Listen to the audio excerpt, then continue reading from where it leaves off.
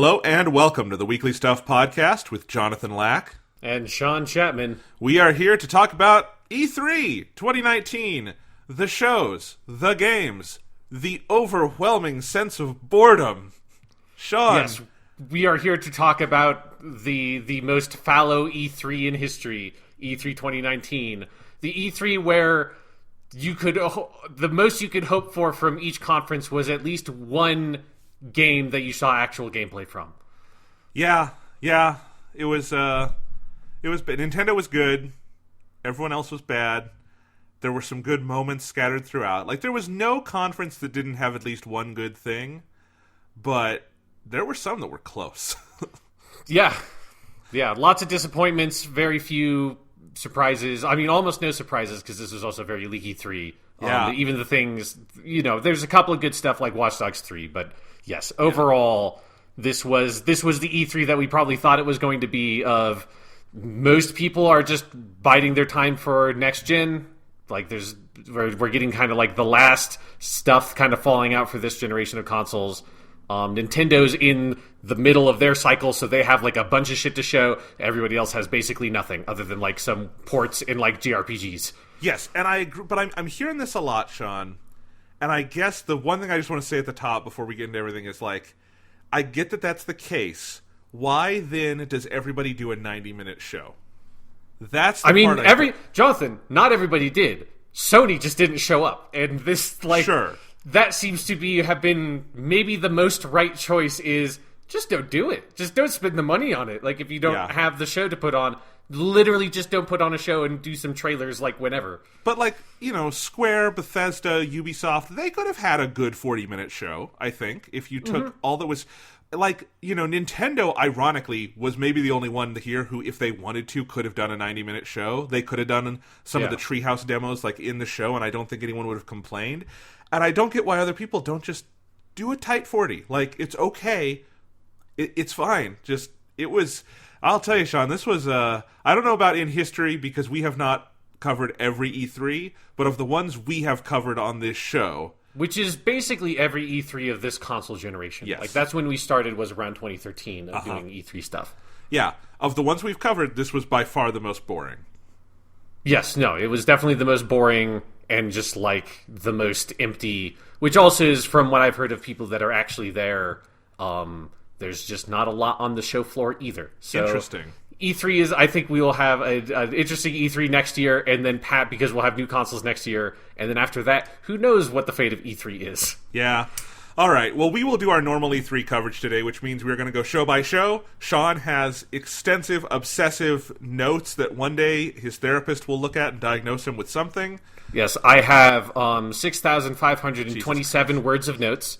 Jesus. But that's notable in that is almost exactly 2,000 words fewer than I had from last year. Yes. And I did basically the same note-taking methodology. So that tells you a lot about E3, that I have 2,000 fewer words. Yeah. We did these as daily podcasts last year, just not enough this year to justify it. We do have a couple other things for you before we dive into all the E3 goodness. So, Sean, you want to do just a little bit of stuff? I don't have a lot of stuff to do. I think we'll do catch up on Game of Thrones next week. Yes. Just because I don't want to stuff this podcast too much. But I finished season 4 of Game of Thrones. That you are right, that Jonathan, that is the best season by far so far. Still has a lot of the same problems that Game of Thrones has. Sure. But is much better than seasons 1, 2, or 3.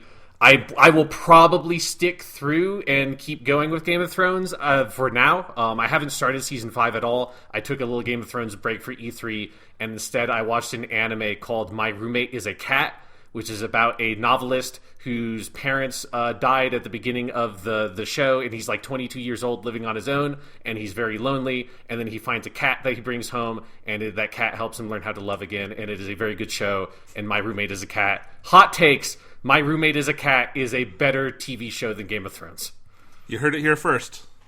Yes, that's what I've been doing. We should also say, speaking of anime, a little bit of housekeeping. Yes. On Monday, we launched our new podcast miniseries. If you haven't heard it yet, it's called Weekly Suit Gundam. It is a 5-part miniseries where we are watching and reviewing all of the original 1979 Mobile Suit Gundam anime. It is a passion project from you, Sean. Yep. And I've been watching more so we can record our next episode. It's such a phenomenal show. If you've never seen Mobile Suit Gundam, watch it. It's our fun summer bonus project. Last year we did bonus Doctor Who episodes. This year we're doing Mobile Suit Gundam. It is the 40th anniversary of that show, so it's timely in a way. Yes. No, yeah, and it's Mobile Suit Gundam is great. I have actually correction for that podcast, because that went up yesterday from when we're recording this.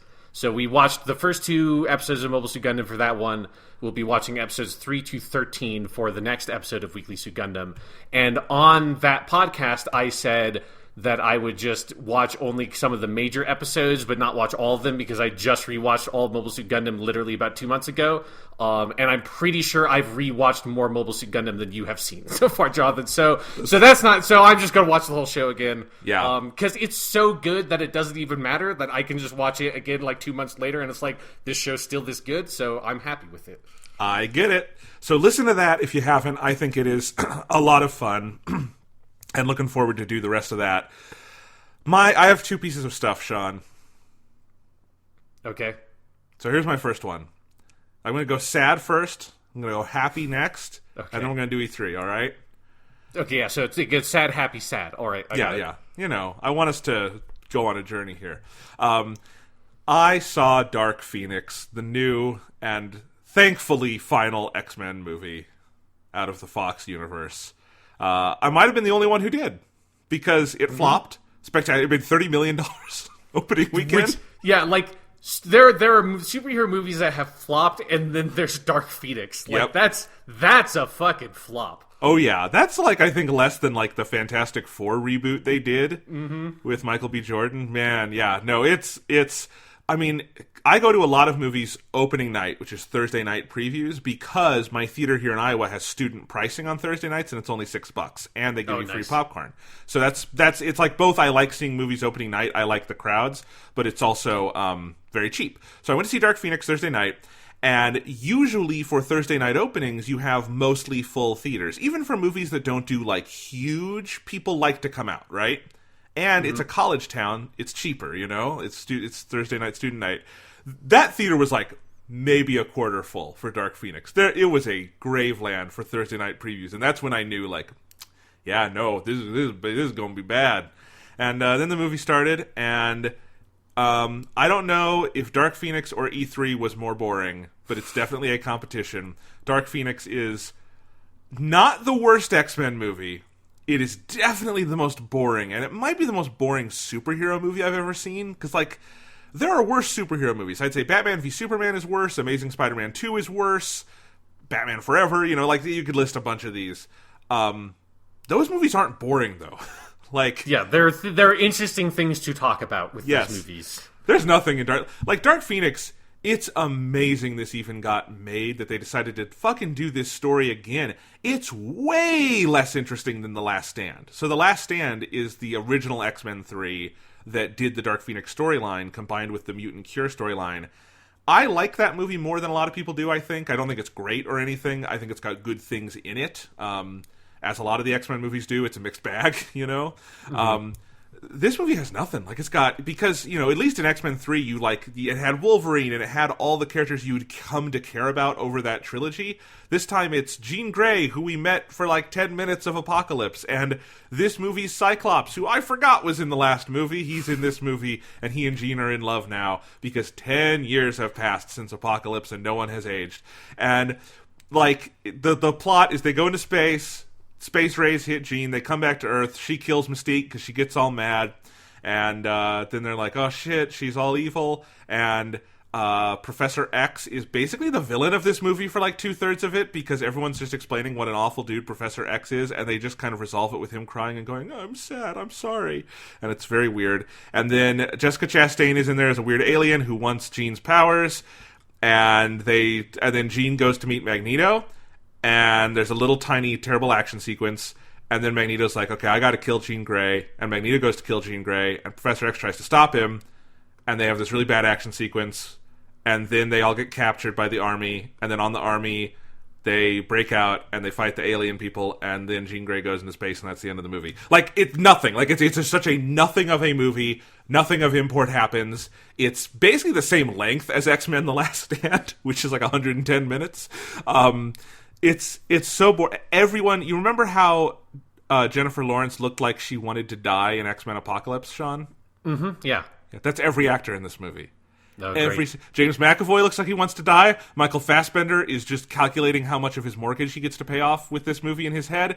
The only person who's trying at all is Sophie Turner, who plays Jean Grey, and she's a good actress, but nothing to play in this movie. So, like, it is terrible. It is directed by Simon Kinberg, who has never directed a movie before, and it shows. He's written a bunch of the X-Men movies, including The Last Stand, so he just got to do Dark Phoenix twice and fuck it up twice, because that's how Hollywood works, guys.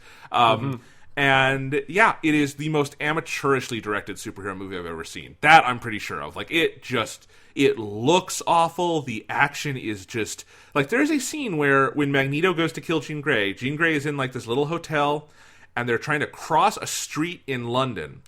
And the whole action sequence is them trying to get across the street. The geography of that scene is such utter fucking nonsense. It is like everything you don't do in an action movie. It's so bad. So he should be in movie director jail after this, deservedly so. It is bad. And just overall, there's just this sense of, like, everybody is tired. There's no fuel left in this thing. The X-Men movies have had ups, they have had downs, but, boy, what a whimper to go out on.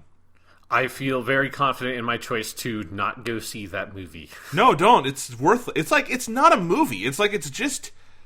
It's the most bland piece of, like, franchise management. It exists because they wanted to fill a spot on a spreadsheet, and then by the time it came out, it was already obsolete because Fox has been bought by Disney, and they have no plans to do more of this. Yeah, I liked that. I think it was on Thursday when that movie premiered, I forget which website ran this, but a website ran, like, a, like, brief, like, sort of, like, piece about how this movie came about that's just was called "We Were Wrong" in quotation marks, because it's like one of the key quotes from it was like, we thought we would be, we were wrong. So it's, X-Men is a very, very strange movie franchise that I don't think it could have ended any other way than just with a very confusing, weird wet fart of a movie that for some reason is a, like, soft remake of what a lot of people consider to be the worst movie, or one of the worst movies in that franchise. Yeah. Can I rank the X-Men movies really quick? Yeah, no, this is your podcast, Jonathan. I mean, I can't stop you. You're the one that hosts this one. It's okay. I did it. I ranked it. There are 12 now. And just because God. I have seen all 12 theatrically, Sean. I've seen them all. I earned ranking these. Yeah, because I have not seen this one, and I never saw X-Men Origins Wolverine. I think those are the only two I never saw. Okay, I'm going to go best to worst because that's what's interesting with these movies. Because number one, say it with me, Sean. Logan. Yeah. Obviously. Logan. It's the only great movie the X-Men franchise produced. And I think, agree. like, you could... here's the thing. With my list, you could argue X-Men has produced the best and worst superhero movie. I don't know if I'd go quite that far in either direction. Logan is definitely, like, top 5 inner circle for me, but you could... If you said Logan's the best superhero movie, I wouldn't argue with you. Okay. 2, Deadpool 2. Yeah. I actually think Deadpool 2 is a little underrated. Really good action direction, good story, fun, funny. Okay, number 3, X2. The best of the original ones. It's probably Bryan Singer's best movie. We can't watch it now because Bryan Singer makes us sad. But there you go. 4, the original. By the way, those are the only 3 really good X-Men movies, I think. Everything else at this point has giant problems, so those are the 3 really good ones. Number 4, the original Deadpool. I think it's got a really boring second act, but it's funny and it was fresh and it's still, it's got more life to it than most of the X-Men movies. Would you agree with that, Sean? Yeah, I mean, it makes better use of X-Men as a property than almost any of these movies. Colossus and Negasonic Teenage Warbomb are 2 way more interesting X-Men characters in that movie than any character that's not Magneto, Professor X, or Wolverine in any of the other movies. Very true. 5, Days of Future Past. I think this one came really close to nailing it. There's a lot of good emotional stuff in it. I think all the stuff with the future cast, kind of interacting with some of the elements from the past. There's some really good stuff with that. Patrick Stewart and Ian McKellen doing it one last time.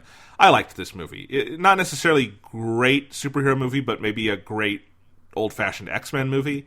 Number 6 was First Class, which has some of the best stuff in the franchise, but also it's got the First Class of the absolute dregs of the D-list X-Men they could find and just throw in this movie because they didn't want to use the real X-Men. It was weird.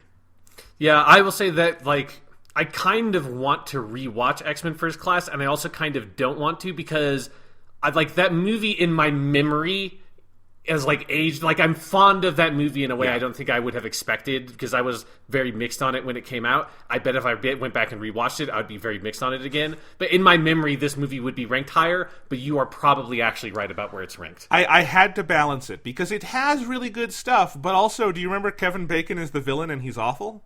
No, I don't really remember that. And that movie's like 140 minutes long and like 70 minutes of it is Kevin Bacon monologuing? No.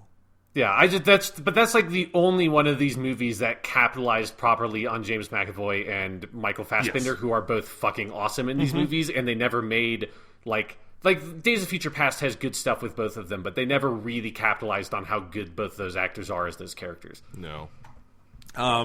Okay, then I've got at number 7, The Wolverine, also known as Wolverine Samurai, which is 2 great acts and then a horrible third act. But those 2 great acts are pretty good. Yep, I like that movie. Yeah. Let's see. At number 8, I have The Last Stand. Because The Last Stand is not as bad as people say. It's got Kelsey Grammer's Beast. It's got the thing at the very end where Magneto has been given the cure, but then he like makes the chess piece move, and that's a cool ending. It's got the scene on the Golden Gate Bridge. It's bad. All of the ones past this point are bad. But like, here, I'll tell you right now, Sean, my number 9 is the original X-Men. Yep. And I don't know, what would you rather watch more? The original X-Men, which is boring as shit and embarrassed to be a superhero movie, or The Last Stand, which it's also got Kitty Pryde in it, and that's okay. Yeah, no, I mean, I have not seen X-Men 3 since it was in theaters, so I cannot... My memories of that movie are so vague at this point. I rewatched the original X-Men a couple of years ago, and that movie has not aged well. That is like the most early 2000s movie ever. Yes. Like, you can't go back to that movie. At number 10, I have Apocalypse. I like the section in Apocalypse about Magneto and his family and the whole tragedy of that. Like, that's like a good Magneto short film inside a pretty bad movie. But then they also have Magneto go and destroy Auschwitz, and that's fucked up in so many ways. I don't even know where to start. X-Men Apocalypse is one of the worst superhero movies I've seen. That movie is fucking bad. It's a bad fucking movie. Number 11 is Dark Phoenix, because it stole 2 hours of my life and I want them back. And then number 12 is X-Men Origins Wolverine, which is either the worst superhero movie ever made or the second or third worst, depending on where you put Batman v Superman and Amazing Spider-Man 2. It's not even a movie. It is so poorly directed. It is so bad. It's basically just a rehash of the story of X2 that we already saw, but now bad. And it's kind of amazing. And then they also do the whole thing with Deadpool and Ryan Reynolds where they sew his fucking mouth shut and call him Deadpool, which, that was a thing. Mean, that's the only good thing to have come from that movie is that it gave us Ryan Reynolds Deadpool for 10 years later he gets to actually play that character, and then 2, it gives them a lot of fodder for jokes in the Deadpool movies. Those are the only good things birthed from X-Men Origins Wolverine. Let's put it this way. If Origins Wolverine wasn't as bad as it was, do you think Ryan Reynolds would have had the spite in his heart to spend 10 years getting Deadpool made? No, yeah, because, I mean, we're never seeing another Green Lantern movie. So, no. Like, it has to be that catastrophically terrible. Yes, exactly. All right. So that's X-Men. We'll probably never talk about the Fox series again. Yeah, I mean, according to your list, I came out on top because I have not seen the 2 worst X-Men movies. I think you did. All right. Okay, final piece of stuff before E3, Sean. I have a bottle of champagne here, not really, but metaphorical champagne I'm going to pop because I beat motherfucking Dark Souls. Woo! Yay! Thank you, Sean. I did it. I beat Dark Souls, and I know it sounds silly, but I'm so goddamn proud of myself. It's an achievement. It feels like...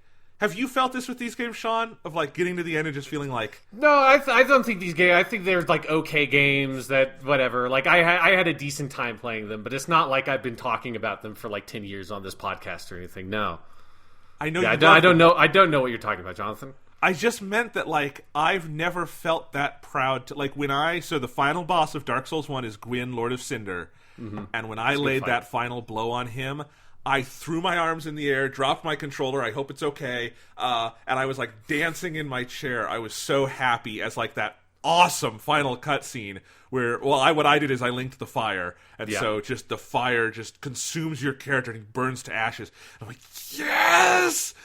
Oh my god, Sean. I say this, I know this is fresh because I just beat the game yesterday, but I was sincerely thinking for about the last 40 hours of my playthrough, Dark Souls might be the best video game I've ever played. I could totally make that argument here right now, because I don't think I've ever interacted with a video game where the systems are that deep and rich and complex and rewarding.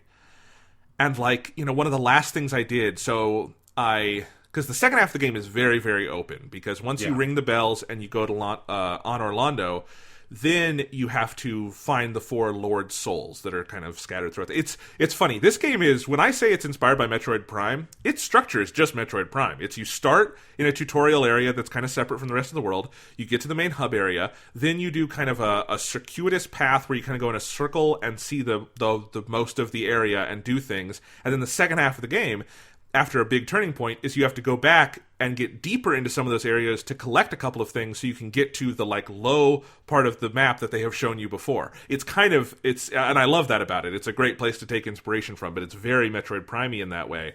So you have to go collect the 4 Lord Souls. So I did all of that. Gwyn was, like, open to me, and then I went and did the Artorias of the Abyss DLC before I beat the game. And you are correct, Sean. It was fucking good. It's really fucking... That DLC is fucking amazing. It's fucking amazing, and this is what amazed me. So, I did the Artorias boss fight, which you told me is one of the best in the series. Yep. And you were correct. It's amazing. I just love his character design. He looks like a fucking bird in like, knight armor, and that opening cutscene with him is so good. And then the fight, it's like fighting the world's best Dark Souls player is what it feels like. Yeah. And, you know, at this point, Sean, I had over 70 hours in Dark Souls. I played a lot of this game. Yeah, that sounds about right. And I still had to relearn things and learn whole new things to beat Artorias, because my normal, like, strategy just wasn't working. And I learned a whole new weapon class. I learned halberds. I figured out how to upgrade this gargoyle halberd, which I got from the fucking bell gargoyles, which gave me so much trouble at the beginning. So it was really satisfying on that level. Figured out how to get that up to level plus 15 and all this stuff, and beat him. And it was, oh my god, it was amazing. And then, yeah, Gwyn, the kiln of the first flame at the end of the game, just from an art direction standpoint, is probably my favorite thing in that game, where it's just this world of ash everywhere, and that sun in the distance. I'm kind of speechless. We will have to do a bigger, like, FromSoft episode soon, because there's other stuff I'm working on. But I love Dark Souls so passionately. It took me about 80 hours overall to beat the game, and I just wanted to play more when I was done. It's an astounding creation, and I know I am late to this particular party, but I also I want to be, like, the ultimate evangelist for it now, because like, if I can do it, you can do it.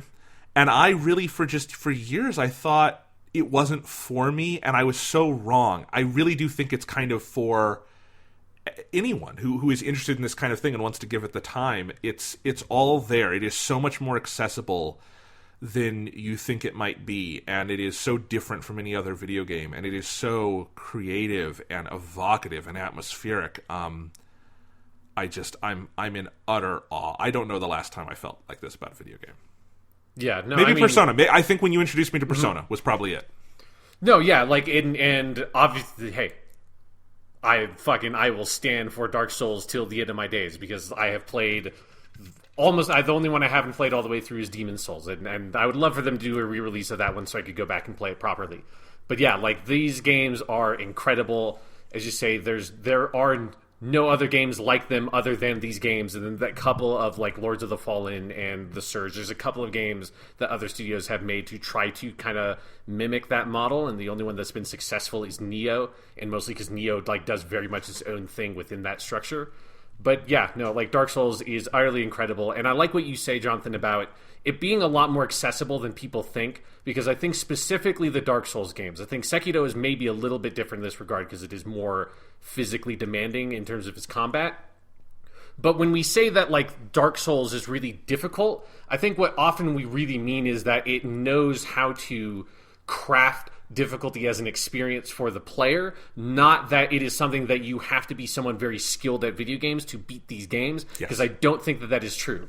The Dark Souls games give you a lot of room to come up with very unique, specific solutions to any kind of challenge you encounter, because they're so open to different weapon types and builds and magic and all the kinds of stuff that are in those games, that when you play it through one time, like the path you took is only a small section of the different kinds of things you could do to overcome the challenges in that game. And the fact that there's like leveling, and if you're really stuck, you can just grind out some like Titanite or something and upgrade your weapon. Like those games are very doable, even to people that are not very good at action kinds of games, because they're not super demanding action games. And I think it's one of the things that's very hard when talking about the game is to communicate that personal feeling of struggle and overcoming the struggle, while also making it clear to people that that does not mean that you have to be like this high to ride the roller coaster. Like anybody can get on this ride, because it's going to be a struggle for everybody, but everybody can overcome the struggle, because that's how well designed the game is. Yes, I'm still trying to figure out the words for this, but let me put it this way. I feel like your ultimate foe in Dark Souls is not the game, it's yourself and your own perceptions. It really does feel like when I hit a wall in Dark Souls, the wall I'm hitting isn't in the game and like what they're presenting me. That's part of it, but it's more of like, how creative am I being? How flexible am I being? Am I just relying on what I've been doing for the last 30 hours of the game? And if so, what can I do to figure it out? One of my favorite sensations in the game is when I would hit a wall and then be like, I'm gonna, like with Artorias, I took a step back, I left that part of the world, and I'm like, let's figure something out. And that can be a very exhilarating time.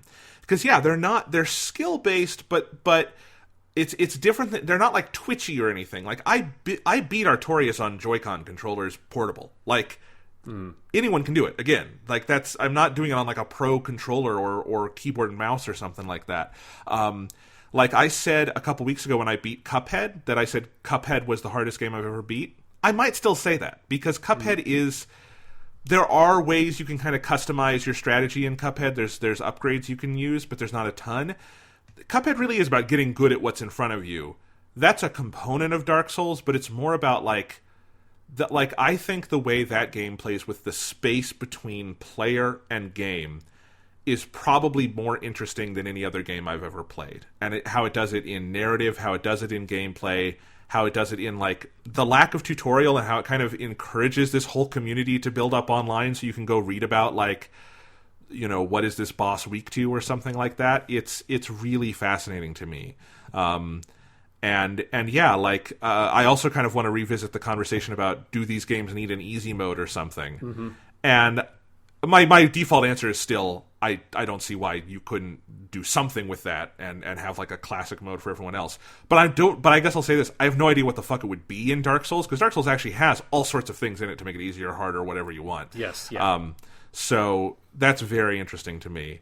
Before we move on to E3 though, Sean. Yes. I finished Dark Souls about 6 p.m. yesterday, and then Square Enix went at 8. And Square Enix ended, and I instinctively reached for my controller, and then I went, fuck, I beat Dark Souls. What do I play? What do I play now? And I thought, okay, I want to play another FromSoft game, because it's a couple weeks before Mario Maker 2. That's the next big game I'm going to buy. So I've got time to play another FromSoft game. Bloodborne I have on PS Plus. I loaded up Bloodborne, and I looked at it for a minute, and then I said, this is too similar. I'm going to have a tough time giving Bloodborne a chance on its own terms if I start it right now. Yes, because again, you like literally just finished Dark Souls, which that's never something I've done, because I played Dark Souls. I finished Dark Souls several months before Dark Souls 2 came out, so I've never played the games like in a row like that. Yeah. And I also didn't want to jump immediately into Dark Souls 2, because then I felt like, one, I've heard Dark Souls 2 is like the longest one, and then you've had issues with it, and then I feel like I would be stuck in the mode of, then I have to play 3, and I want to play Sekiro and or Bloodborne before the end of the year for several reasons. So I finally landed on, I think I kind of want to play Sekiro. Mm-hmm. And it was on sale on PS Plus. Yes. And I bought that game. and I downloaded that game, and I am 2 hours into Sekiro, Sean.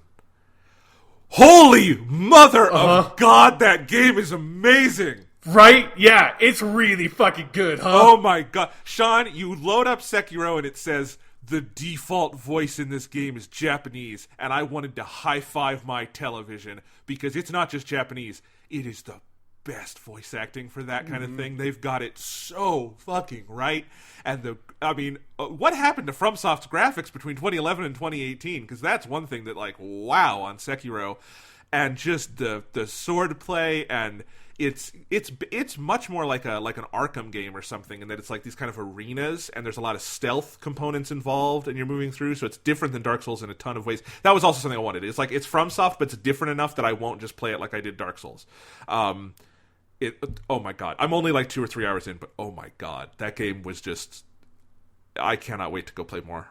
Yeah, no, Sekiro is, it will be hard for a game to be better than Sekiro this year, and the only game that probably has a chance for me would be Doom 2, and I'm not sure if Doom 2 can do it. Like, Sekiro is really, again, Sekiro is a game that I beat, and I literally immediately beat it all the way through again. Like, I just played that game twice in a row, so it's, Sekiro's really good. I'm really happy you're playing it. I knew you would be. Yeah, and I think your reasoning is probably on the nose, because I think if you had done Dark Souls and then Bloodborne and then Dark Souls 2, Dark Souls 3, like if you had played a bunch of the more Dark Souls-y FromSoft games and then did Sekiro, I think you would have had, especially like in such quick succession, I think it would have been hard for you to let go of the like, because if you think you have habits from playing Dark Souls for 70 hours, imagine the habits you have from playing 200 hours worth of Dark Souls games. Right.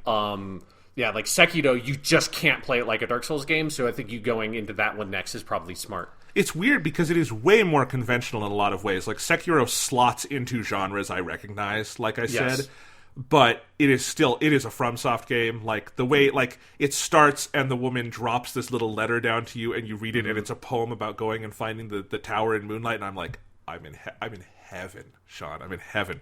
So I cannot wait to play more. And Sean, I know you'll be happy, because that means in a couple weeks here we're going to do a Sekiro episode. Fucking yes, I finally get to actually talk about that game on this podcast instead of having to sort of dance around it. It's much shorter than Dark Souls, right?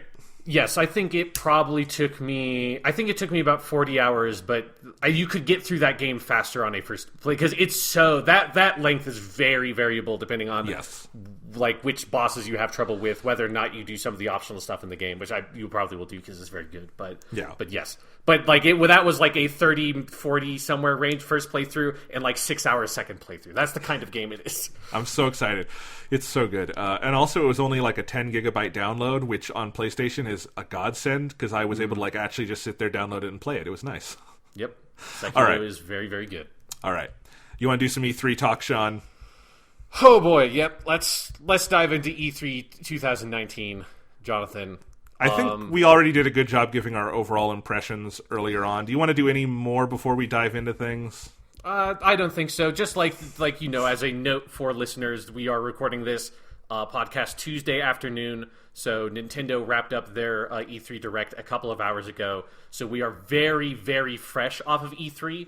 And this was not only like one of the most boring E3s, it was also like one of the most confusing E3s, where there were lots of game announcements that like I just didn't know what the game was. I didn't know if this was a new announcement. I didn't know if this was like especially Square Enix and Nintendo had a couple of things where I was like, isn't this thing already out? And they're like just pretending like it's a new thing. So there's a lot of information that is probably going to disseminate over the next couple of days as the E3 conference starts proper. So please note, when you're listening to this, there's probably some of the questions that we'll have about these games you will already know the answer to, and we'll probably address some of it on next week's podcast with like whatever like footage and stuff comes out. I'm sure we'll know much more about what this Avengers game is, because I know that there's a playable demo demonstration that they're giving, and Gears 5, I know that there's stuff that they're showing on the show floor. So some of the like stuff that's like, I don't know what the fuck they're talking about, eventually we will know what that is, but as of this moment, a lot of E3 is very confusing to me. Yes, absolutely. The major trends this year for me were boredom, 1, 2, everything is 2020 except for Nintendo, because everyone else has just given up on 2019. And nobody wanted to show us gameplay, which was the weirdest trend by far, because it was for, like, including games like Gears 5, which are supposed to come out in 2 months. Yes, that we know that there's gameplay of, that we know they're showing gameplay on, like, to the press. Yes, so yeah, the no gameplay thing, we'll talk about that at length as we go through. So as usual, I have taken extensive notes of all the press conferences. And Jonathan, you watched all the press conferences this time as well, right? Sadly, yes. Yes. But I am handing the reins over to you. You will guide the rest of this segment because you have the notes. Yes. So first thing to start with is actually not technically E3 2019, because E3 this year started a little extra early because Google decided to have their Stadia Connect, I think they called it, a couple of days before E3 started. So this was another sort of 30-minute long video package, very similar format and style to what they did when they announced Google Stadia. I did not watch this, by the way. Yeah, so I watched this because it was way shorter than I was expecting, because I was expecting to kind of tune in and maybe tune out of it, and it was just like, oh no, it's already over, because it kind of didn't really announce all that much. They showed a trailer for Baldur's Gate 3, which was like heavily rumored to exist, and people like sort of dug into the HTML stuff for that one image that Studio Laria put up. But so it's confirmed Studio Laria, the makers of Divinity Original Sin and Original Sin 2, are making Baldur's Gate 3. There is a very, very graphic CG trailer they debuted. Did you watch this trailer, Jonathan? I have not yet. So it's basically footage of some like medieval knight-looking dude very graphically transforming into a mind flayer, which is a sort of Cthulhu-looking monster. And at first I thought maybe he was just turning into a werewolf, because it looked a lot like that scene from American Werewolf in London where he transforms into a werewolf. It's very disturbing. It was the most convincing thing to me that Google is serious about getting into video games, that they started their conference with the most inappropriately graphic trailer they could have possibly chosen, which is a very video game thing to do. But Baldur's Gate 3 seems cool, but very scant details on that.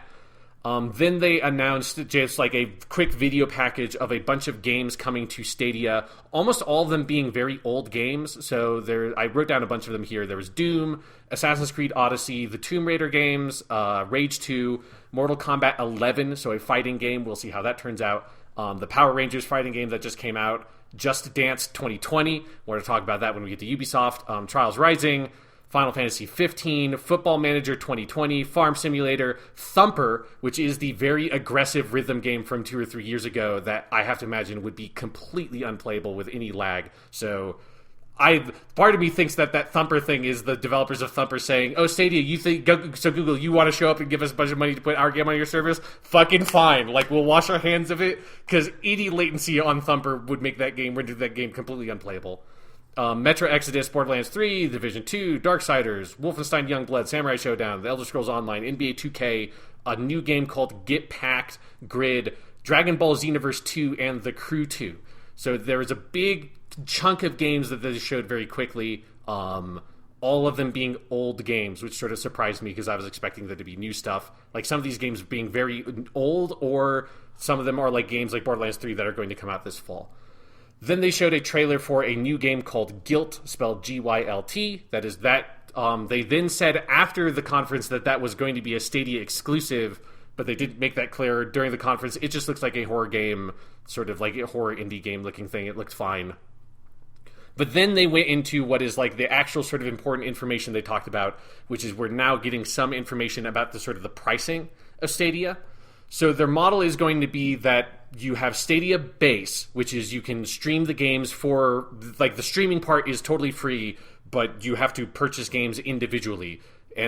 So I assume that the pricing must go up for individual publishers deciding what it is. But so theoretically, if you bought like Dragon Ball Xenoverse 2, you pay $40 or how much Xenoverse 2, which is a couple years old game, it costs. And then you have access to that game for as long as Google Stadia remains a service. And if you do it that way, you can stream games up to 1080p resolution, 60 frames per second, and with stereo sound. And that is in contrast with the Stadia Pro thing, which is a $10 per month subscription. Some games are provided through this subscription, but they are very cagey on what that meant. The first game is going to be Destiny 2 in its new expansion. So if you have Stadia Pro, you'll get access to that. But this isn't just like every game on Stadia you will just have access to. There are some games and other games. Sometimes you will have discounts to it in a sounds like very PS Plus kind of way. But also, if you subscribe to Stadia Pro, you can stream up to 4K resolutions, 60 frames per second, and this will also allow you to stream 5.1 surround sound audio, which I thought was the audio one was a weird something I had not thought of that would be a way you'd kind of separate things out. And then they also said the controller is going to be $70 if you buy it on its own, but they are also releasing a Stadia Founders Edition, which is going to be $130 later this year. That is going to come with a Chromecast Ultra, which would then be able to do all the Stadia stuff. It would come with a Stadia controller, and then a 3-month subscription to Stadia Pro, and then with that also Destiny 2 on Stadia. And that is the only way to get access to Stadia this year is if you buy that Stadia Founders Edition. Otherwise, you'll have to wait until the full rollout of Stadia sometime in 2020. That is basically all the information they gave out in that Google Stadia presentation. Yeah, I mean, if I guess you aren't into video games yet and want to get into video games, you could just spend $50 more than that Founders Pack and get an Xbox One S and play all of those games and not have to worry about your internet connection. I don't know, Sean. I will say I was sort of impressed by how many games over the course of the conference were announced as we're coming to PS4, Xbox One, and Stadia. A lot of games got a Stadia announcement, so they're doing it. It's a thing. I'm just still not convinced it's a thing that will work or be necessary for most people. I don't know. Yeah, I just feel like because they didn't spend any time on this conference sort of reinforcing the messaging of how this stuff going to work. They put up a kind of graph that showed, if your internet connection is around this area, you which is I think it was 10 megabits per second down or something like that, it'll be able to do 720p. I forget all the specifics, but it just seemed like useless information because your internet connection is only part of the fact, what factors into whether or not it's the latency. It's also your internet service provider. It's your access to their servers and your proximity to their servers. This is also after this is when the information came out that somebody calculated that if you streamed 4K video games with Stadia, you'd hit 1 terabyte after about 60 hours of playing a game, which is 1 terabyte per month is what my data cap is under Comcast. Mine too, under MediaCom. Yes, so that means, Jonathan, you would have very easily have passed through your data cap playing Dark Souls on Stadia if you're playing it at 4K. So Google, I get that Google on their own as a company does not have the ability to solve this larger infrastructure issue, but it is still contingent upon them to come up with something to convince the audience that their thing is going to work, and it just feels weird when they don't address that specifically. And that was kind of my main takeaway. Was I think the idea of paying full price for a game that you only have streaming access to is very weird to me. Don't do it, people. It's just, it's a bad idea. I'll also say this, it's incumbent on them to give better information about it too, because if they say, all right, with 25 megabits down, you can get this level of streaming. Well, you might pay for what your ISP says is 25 down, but you're 100% certain you will not get that. You will get about half that. That's how ISPs work, right? I've never had an ISP give me the actual speed that they say they're going to give me. Sometimes it gets close to that, but it's never quite at it. Most people live in homes where they have multiple people using the internet. There's so many things going on here. Just play the game on a system or something. It's so weird to me, because one of the other points that Stadia and Xbox, when they got to streaming, made is that this pitch of play your games the way you want them, anywhere, anytime. Well, no, not anywhere, anytime, because you need the internet. If I'm on a bus, or I'm on a car ride, or I'm on the train, or I'm out at a coffee shop, my access to internet will change completely in all of those different cases, and streaming's not going to work. I feel very clearly one reason this is getting pushed is in response to the Nintendo Switch, that pitch of play your stuff anywhere, anytime.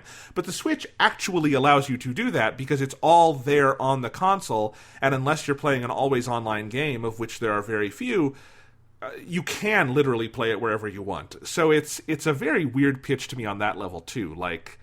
if you have a system, I don't know why you would need this, because you can't really do this outside the house anyway. Yeah. Yeah, it feels like nobody has cracked how to sell people on this streaming service concept yet. And like, I am very interested in checking it out, and I'm sure that they will have some sort of free demo of something when Stadia launches early next year, because I'm sure it's not going to... I think you'd have to be a fool to buy this Founders Edition thing.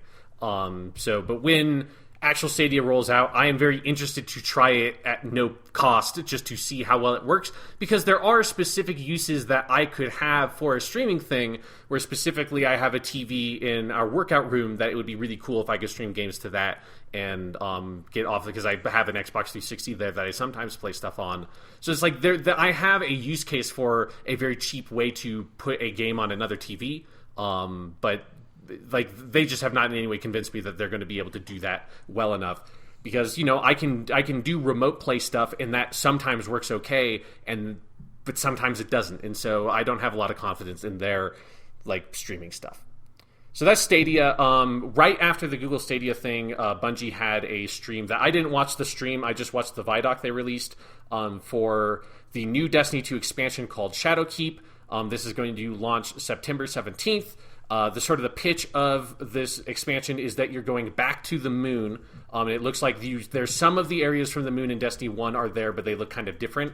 The main thing that got me very excited is that Eris Morn, who is the weird kind of hive lady from Destiny 1, she was one of the main characters in the Taken King expansion. She's like the weird creepy lady. She is back in this, and the pitch is nightmares from the Guardians' past have come back. That just seems like it's going to kind of dive into some of the history of the Guardians. It seems like there's going to be a new like nightmare version of Crota. So they're kind of digging into the Hive stuff and the Eris Morn stuff, which is always one of the more interesting areas of Destiny.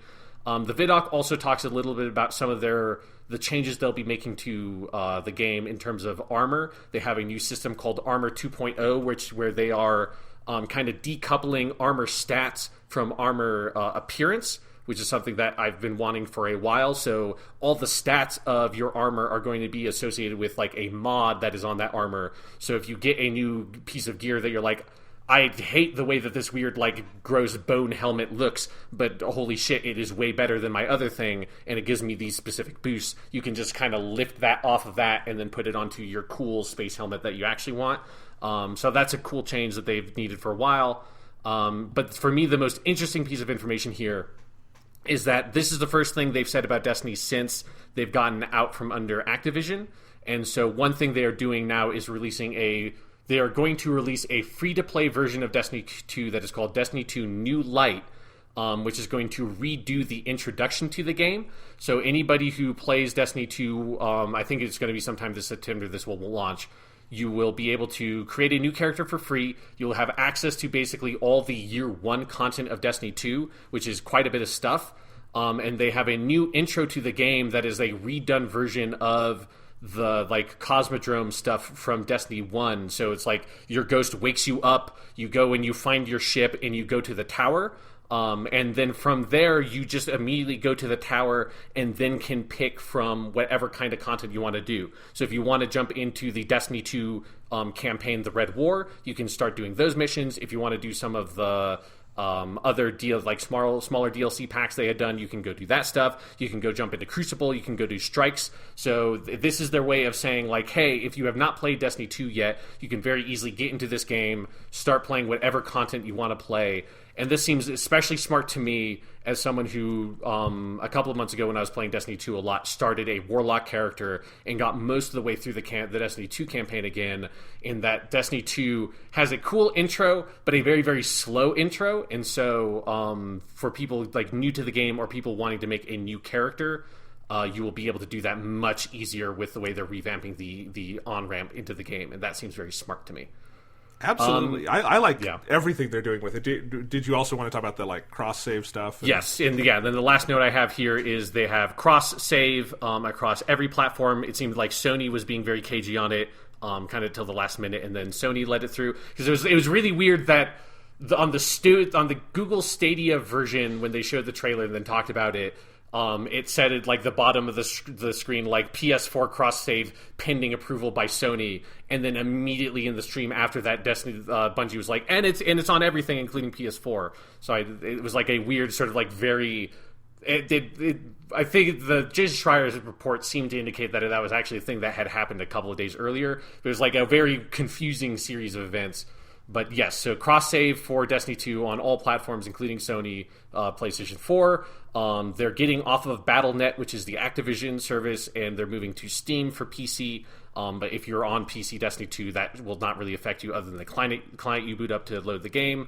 And there will be no more console-exclusive content for Sony or anybody else. So they're making it so wherever you have Destiny 2, you have Destiny 2 everywhere else. That's that's a very good thing for Stadia specifically, because that's their whole pitch, is like how easy it is to just access this service. And so Destiny 2 being on there, that is by far the smartest thing I think I've seen from the Google Stadia stuff, is just this, hey, we have this cross-save thing. Destiny 2 is a very popular game. If we just get that on there, people who have Destiny 2 anywhere else can just put their character in play Stadia. Like, that's a cool, smart choice, both for Destiny and for Stadia to associate themselves with that.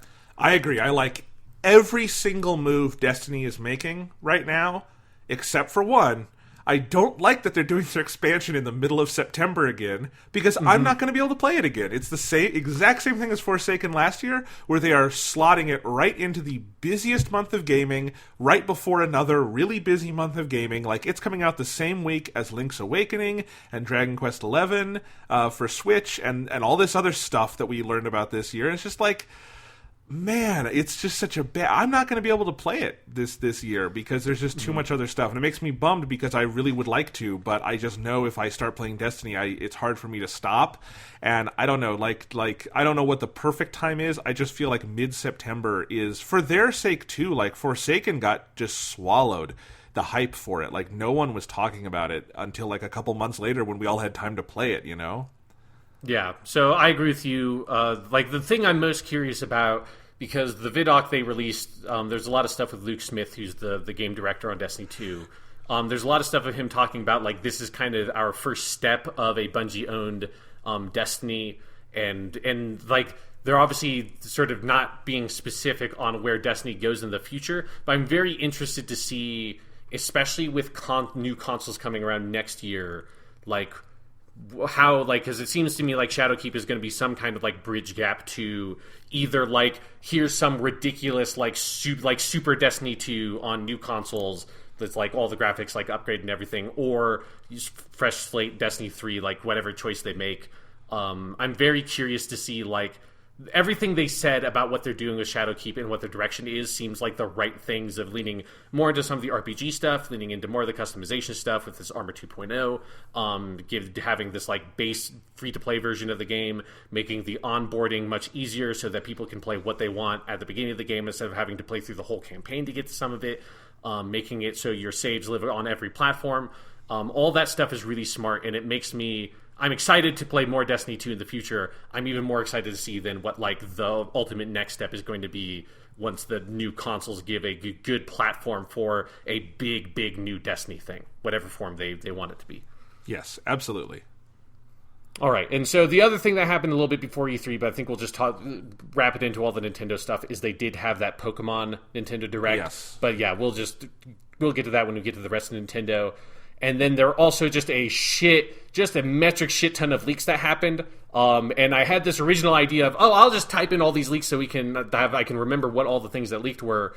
And then I got 3 of them down. I'm like, I'm not going to do this because there are actually too many leaks to keep track of.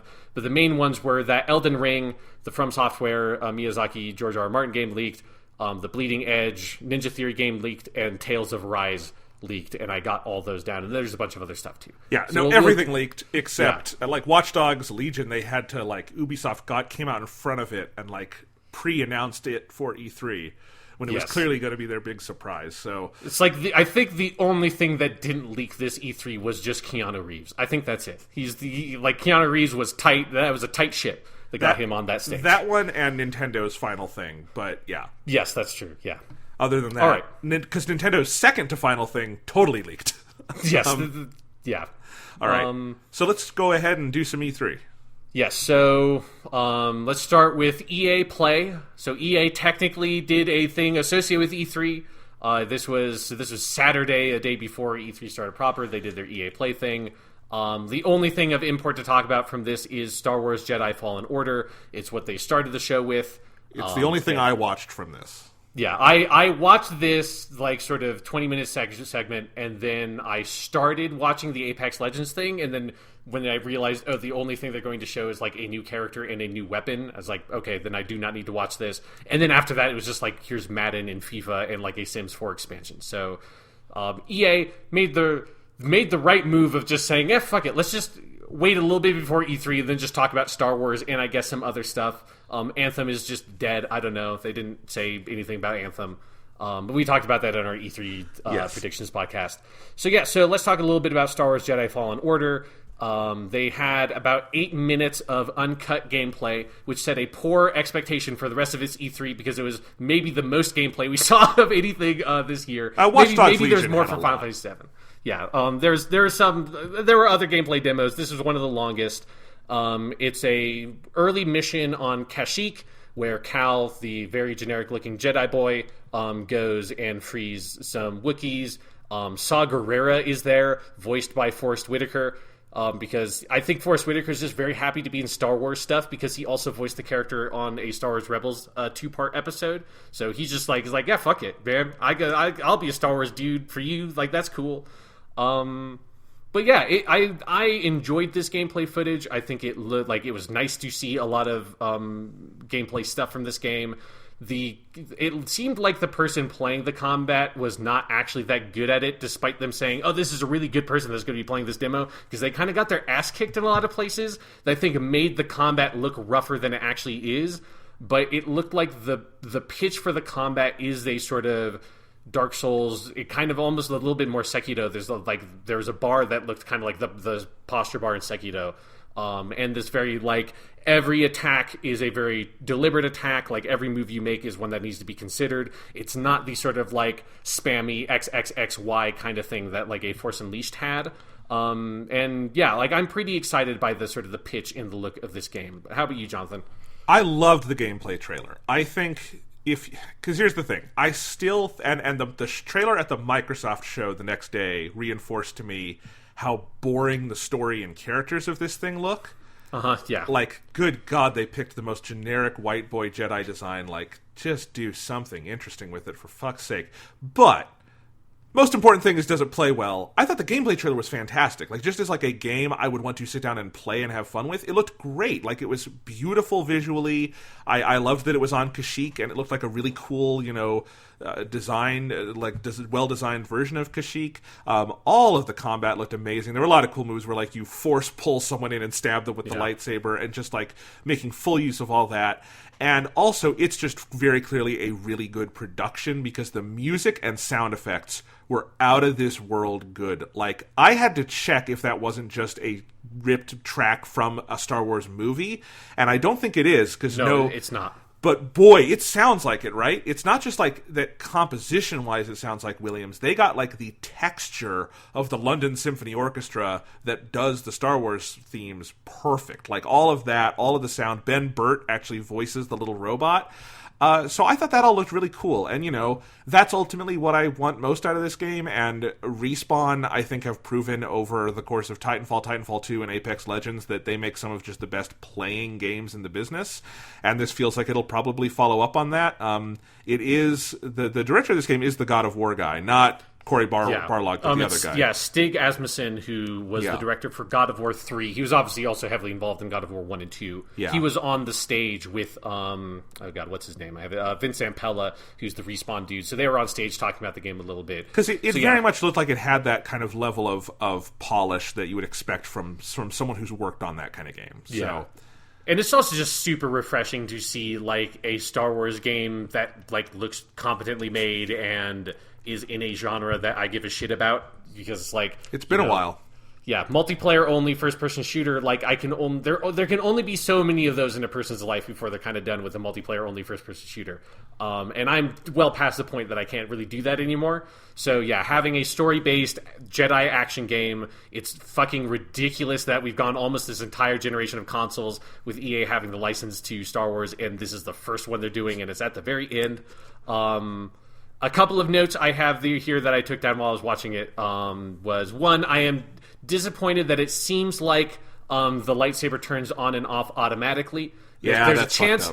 There's a chance that it's Witcher 3 and ask where Witcher 3 he would take the sword out when you enter combat, but you could put it away or take it out whenever you wanted. So there's still a chance, but it looked like it just came out in, automatically, which I've said it before and I'll say it again. I'm a big fan of being able to sheathe and unsheathe weapons. Dark Souls is a good game that you can do that with.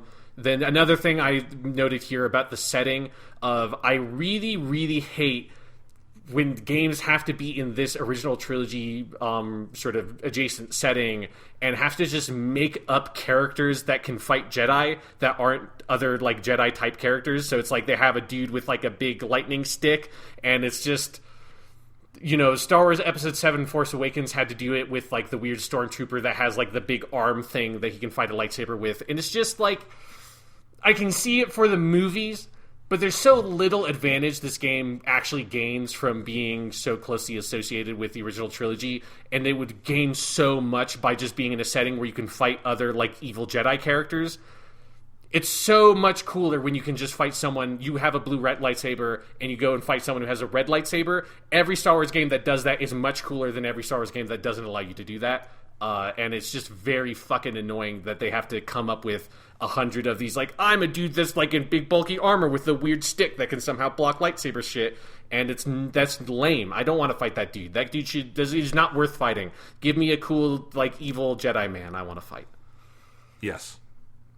So those are my thoughts. It looks cool. One thing was they had a Game Informer cover story that came out that some of the sort of stuff they talked about on that made me way more interested also in the overall structure of the game, because you will like this, Jonathan. They actually multiple times referenced Metroid Prime as an inspiration in terms of overall level construction, and it's not just like a level-based linear game. You have a ship with like a crew of characters that you can go back to locations you've been to and explore around again and access new areas with abilities you've gotten and stuff like that. So I'm always down for that. Yeah, that's stuff that they did not tease at all in that gameplay trailer. That makes me very excited for the like larger scope of what this game is from like a top level perspective. Because I noticed that too, because the gameplay trailer very much looked like Star Wars Uncharted with different kind of combat, you know, but like a linear game where you move and there's like climbing stuff and everything. The overall structure sounded like there are parts like that, but as you say, it's much more open. They reference Dark Souls, they reference Metroid Prime. I'm always a little wary when people reference those games because they're actually very hard to do and do right, but like it definitely excites me. And yeah, like I want to check this game out. This is not one where I'm like ambivalent about it. There's things I'm ambivalent about, but overall I would like to play this game. Yeah, unless the reviews are very bad, I'm almost certainly going to buy this game on November 15th, which is when it comes out. So it was nice to have a game announced for fall this season with a specific date. All right, Microsoft? Yep, next up is Microsoft. So, first thing they showed at Microsoft was a trailer for The Outer Worlds. This is the Bethesda, the Obsidian RPG that's very much in the style of Fallout New Vegas. It's coming out October 25th, 2019, so another game from this fall I'll probably play because the trailer looked pretty good. And this is, even though this is one of the studios Microsoft bought, Obsidian was already in a publishing deal with someone, I think 2K, to publish this game, and so this game is going to be multi-platform. So this will probably be the last multi-platform Obsidian game before everything else will be exclusive Microsoft. Although it is on Game Pass, which I found interesting. Yeah, so and that was a thing, a big trend of Microsoft's press conference was saying that stuff was on Game Pass, which is probably the strongest pitch they had of anything, was just, hey, we got a lot of shit on Game Pass. If you want to buy Game Pass, there's a lot of shit that's going to be on that. So if you want to play games, like that seems like that's a very good deal. But yeah, it was a very sort of like ho-hum story trailer for Outer Worlds, but I'm in the market for an RPG like that. So that looked okay. Next up was Ninja Theory's Bleeding Edge game. That this was leaked, like basically most of the trailer was leaked without audio before this conference. It is a 4v4 melee multiplayer game with very kind of... like the character designs looked like if you mixed Borderlands with Overwatch. Not in a... That makes it sound really bad when I say it that way. Like, it looked okay. It's not... Like, the genre of game is not sort of what I would want from them. But one interesting tidbit is that the creative director for the game, whose name I think, Ronnie Tucker, she was the combat director on the DMC Devil May Cry, the Ninja Theory DMC game that I liked a lot. And that makes a lot of sense to me, that whoever designed the combat for that game would make this 4v4 multiplayer melee game. That makes a lot of sense. So that gave me a little bit more confidence in this. But I think the market for multiplayer-only games is very competitive, and unless Microsoft is going to be incredibly supportive of this game, I don't have a lot of faith that it's going to be super long-lived, because most games like this that come out just die on the vine very quickly. Yeah, I'll say with both this and Outer Worlds, like this, Bleeding Edge looked very derivative. It looked so Overwatchy to me. Both of these didn't have any gameplay, so, like, I have no sense of what these games really are. Like, all I can say for Bleeding Edge is I know what other, like, 4-on-4 online multiplayer looks like, and I'm just not all that into it, especially because, like, the one I would probably play if I did is Overwatch, and I already have that, and this looks very Overwatchy, so, like, neither of these I got a very good sense for, you know?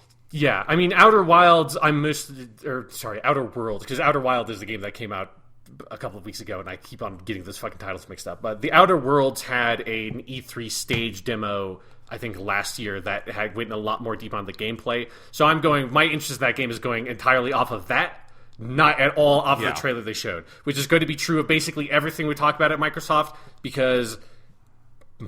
Oh my god, Microsoft had no gameplay, did they? No, I don't think they did. They had no actual gameplay demos. So, yeah, everything they had was just trailers. I think almost all of the trailers at this E3 were bad. There were a couple of good ones. Like the next one, Ori and the Will of the Wisps, that was a cool looking trailer. Gorgeous trailer. Yes, it's a game that's been at E3 for like 3 years in a row, so it's I'm kind of just have sort of seen it. They finally gave it a release date, February 11th, 2020, so early 2020. People really like that first Ori game, so I'm sure that this one's going to be very good. Yes, it had a cool owl, and I just wanted to mention that the owl at the end of that trailer was fucking dope. One of my favorite animals at E3. Yes, yeah, there's a very good owl. I'm pretty sure that owl was in the first game also. Okay. Next up, we had on screen. We had the text that showed up, a new game from the creators of Minecraft, and there was a part of me that's like, you don't want to just say that.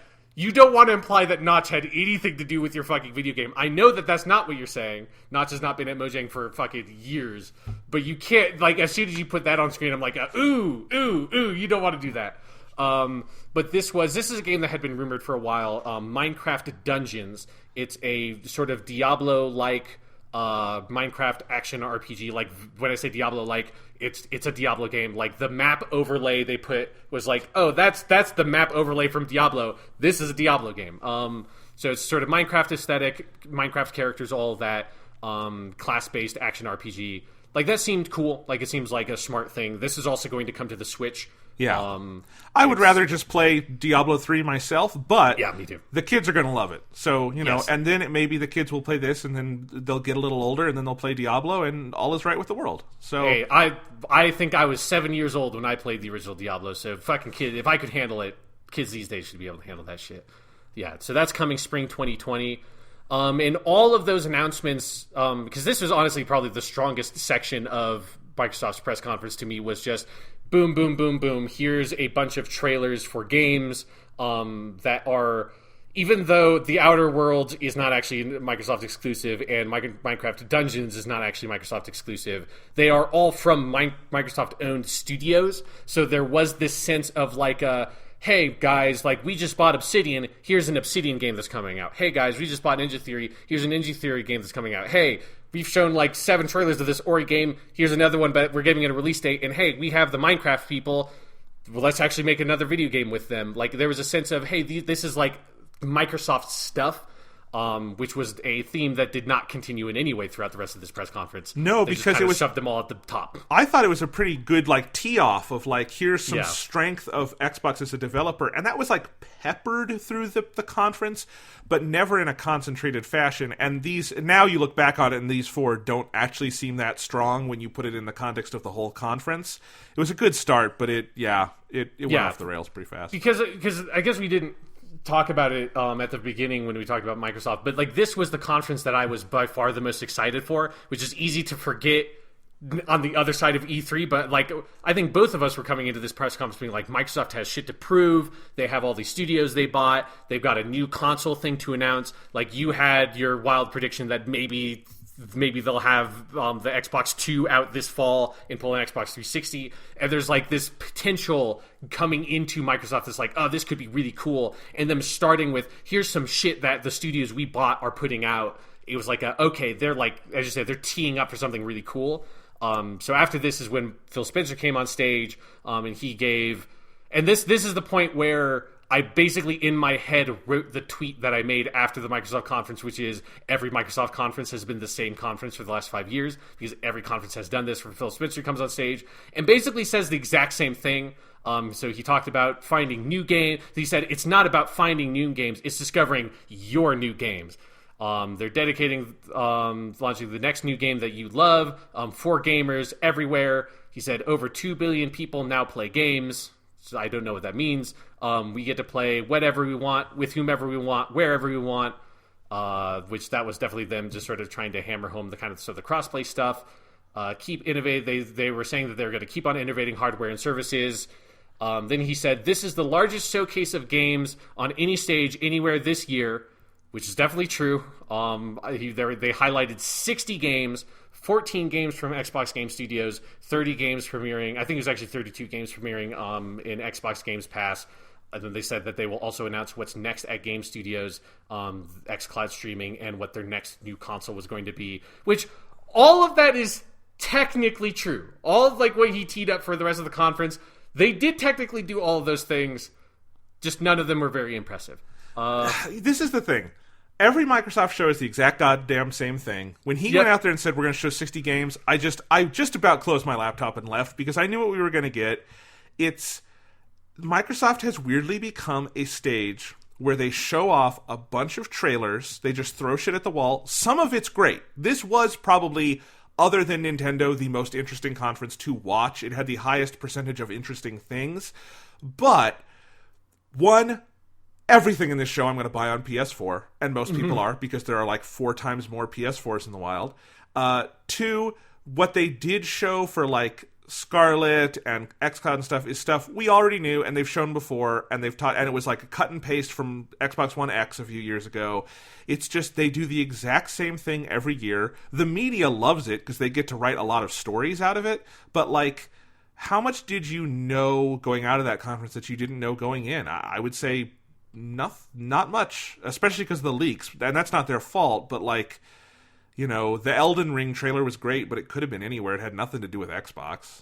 Yeah, which again, that's I looked at my notes for last year's Microsoft conference, and other than they had like 2 gameplay demos at last year's Microsoft conference, other than that, the fucking E3 conferences are like the exact same. You could basically just swap out the notes, and it's very frustrating because it feels like, no, like you guys, like this strategy worked really well in the middle section when you were playing catch up. Now you have to start like really pitching the next generation, and I think they need to pivot to a new style of E3 conference and not like play ball the same way they've been playing it for like 3 or 4 years. And that's just not what they did. So yes, so now we get a just long series of, as Phil Spencer threatened, 60 games of just trailers.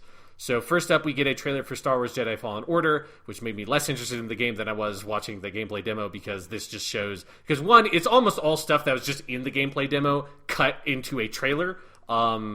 And you saw some AT-AT stuff where there's going to be some vehicle stuff in the game that I heard was from an extended demo that the press had already seen. And that was like kind of cool to see.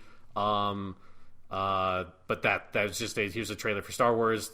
Then the next thing was, this was kind of fun. because this was like the game of me trying to figure out what the fuck is this game. So I said world premiere. This was the year where they decided to stop saying like world console launch exclusive, and they just said world premiere if they said anything for games. But it was a world premiere. Then I said, is this a survival horror thing? Is this Alan Wake? The dog is named Bullet. Okay, this is on the Xbox Games Pass. Is this game Outlast 3? Is this Blair Witch? Okay, it's Blair Witch coming out August 30th. It's so I made a snarky tweet like 10 seconds into that trailer because I saw the trees and I'm like, is this a Blair Witch game? And I thought it was just going to be a snarky joke. And then you get to the end of the trailer and it says Blair Witch the video game, and I'm like, oh shit, that's exactly what it is. Okay, well, weird.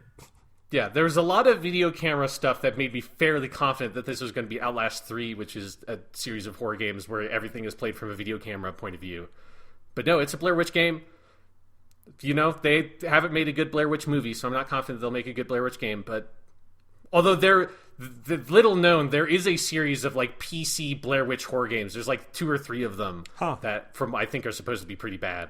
But this is not the first Blair Witch game, but it will probably be the last Blair Witch game. Exactly. Next up, we got a trailer for Cyberpunk 2077. This is where we realized that this Microsoft conference is rated PG-13 because they censored all the fucks and shits. Which made it a very awkward trailer. Yeah, because it was like the most sort of adult trailer, I think, of anything we saw at this E3.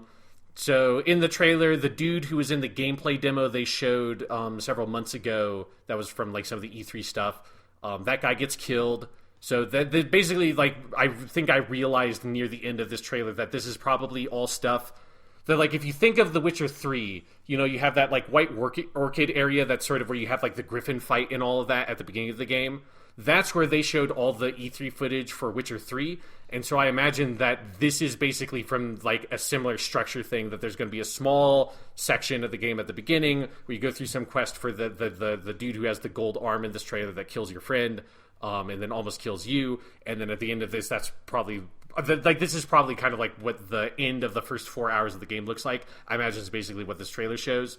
So then you get some cool Ghost in the Shell shit where the dude has like blade arms and cuts off that dude's arm, and it's very cool. And then I said I want to play this game really bad, and this is where it cuts the title card, and then it fades back in, and you just hear a man say, "Wake the fuck up, samurai. We've got a city to burn." And then he lowers into frame. It's a man wearing sunglasses. I just said, Keanu Reeves? And the man takes off the sunglasses, and I just go, what the fuck? It's Keanu Reeves! And that's where it goes, and then it cuts back to the stage. A section of the wall lifts up. Smoke fucking pours out. Angelic lights from behind shine on a single perfect human silhouette. And Keanu motherfucking Reeves walks like from out of the game onto the stage. And this was, no shit, the best thing that happened to this entire E3. Yes, it was. This ridiculously stupid but amazing Keanu Reeves reveal that has nothing to do with Microsoft. Not for a Microsoft exclusive game. I don't know how this like sells anything Xbox related, but holy shit was this whole part fucking amazing. It was amazing. At one point, someone in the audience yells, "You're breathtaking," and he says, "No, you're breathtaking." And I just You're assumed, all breathtaking. and it was great. Keanu Reeves is a wonderful human. We all love him. He loves us. It was a beautiful moment.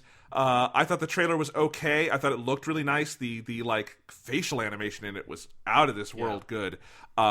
But yes, the moment of E3 was Keanu Reeves on stage. And as you say, when you think about it for more than 10 seconds, has nothing to really do with anything. I do love that he's in the game. I think that's really cool. Yes. And I hope he's in it significantly and it's not like a cameo or something. Mm-hmm. This was enough of an event that I assume he's in much of the game. But yeah, I think because it seems like he's like your gang leader or something. I think the samurai are supposed to be a gang in the cyberpunk setting. So yeah, I imagine he's probably a fairly significant character.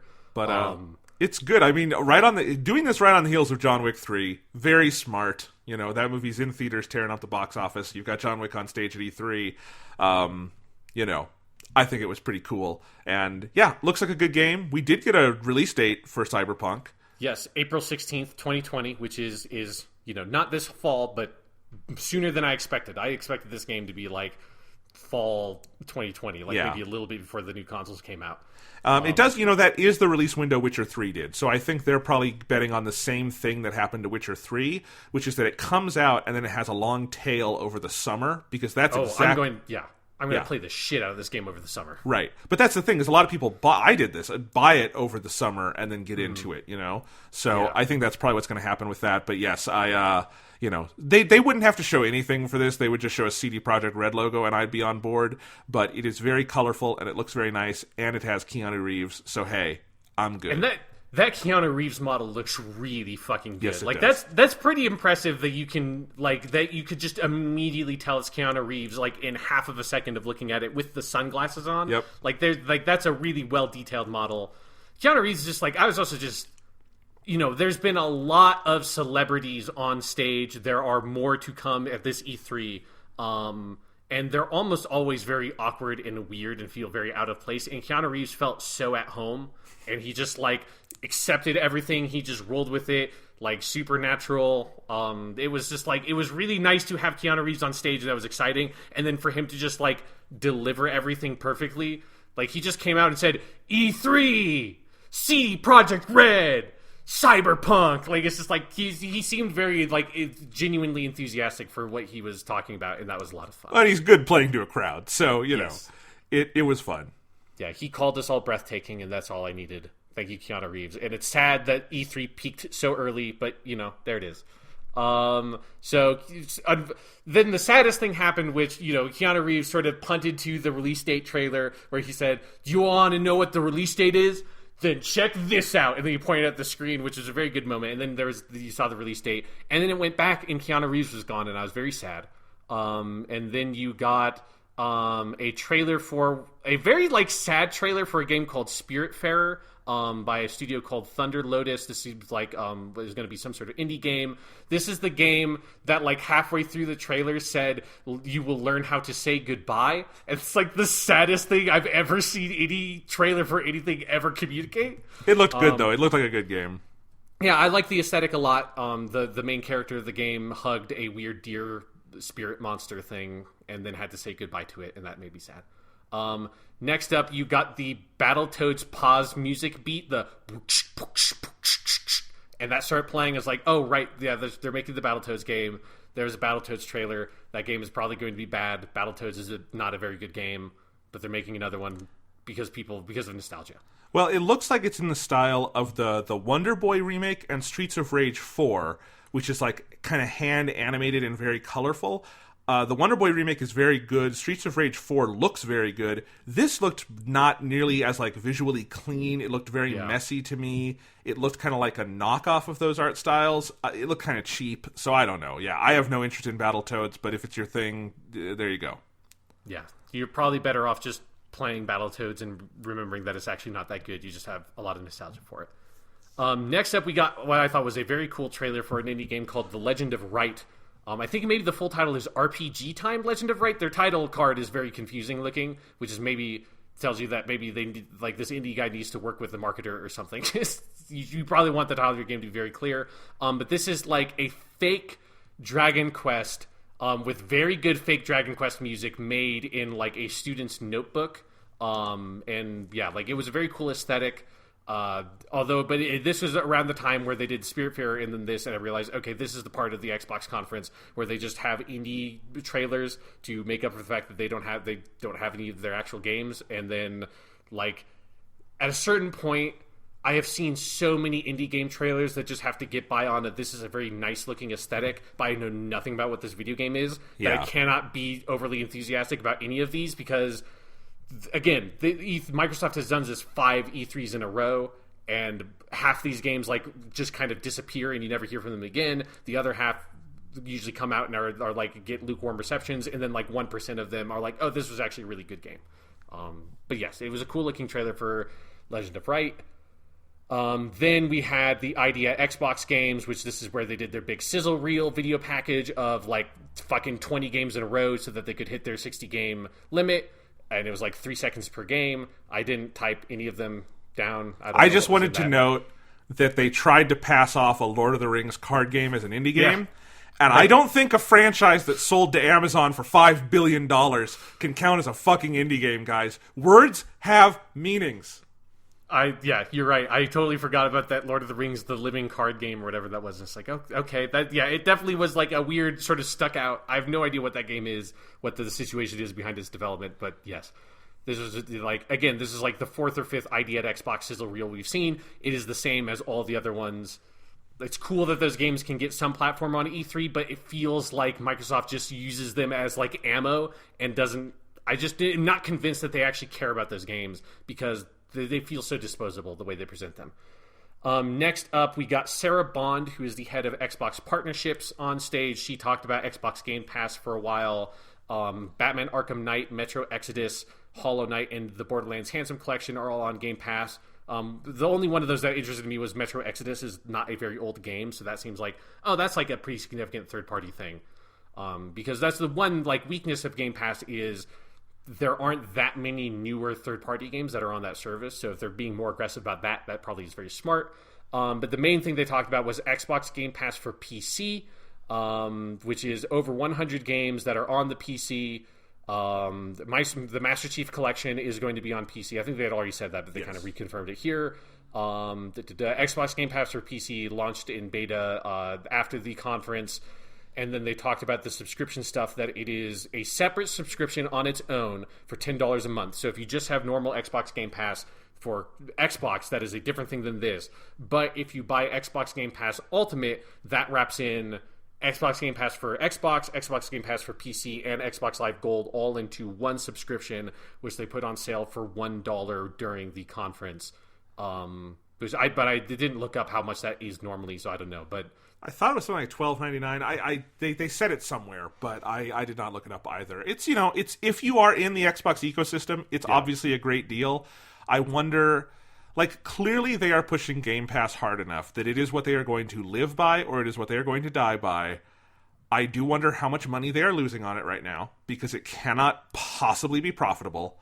Mm-hmm. But, because especially when they're putting all their new stuff in it, I'm very, like, the whole idea of gaming having, like, these sort of streaming subscription packages like Netflix makes no economic sense to me.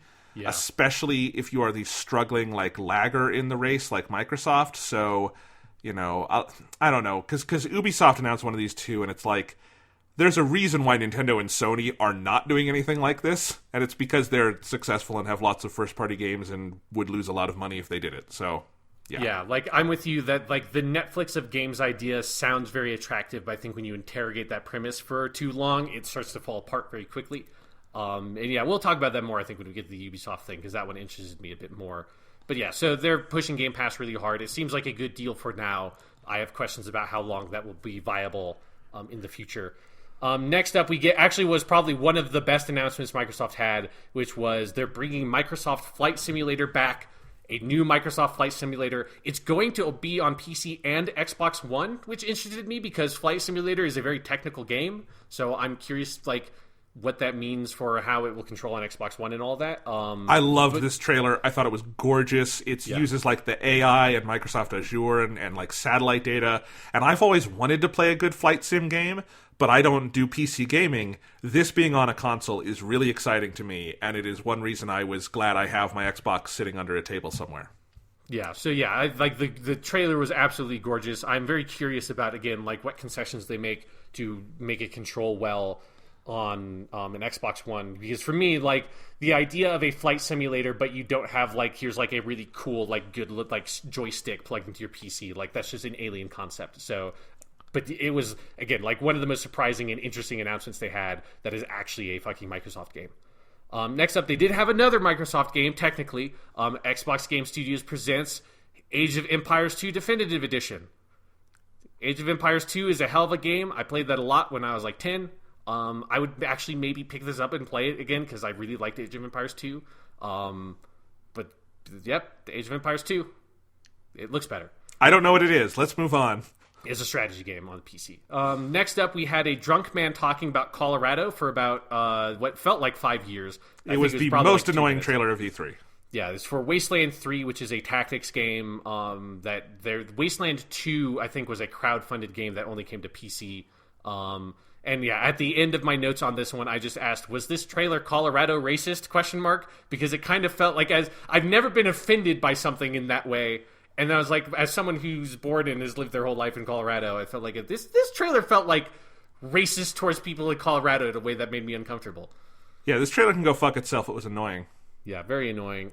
Next up, you had Matt Booty, head of Xbox Game Studios. Also a man with a very good name, Matt Booty. He talked about the new studios that they had added, 7 new studios over the past year, which we talked about from last year's E3, and they announced a new purchase that they have bought Double Fine Productions, and Tim Schafer, the head of Double Fine, came on stage and he made a couple jokes because he's the jokey guy, and they're pretty funny. He had a solid Microsoft Excel joke in there, which is very Tim Schafer. And then they showed a trailer for Psychonauts 2, which is the next Double Fine game. And this was one of those announcements where I'm very confused about this, because Psychonauts 2 was a game that A, was crowdfunded, B, was a game that was being published then by Starbreeze Studios, which is a studio that no longer exists because it's gone bankrupt. And then Microsoft has bought Double Fine Productions, and Xbox Game Studios, I think, is now publishing Psychonauts 2. But Psychonauts 2 was originally crowdfunded. So is Psychonauts 2 multi-platform? Is it an Xbox-only game? I have no fucking clue. So that all confused me. But, the idea of them buying Double Fine Productions makes a lot of sense. Double Fine is a studio that makes games that are good cult hits but have never been hugely successful. So it seems like they'd be a studio open to being purchased and would kind of help fill out Microsoft's portfolio. But I have never had a personal attachment to Double Fine, so it doesn't really do anything for me. But this is probably a smart get for them. Yeah. Yeah. So next up we have world premiere Lego Star Wars: The Skywalker Saga, coming 2020. They said all 9 films, 1 new game, which that implies to me that they are doing new versions of the old Lego Star Wars things. They did. They had more details after the show, because I did look into this because I liked the look of this, because I really like the original Lego Star Wars games. And then the newer Lego games, they always have voice acting in them, which is just wrong because the old pantomime was so cool. And this trailer had the old pantomime where there's no voices. And clearly that was redone because Lego Star Wars 7 did the voices. It didn't do the pantomime. And people said that it is a redo of all of it. I'm sure they will reuse some stuff from Lego Star Wars 1 through 6, but it is not like Lego Star Wars 1 through 6 with 3 new games added on. It is new from the ground up. So hopefully it's cool. It looks like a cool idea. Yeah. I like Lego Star Wars 1 through 6 quite a bit. So yeah, I mean, those are the only Star Wars, or those are the only Lego games that I really put much into, because those Lego games are kind of a dime a dozen. They've made 100 of those fucking things. But yeah, so it got me more interested in any Lego game since Lego Star Wars 2, the original trilogy. Yeah, so that's coming sometime 2020. Not a lot of details there. Next up, I just typed in big words, Dragon Ball. Then I just typed Goku, Hayaku Kite Kure, because that's what Krillin says at the beginning of the trailer. And this is where I was reminded that this is 3 years in a row Goku has been on an Xbox press conference, which is a good track record. It's more than fucking Nintendo can do. And so then I said, God, look at all the spoilers in this trailer, because they just straight up spoil they show Krillin exploding. And Goku it's not a spoiler. It's 30 years old. They spoiled Dragon Ball Z, Jonathan. Those bastards. So this was the game previously known as Dragon Ball Z RPG Project or whatever. It has its full title, Dragon Ball Z Kakarot. It's coming early 2020. So and they showed some footage, I think, to IGN, and I watched some of that, and it seems like it's big, wide open environments, but not necessarily open world, because you will change where you are based on the story, but you kind of fly around as Goku. There's a fishing mini game where he puts on a fake tail. That was the image of E3 to me, though, was Goku putting on a fucking fake tail and fishing. Such a great gif that came out of that, and I thought the game looked actually better than I was thinking it might. It's clearly a retelling of at least the first 2 arcs of DBZ in an action RPG form. I think that could be really good. I really liked what we saw here. I like that the Japanese voices are just the default marketing now. Yep. I love that we have reached that point. We are progressing as a society. And yeah, I pre-ordered it immediately because Amazon had it for $10 off. So Oh, there you go. I might cancel that pre-order or something, but if you can get $10 off and not actually have to pay for it yet, might as well do it. Yeah, I mean, my biggest hopes for these games are like big, lavish 3D versions of the Legacy of Goku games from the GBA. Yes, like if that's what exactly these what I was are. thinking. Yeah, if that's what these are, I'm very excited for it. I do think that Dragon Ball Z Kakarot is a really weird title for the game. I like it. It's what's weird is that it sounds like it's playing on Dragon Ball Super Broly, Yeah. But it's not. Obviously, it's a very different part of the world. It's a game. It's not a movie. So yeah, I don't. It's weird. I feel like if the Legacy of Goku games never existed, you would just call this Dragon Ball Z: The Legacy of Goku. Exactly. Yeah. So. But I liked that the words Dragon Ball Z Kakarot were just up on an E3 press conference and like 1 million people saw it. So that was nice. I'm down with it. Yep. So next up, we had a trailer for a game called 12 Minutes. I thought this was a pretty good trailer. It's some sort of like time loop thriller. This is a game that has actually been like in sort of public development for years. Because I vaguely remember hearing about it like 5 years ago or something. It seems like it is finally coming together. At the end, it just said coming soon. But it seemed like a cool kind of like a Groundhog Day murder thriller concept, and that's always good. That's always a good pitch. Yes. Next up, you got the weird deer game, as I described it here, called Way to the Woods. It basically looks like if you gave Journey the aesthetic of Tokyo Jungle, that is what that game looked like to me. But see, I thought I described it as Tokyo Jungle with a Breath of the Wild aesthetic. And honestly, that's basically the same thing as I said. No, words. It is. This was my favorite trailer at this show. I thought it looked fucking gorgeous. I am totally down to play a beautiful game about a deer exploring a dead world with its fawn. It was probably my favorite trailer at the Microsoft show. I thought it looked and sounded really lovely, and it looked like the kind of like cool, evocative indie game that I would be down to play. I mean, yeah, so I really like the trailer, but I'll just go back to the thing I said earlier about, like, these games feel like disposable fodder for Microsoft, and it's that thing of, like, you remember last year at EA's conference, like, one of the only good things they had was an indie game that I don't think has come out yet called, I think, Sea of Solitude, where they had a German woman come out on stage, and who was, like, the lead developer of the game, and she pitched, like, this is the thing I'm going for with this game, and then they showed a trailer. Like, that's the thing I need for Way to the Woods. Because I don't know what the fuck that game actually is, other than it has a deer and it looks nice.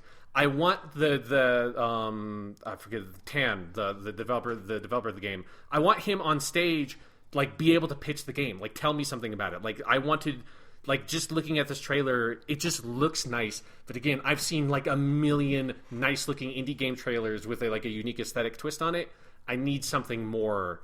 and it's just very frustrating to not get that. I totally get it. Microsoft shows are bad and they need to rework how they do it and maybe do deep dives on a couple of games instead of the shallowest dives possible on as many games as they can find. But I'm just saying I'm looking for signs of hope with what we got, Sean, and that's it. It piqued my interest. Fair enough. It was definitely a good trailer, and I like deer. It's one of the pros of living in Colorado. Wasteland 3, you fuckers.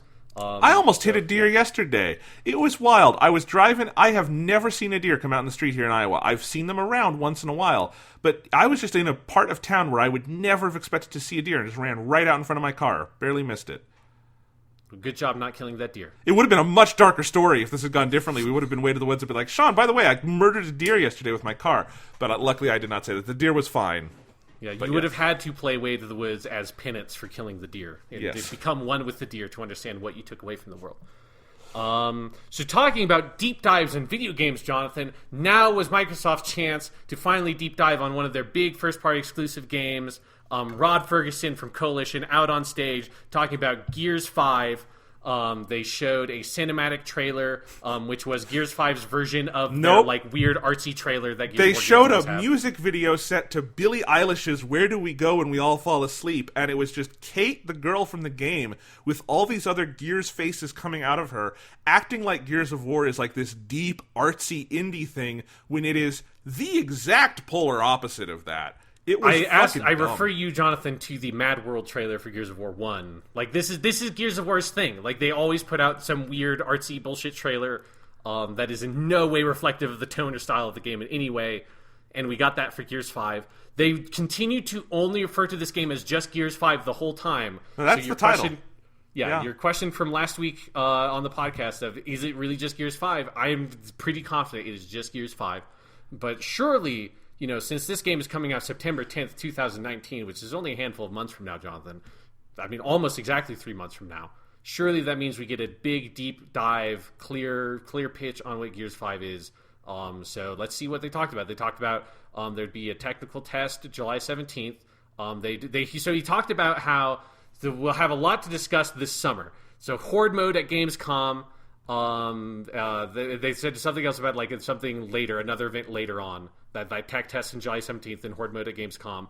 And there was like why are you just talking about stuff that's going to happen later in the summer? You do also realize it's fucking June. Like, it is the summer. And so then he said, and so what are you going to hear about today? He said, you're going to hear about Escape, which is something. It's a mode in Gears of War. I don't know what Escape is. I think it's a multiplayer mode. It's maybe only a co-op mode. Maybe it's a versus mode. I don't know. All I know is that at this point, the stage fucking exploded in pyrotechnics. The camera just went down under the stage for no reason at all.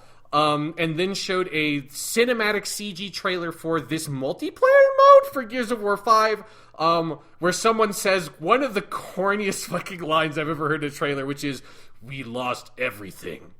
Everything except for the need for revenge." Fucking stupid. There's a weird, like, remixed version of Crazy Train by Ozzy Osbourne playing over that trailer, which was very weird. And then we had Rod Ferguson under the stage, and they had 3 WWE superstars, including Xavier Woods, and they were just sitting in front of video game consoles with the like menu for Gears 5 on it. And he's like, we have WWE people under the stage. I don't know why they're there. I think they're playing Gears of War. I think maybe you can play this mode with them. I have no idea. Then they showed a trailer that had a Terminator in it, and it was a Terminator holding the, like, Lancer assault rifle from Gears of War, and the Terminator Dark Fate character pack is coming, and you get it for free if you pre-order the game. And that's when I typed, this is one of the strangest showings of a game I think I've ever seen at E3. Sean, they showed more of Gears 5 at last year's E3 than they showed this year. I think they spent more time on it this year, but they showed none of the actual game. Not a single goddamn frame of footage that will be in the game you play on September 10th was in there. What they showed, it was probably the worst reveal, tied with something we're going to talk about later at Square Enix, for a major, like, centerpiece game I've ever seen at E3. It was baffling. Even if you love Gears of War, like, if it's your favorite series, what was in the, like, 10 minutes they spent that would make you excited for Gears 5? Because they didn't show Gears 5. Yeah, the only thing they showed was a mode that I don't know what it is. Yeah. Is it a separate mode? Is it like, here's Horde, here's competitive multiplayer, here's Escape, here's campaign? Is it like zombies for Gears of War? Is it like, because the way they described it, it sounded like single bomb assault from Halo. It was like, you take a bomb and go into a Horde nest and blow up the bomb, and that to me just sounds like single bomb assault from Halo, where you take the bomb and put it in the enemy base, and it's like reverse capture the flag. I don't know if that's what the game mode is. Why did they have WWE people under the stage? Why go under the stage in the first place and spend the money to make the understage look like weird, like a fucking alien ship? Like, what? And then the piece de resistance, the best part of it all, is fucking the Terminator Dark Fate character pack, which will revisit later at E3. Put 2 dead, zombie, decaying, gangrenous franchises together and make an utter shit sandwich. Let's move the fuck on, because this next thing was actually kind of cool. Yes. So after that, they did. They showed a hardware video package thing, which they really like their fucking hardware video things, where they zoom around gears and like here's a little like actual physical gears, not the game, and like here's like a trigger and here's an analog stick, and this is where they announced the Elite controller. So the Xbox Elite Wireless Controller Series 2, which is a new version of the Xbox Elite controller, now comes with Bluetooth. And some other things, like it charges in the case, which is really cool, Yeah. kind of like Apple AirPods or some wireless headphones like Beats. They added some new things for the thumbsticks. A lot of things people wanted from it. Like my brother uses the Elite controller. Everyone who uses one of these swears by it, and it seems like it's a solid improvement. So Yes. there you go for them. Like, Sorry. One thing they need to make clear very soon is whether or not this controller will work with the next Xbox console, because that was one thing I thought about very quickly of if this, and I think there have been hints that maybe like the controllers will be forward compatible with Xbox, but if it's not, like it seems weird to sell a controller a year before, like a super expensive new controller a year before you bring a new console. I'm 99.9% sure it will be. Because, I mean, all of their controllers work on PC, too. So, like, Yeah. I don't know why it wouldn't. Because, like, what could they possibly... Well, they still don't have a fucking share button, which is amazing. Because Switch has it, PS4 has it. But, oh well. With the Elite one, you could at least program that in there because they've got some extra buttons and paddles and stuff. But, anyway... Yeah. I mean, yeah, it's a good announcement. Like, and yeah, I would bet that it's probably going to be forward compatible, but they should say that. Yes, like they that should be made explicit. It should be clear to people. I was actually referring to, is the next thing the Lego car? No, we have how could you forget the epic story trailer we got for Dying Light 2, which is coming out spring 2020, a game that had a significant gameplay demo on Microsoft Stage last year. And if you missed that, don't worry. They recut the footage from that gameplay demo and turned it into a story trailer because there's almost no new footage for this video game. I probably said this last year. I didn't know there was a Dying Light 1. I don't know what Dying Light 2 is. I still don't know what Dying Light 2 is, and I really don't care. So let's move on. This was the game that had Chris Avellone, who was an old Obsidian writer on it, who's a good he's made some good games. That's the only reason I gave a shit about it, and it had like very limp thing here. But yes, next thing was this is the thing that you wanted, Jonathan. So world premiere trailer, Xbox Game Studios, Forza Horizon 4. This is where we realized, oh shit, we're not getting Forza Motorsport 8 because they're giving the developers a fucking year off, which thank you. So this is where part of the stage lifts up to reveal the silhouette of a car with like big like wing open doors, and looked very cool. And this is where I also typed "drive that car up on stage, you cowards," which little did I know why they wouldn't be able to do that this year, even if they wanted to. That's where they show the trailer that has Lego cars in it for a Lego DLC for Forza Horizon 4. It plays a like Eurobeats remix of one of the songs from the Lego movie, which everything is awesome. It played. Yeah. I only know that song because one of the teachers next door when I was student teaching showed, I think, sophomores that movie while like on like finals day, and I just overheard that song. And so this is a like partnership with Lego Speed Champions, which I guess is a Lego sort of sub brand that has Lego DLC in Forza Horizon 4. It launches this week, and that's where you then the Lego or the Forza guy went on stage to talk about car stuff, and then you're like, okay, he's going to talk about the new car, but oh my god, that's not a car, that's a Lego model of a McLaren Senna supercar thing. And it's made of Legos, and that's very cool. It was cool. The DLC looks good. I did not play a ton of Forza Horizon 4. I didn't like it as much as 3. But Forza Horizon 3's second DLC pack was the Hot Wheels one, and this is the second DLC pack for Horizon 4. So I like that they're like, the second DLC pack is they do something with like a cool toy brand, which fits with the general aesthetic of the Forza Horizon games, which are all about just having fun playing with cars. So I think it'll be probably be fun. Yeah, it was cool. Like, if you're not going to have a new Forza game, which is, like, honestly merciful at this point to just not make me sit through 10 minutes of a car demo. Because last year, one of the only other gameplay demos they had was the Forza Horizon 4 demo. Yes. I don't know if I could do another Forza demo. So if you just have a fun, goofy trailer for your Lego DLC, that made me happy. Keeping up the fun and goofy, Jonathan, are you excited to pre-register on iOS for Gears Pop? I can't believe they are still showing the Funko Pop Gears of War iPhone spin-off and acting like they're proud of it and not like it is a badge of fucking shame that they will wear on their chest like a scarlet letter for the rest of their corporate lives. I really loved that the trailer ended with the phrase pre-order soon, which is such a non-committal, just like, pre-order soon. I don't know when. Just sometime you'll be able to pre-order the game. I sure shit don't know when the game's out. I don't even know when you can pre-order. How do you pre-order an iPhone game? I don't fucking know. Don't ask me these questions. I don't know. I'm sure you get some sort of Funko Pop bullshit if you pre-order. I don't know. Let's move on. Next up, they had DLC for State of Decay 2 called State of Decay 2 Heartland. Yeah, it was. I'm actually very confused about what this is because State of Decay is a franchise that is not story focused because it's honestly a good reference point for that Watch Dogs 3 stuff. It's a lot of like procedurally made characters with like a bunch of sort of like random quips and like character traits and stuff.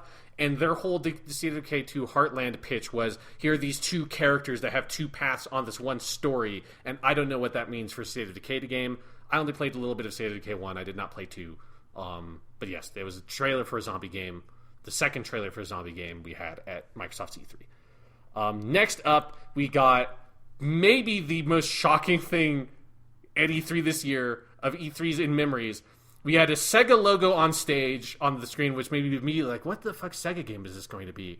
And then it said, for the very first time, Japan's greatest online RPG brought to the West by Xbox. And this is where I just typed, is this fucking Phantasy Star Online 2? And they proceeded to show us a like 2-minute trailer for Phantasy Star Online 2, a game that came out in Japan, Jonathan, in 2012. Yes. It is coming out over here, free to play for Xbox and Windows PC, spring 2020. And I'm so... How the fuck did this happen?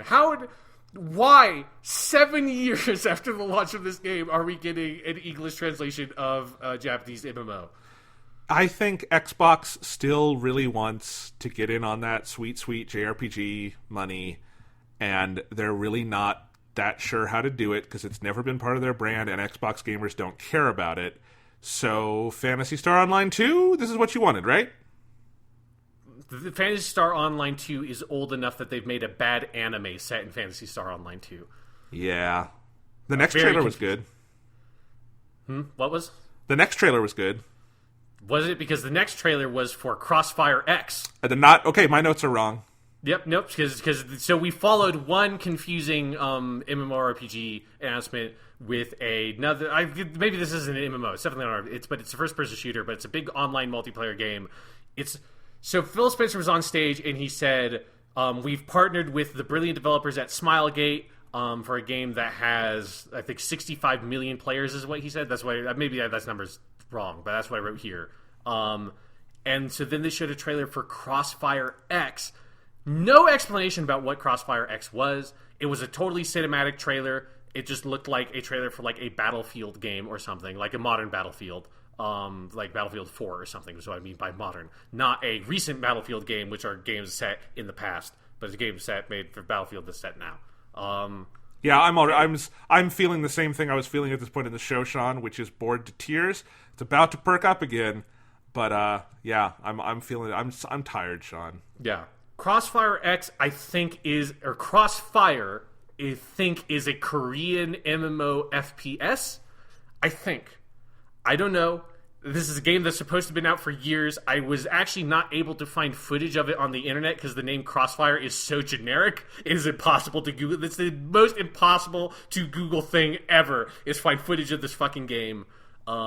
So confused. I don't understand why you would not, as Phil Spencer, give context for an audience that has never heard of this to just say one of the most popular first-person shooters in the Asian market finally coming to the West for the first time thanks to our efforts here at Xbox. Why would you not frame it that way? Why just drop a trailer for fucking Crossfire X? No, literally nobody knows what that is. I watched the Giant Bomb stream, a group of 8 people, most of whom have been working in video games for 10 plus years. None of them knew what this fucking video game was.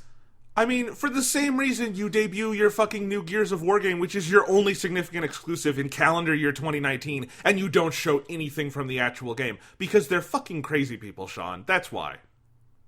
Next up, we got a very anime trailer, Tales of Arise. This is what I was talking about. Yes. This was a very nice-looking trailer, anime as fuck, a nice reprieve from the very modern military bullshit of Crossfire X as we get back into the anime. Beautiful. It looked really beautiful. I thought it had great music. It had very evocative narration. It was like finally something up my alley. So maybe I like overreacted to it, but I did like it. Feels like a Tales game that's going to try to make maybe a bigger play to like be more in the conversation, be more of like a AAA thing, and I'm down for it totally. It was definitely a good reveal, but not as good as the next one. Yep, the next one, which is Borderlands 3. God damn it! I didn't take notes on the good. Sean, you are free to skip the boring shit.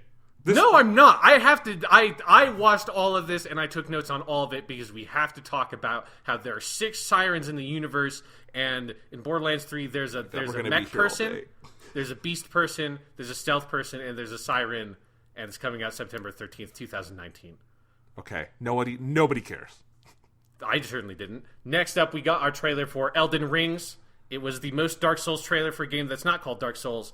In a world created by Miyazaki and George R.R. Martin, there is a weird thing made of hands and a lot of very cool cryptic narration. I loved it. It's not Elden Rings. It's just Ring. Elden Ring. Excuse me. It's okay.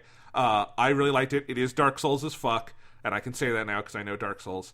I loved it. The image of the dude like wearing someone's hand and like offering it up was very good. And it just was a very, like, it's a teaser. We don't really know anything about the game. Miyazaki did do an interview afterwards. Did you read that? Mm-hmm. So he talked about how it's more open world than past FromSoft games. It's more in the vein of Dark Souls than Sekiro. He and Martin have been working on it together for a while. I am definitely very excited. When do you think they're aiming for this game? Do you think it's a next year game? Later than that? Probably 2020. I feel like they don't usually announce these games very far out. Because FromSoft, 2020. Because FromSoft took a solid 3 years off because they did Dark Souls 3, and then that was 2016, and then Sekiro was this year, so 3 years gap. So presumably developing these two games simultaneously, that would make sense that they could come out in 1920, and then probably we get another break from them as they work on something new. I do think it's very cool that FromSoft is in a mode where they're just throwing out new IPs. That's pretty neat. Yeah, it's very refreshing after the Dark Souls 2, Dark Souls 3 thing. It's nice to have because this seems like it is fundamentally a Dark Souls-esque thing, but sort of pushed into a new direction, which is they definitely shouldn't make a Dark Souls 4. This is what they should do. Yeah. And we did get some confirmation that the George R. R. Martin involvement seems to be he sort of with Miyazaki's sort of council or whatever created the sort of the lore Bible of what Elden Ring is. So it seems like it sounded like his involvement is not he wrote the main story. He helped craft the sort of the world setting and everything that informed the rest of the game. So. And we don't have a ton to go off from this teaser, but the sort of the pitch of the tease within the lore sense is there was this ring and it was destroyed. And it's left the world in darkness. And I think that's an interesting inversion of Lord of the Rings, which obviously all of these games and Game of Thrones and all stuff are very influenced by, where we have to go destroy the ring. I thought that was interesting. Yeah, I liked all that. It was a cool trailer, but obviously didn't tell a lot about the game, but very cool looking. This is where Phil Spencer came back on stage. He said, "We just showed you 60 games in a very satisfied way." That made me upset because it's don't do that, please. Just show us fewer games and actually show us the games. This is where they started talking about Project xCloud, which they spent very little time talking about, which is on the one hand merciful, on the other hand feels like a mistake because you should probably be pitching people on this thing. There's public hands-on of xCloud at E3, so we'll probably get some impressions of that in the next couple of days. Then he talked about console streaming, which he said turns your Xbox One into your own personal and free xCloud server, which I think that just means the remote play stuff that PlayStation has been doing for 10 years. That sort of phrased in a confusing way. And that was it. I think that's literally all he talked about with xCloud, because that's all I wrote down. And I was really expecting, because Google went so hard on Stadia stuff in the past couple of months, and Xbox just coming out and saying we're doing it, felt very limp. And this is then where we got our video package for the next generation of Xbox consoles, where, stop me if you've heard this one, Jonathan, it's got a custom AMD processor, it's going to do 8K resolution, it's going to do ray tracing, and it's going to have a solid state drive in it, and it's going to be backwards compatible. Never has another console pitched that kind of messaging to us ever in the history of consoles. I mean, yeah, it is interesting that PS5 and Xbox 2 are basically aiming for the exact same thing on a hardware level, which also just, I don't know who wins, and I don't mean like who comes out on top. I just don't know who of anyone wins with like that's the exact fight is just the raw power thing. It's you know, because like someone in that trailer said the stupidest fucking line of the show, which was, "This is going to be the biggest generational leap ever." No, it's not. They've said that about every single console generation. Like I feel like they said that about the fucking Xbox One X somehow. I know, but like that's literally impossible. It's literally impossible at this point because like SNES to N64 happened, guys. You know, like, shut the fuck up about that and just talk about what you want to talk about. It's fine. Like, I am excited about the things they're doing. I think the clear pitch from both Sony and Microsoft is the final frontier to master right now is load times, and they're both taking aim at that. I think that's interesting. That's compelling. I do think if it's just a raw power race and they're both aiming to do the exact same thing, I think the status quo of Sony being on top because they have actual games you can play on their system will remain, right? Yep. Mm-hmm. Like, they're not, I don't know. It was so similar to the Xbox One X video from, 2 years ago? Yeah. I mean, that's what struck me. Like, they used, like, the same fucking editing package. And that was it. It's fine. It's exactly what Sony's doing. I feel like Sony maybe ate their lunch a little bit by having Mark Cerny come out and do that Wired piece. Yeah, like, this thing then made me feel like I don't think this is what Sony's actual intention is, because I just don't really sort of buy into the like 4D mind chess bullshit that people think that companies do. But there was this element of like, that was like the most critical fucking blow that Sony could have possibly done leading up to like the first like sort of salvo or whatever of the next consoles, is just sort of taking everything that Microsoft like put this very lavish 2 to 3 minute video together, having people say stuff about, and just sort of tossing it off in this like news story that just launched on some random fucking Tuesday. And they're we're doing an SSD thing, and Microsoft's like, no, wait guys, listen to this. You know what I hate? I hate load times. And what are we're going to have a solid state drive accompanied with an SSD. Those are both the same thing, but I'm going to say that like that's more impressive.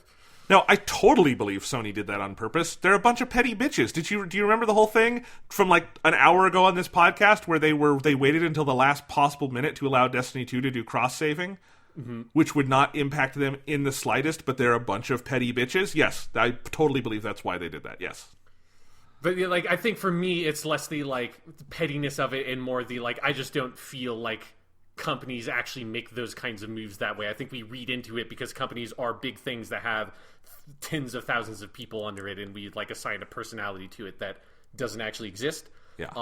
But yeah, it was just like, I felt like this. It's Project Scarlet, which was a code name we already knew, but I was never able to remember it, and now I'll probably be able to remember it better. They said it'll be holiday 2020. Phil Spencer said a thing that just feels like the most no shit thing ever said on the history of E3, which is not the first time it's been said, but he said, this is the most powerful console we've ever created. I'm like, really? Yes. No, like, even the Switch is the most powerful console Nintendo ever made, technically. It's not that much more powerful than the Wii U, but it is. Like, of course the new console you've made is the most powerful console you've made. No fucking shit. It's just like, that's what I meant about the, like, it feels like Microsoft just is kind of pretending like they don't need to change anything up about their strategy, and the past 5 year strategy is going to continue to work.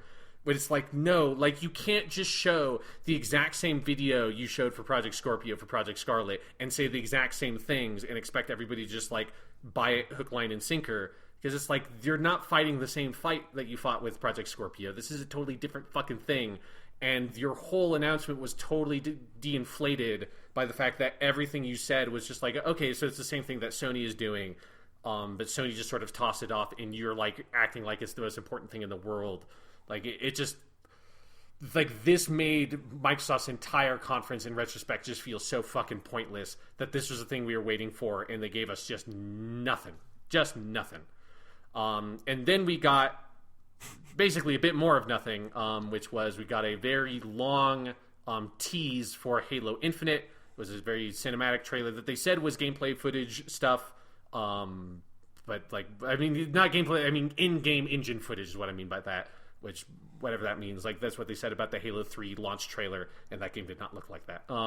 So it was, it's some dude on a UNSC ship. He's looking at a hologram of his like wife or someone. Then he sees Master Chief.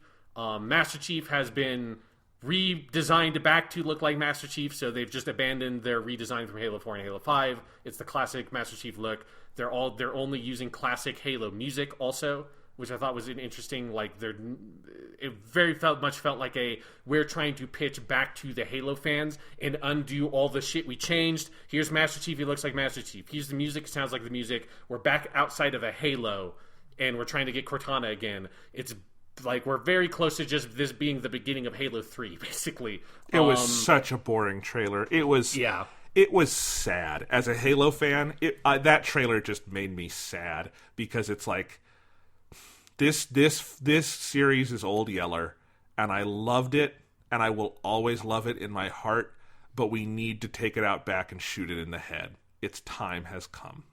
Yeah, it just felt like such a fumbling, like, oh, we don't know what Halo fans want anymore because the reaction to Halo 5 was so negative. They've spent so long making this game. It's already been 4 years. They said this game will be it will be fall 2020. It will be, I think they confirmed after the show is actually going to be cross-gen, so it'll be on Xbox One and Project Scarlet. And so it will have been 5 years. 5 years since Halo 5 launched, which is 2 years longer than it's typically been between Halo games. And I feel like I would be slightly more interested in this trailer if they had not shown us like nothing of Halo Infinite also last year, because this just feels like if this was the announcement of your game, I'd be like, okay, sure, like you're pushing Halo Infinite to be a sort of a launch thing for your next console. It looks like you're going back to some classic Halo stuff. Okay.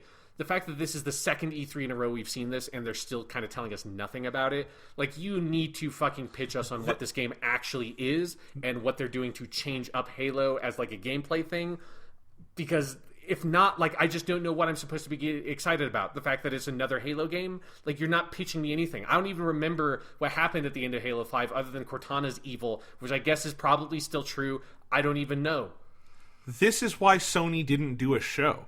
Because they would have had... Spider-Man's out, but their other 3 games, they would have had, I guess, what they already showed us of Death Stranding.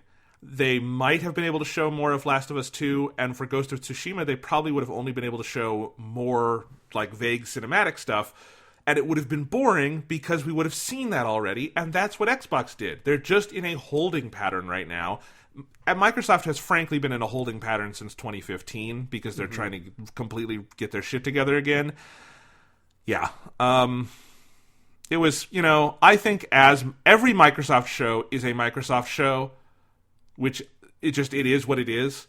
I thought this one was okay. I thought it was decent. Probably not by any means the best they've done. Probably not the absolute worst, but like, I'm so tired. I'm so tired, Sean. Yeah, I just feel like for me, it was, for me personally, in terms of like relative, like the expectations and what Microsoft needed to do, I feel like this was the worst conference of E3, just in the sense of like, you could have shown us some fucking gameplay of something. Like, it just feels the strategy of like, let's load 60 games into a fucking shotgun and just shoot them at the audience is so exhausting and tells us nothing about any of these games. I feel like I know less about some of the games like Gears 5 and Dying Light 2 than I did last year, and I'm just confused. Like, the number of announcements from this conference that I just was bamboozled by was very strange. I liked Keanu Reeves a lot, but that was at the very beginning, so it was hard to maintain that excitement the entire time. And it just made me wonder, like, I wonder what Keanu Reeves is doing right now. I wonder if he's still there. I wonder if he's like eating a hot dog or something on the press conference. I wonder if he's having a good time. Interesting to note here that there was a rumor that came out right before this conference that Miyamoto was going to be on stage. That did not happen. Miyamoto was on nobody's stage, nor was he even on the Nintendo Direct. He probably wasn't even at E3. I don't know. So... other things to note, I was glad that there was no Sea of Thieves this year. This is the first Microsoft conference in like 4 years that there has not been a Sea of Thieves thing on, so that was nice. We didn't hear anything about a new Fable game, which was one of my predictions that I was hoping we'd get that, but we didn't hear anything about any new video games, really. from Microsoft at least. So yeah, Microsoft, boring conference, fumbled. Basically every single thing they needed to do, they didn't do. And so yeah, I thought it was bad. All right, let's move on. And hopefully we can move through these next few faster because there were not 60 games. Yes. I want to note very quickly, because I wrote this down here on another page. Microsoft today announced some backwards compatibility stuff. That's the last sort of set of games being updated for backwards compatibility for the Xbox One. Notable among them, and they're giving it away for free, is the game Too Human.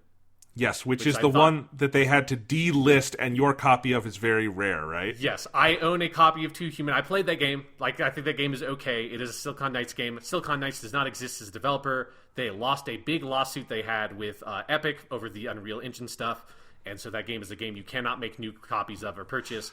So I just thought it was very funny. They're like, we're just giving you Too Human for free. And I'm like, you bastards. This is my fucking golden ticket. When I'm 80 years old, I'm going to sell my copy of Too Human and get a fucking, ship to the Mars colonies. But not anymore, because now everyone has Too Human. Yes. And they also said it's their final batch, that they're done with backwards compatibility, which kind of shocked me, especially because in the conference they hyped up, like, this will play 4 generations of Xbox. And just being done with it, like, I think they've gotten most of the big ones that they were ever going to get, so that's fine, and it's been a great effort, but it was kind of weird that it just kind of, like, little press release slips out at the end of the show. Yeah, and just the notion of, like, and as our final last treat, here's Too Human, is like a weird, like, backhanded compliment or something. It was very weird. All right, Bethesda time? Yeah, so let's move on to Bethesda. Because I'll say this, Sean. Yeah. The Microsoft show was bad. I thought it was the least bad of all the non-Nintendo shows, because at the very least it had a lot of looks at games that I will probably play, not on my Xbox, on my PS4, but it had looks at games I will play. Bethesda, Ubisoft, and Square Enix bored me to absolute fucking tears, and Bethesda, in some ways, I don't know, disappointed me the most, because at least they're usually somewhat entertaining. This was a horrible show. So yeah, I think Bethesda's was the worst from like a production standpoint because it just took forever. I think they had honestly some of the best stuff. They did. E3, yeah, they did. Yeah, totally. It was a long show. Just to like note at the top, because like I think there was someone in the audience that was just drunk, because there's like one dude that just shouted at every single thing, and you could very clearly tell as the night went on that the presenters were getting increasingly annoyed by this dude, because they just like, I think that guy legitimately extended the length of this conference by a good like 15 fucking minutes. No, I think so, because it made everything take long. I don't know why they didn't eject him. It was like, it was bad, and just and it made, because he would applaud and go yeah, and then the whole crowd, to be polite, would like break out in applause, and so like they would announce the most nothing shit, and then they would get these big applauses, and the conference took forever because of that. Yeah, so let's move through some of the stuff a little quickly. So we have Fallout 76. Todd Howard came out on stage wearing nowhere near as cool of a jacket as he was wearing last time. And he sort of took a little bit of the hit for Fallout 76. He talked about they got a lot of well-deserved criticism. They sort of like went through the stuff. Then this is kind of a weird structure thing. So he talked about Fallout 76. Then they had the Elder Scrolls Blades people come out. They talked about, so Elder Scrolls Blades is their mobile game. They came out, talked about that. Honestly, the most interesting thing they talked about was that game is coming to Switch. It's coming fall 2019. It'll be free on Switch. There will be cross-play and cross-progression on Switch with the mobile version. That seems like a smart thing. But I'm pretty sure that game is technically in some sort of like early access thing on mobile, so I don't know. It is, and I do look forward to giving it a try on Switch. I don't really like playing games on my phone, but I would give it a try on Switch. Yeah, so that Switch stuff was a smart announcement to put there. Then they went back to the Fallout 76 stuff. The project leader and co-studio leader were on stage. They talked about their new Wastelanders update, in which is basically they're like, and we're going to make our Fallout game a Fallout game, because we're going to put human NPCs, and we're going to put a story quest line, and we're going to put like dialogue trees and consequences in our Fallout game. And it was like, okay, good. This probably should have been what Fallout 76 always was. But hey, if you get there eventually, you get there eventually. That update is coming fall 2019. They're doing a free trial for Fallout 76 this week. And then they also announced a Battle Royale mode for Fallout 76 because, of course, why not? I was pretty impressed by this. It definitely seems like it's the Taken King moment from Destiny. It looked very robust. They were very humble on stage. I thought it was a good showing. Doing it all for free is interesting. I don't know where they make the money off of that, but clearly doing a lot to support the game.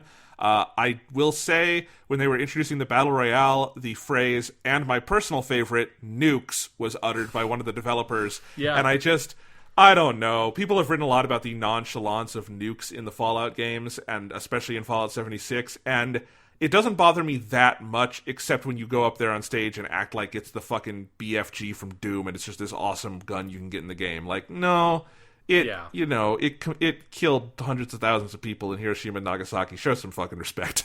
Yeah, I agree with you that it's like, I don't really mind like how it's used in the game, but I agree with you that like the stage thing feels weird. But like, yeah, I think overall the Fallout 76 stuff was a good way of acknowledging the criticism, like announcing that you're going to make a big update on it. Like, you know, it's the most that you could expect a company to do, of sort of like admitting their mistakes in something like that. And just for me highlighted, like, yeah, this is basically what EA needed to do with Anthem, and they just didn't. So I don't think they can. Anthem's too far gone. Yeah. We would have said that about Fallout 76 at one point, and then they actually did the work on Fallout 76. It's like, you need to start it somewhere. Yeah, but Bethesda's also Bethesda, and BioWare is owned by EA. That's the difference. That's a good point. So then Todd Howard came out on the stage and basically just said, yeah, we're working on the Starfield and Elder Scrolls 6, but we're not going to fucking, that's not here. That's definitely going to, those are going to be next gen games. I think he in fact said the phrase next gen RPGs to sort of confirm you are not going to play that on a PS4. Then we got, I thought, one of the best stage presentations of anything we got at E3, which is Shinji Mikami from Tango Gameworks came out on stage. They made Evil Within and Evil Within 2, which I know people really liked Evil Within 2, but I never got around to playing it. And he introduced Ikumi Nakamura, who was the art director for those games and was also a big art person on Bayonetta and Okami. And she is now the creative director at Tango Games' next game, Ghostwire Tokyo. And she came on stage and was just like really cool and awesome and cool. She was she did like cool poses. She was having fun. She just said some really cool things about the game. The trailer for the game was great. I thought the debut of Ghostwire Tokyo, I don't know if it was my favorite like new game we saw at this E3, but it was one of my favorite presentations for a new game, and probably the highlight of the Bethesda show, because I liked the Doom Eternal stuff later, but I knew Doom was going to be cool. This was just a full surprise, new IP, looked great, and yes, she was awesome, and I want her to present more at E3. Yeah, she seems awesome. And just like that trailer for Ghostwire Tokyo was an awesome pitch for a game. Like, if you're going to do a cinematic trailer announcement, like, you should make it a really cool looking trailer. Like, that was just an awesome fucking looking trailer. It's just like, it was just a fun trailer to watch. I also don't mind when horror games do cinematic trailers, because horror games have more cinematic elements. Right? Yes, yeah, and they're trying to pitch so much about the tone and style, for sure. Yeah. For sure. Gears of War, I will never, under any circumstances, give a shit about a cinematic trailer, because nobody cares about the story in Gears of War. If it's Ghostwire Tokyo, sure, go for broke. Yeah. I don't care. Absolutely. So the next up, we had a long section about Elder Scrolls Online. The only thing of note to talk about was I am always a big fan of the incredibly lavish CG trailers people make for their MMORPGs. Because they're always just really cool. It's just like a fun, like 5-minute short film. So we got this really cool, lavish CG trailer of a cat lady, a necromancer, and a beard guy fighting a big dragon. There was a like just brilliant, awesome fucking moment where the dragon like leans down and roars at the cat lady, and the cat lady just goes and sneers at him. And I thought great. That was awesome. I have no interest. The Khajiit. I have no interest in playing that game at all. But I will always be happy to watch your ridiculous, like, super expensive fucking CG trailers for an MMO. There was a new one for the WoW expansion a couple of months ago, and I was like, yes, this is the best part of WoW expansions. I just get to watch a really expensive CG trailer, and they look cool. I agree. Yeah, that's all you need to say about that. Next up, they're making a Commander Keen free-to-play mobile game. They're making a Commander Nobody cares. Move on. Commander Keen is one of the first id Software games. Commander Keen is the game that only exists because id Software wanted to ask Nintendo if they could port Super Mario Brothers to the PC, and Nintendo was like, fuck off, and they're like, fine, we'll just make our own Mario game, and they made Commander Keen. And then somehow that's now a like weird mobile game. I don't know. Gotta use what you have, I guess. Soft launches this summer. Then we had a weird live action commercial for Elder Scrolls Legends, their card game. There's like a dude in a coffee shop. I only note that because we got another live action commercial of a person in a coffee shop at Square Enix. It's a weird trend at this year's E3. Next up, we got a big trailer from Rage 2. Just like lots of their Rise of the Ghost expansion, big new updates. A lot of like claims made in that trailer about the critical reception of Rage 2 that I think are maybe a bit exaggerated. They feel the critical reception of the game was very like mixed to positive, not like this is the greatest FPS ever made in the history of this generation. No, it was ridiculous how they were framing the game because it was not a critically acclaimed first-person shooter. I'm sorry. Yeah, because also everything I've heard about that game is that the game itself is actually very bland. It does not in any way have the tone that the trailers have. So to hear all of that and then see this trailer that, again, has that kind of very ridiculous Borderlands tone and be like, that's not what the game is. Like, I've seen footage of the game. I've heard people talk about this game. That's not this game. Why are you still trying to sell it on this tone that is, one, obnoxious, and two, isn't even what the game is? Next up, we got a bunch of Wolfenstein stuff, which made me happy. So we got Jörg Gustafsson from Machine Games on stage. They talked a little bit about the VR game Wolfenstein Cyberpilot. They talked about that last year. That'll be available in July. Then they showed a trailer for Wolfenstein Young Blood, which is launching July 26, 2019. So that's very soon. It's launching on the PS4, the Xbox One, the PC, and the Switch. And I believe the Switch version is going to be day and date, and that's pretty cool. But we knew all this already. They didn't show anything new for Youngblood. They just told us what we knew. They didn't really show us anything new. Like they showed it off at E3 Judges Week, so like stuff has kind of come out about that game since that you can read about. I do wish that they had shown more and like kind of pitched us more on the story because it sounds like the story stuff is really cool and the characters are very cool. I'm still like sold on that game because I like those. I like that world. I like those characters. I like that tone. So yeah, I'm honestly kind of happy just not seeing that much more of it because I just want to play it. But yes, they probably could have and should have shown us more. Next up, we got another good new game announcement. We got Arcane Leon developers on stage, and they showed off the trailer for a new game called Deathloop. It's a very, very stylish trailer. Like the trailer itself didn't show us much about what the game was, but if you kind of read their press release and piece together like what the Arcane Studios games like Dishonored and Prey, it sounds like the pitch for this game is a sort of immersive sim game with like lots of different choices, kind of first-person shooter thing, where you play as one of two different assassins on an island where every time they die, they come back to life, and the only way they can end the loop is for one of them to kill the other one. And that is a fucking amazing pitch for a game. Yes. I thought this was this and Tokyo Ghostlight, or what was Ghostwire. Ghostwire, yeah. Those were their two good announcements at this show. They both looked really interesting, and I am excited for both of them to eventually come. But I will say at this point we were already a solid hour into the show, and you were able to recap it in about 5 minutes. Yes, yeah. I'm excited for those new games, but there's a lot of fluff in the Bethesda conference.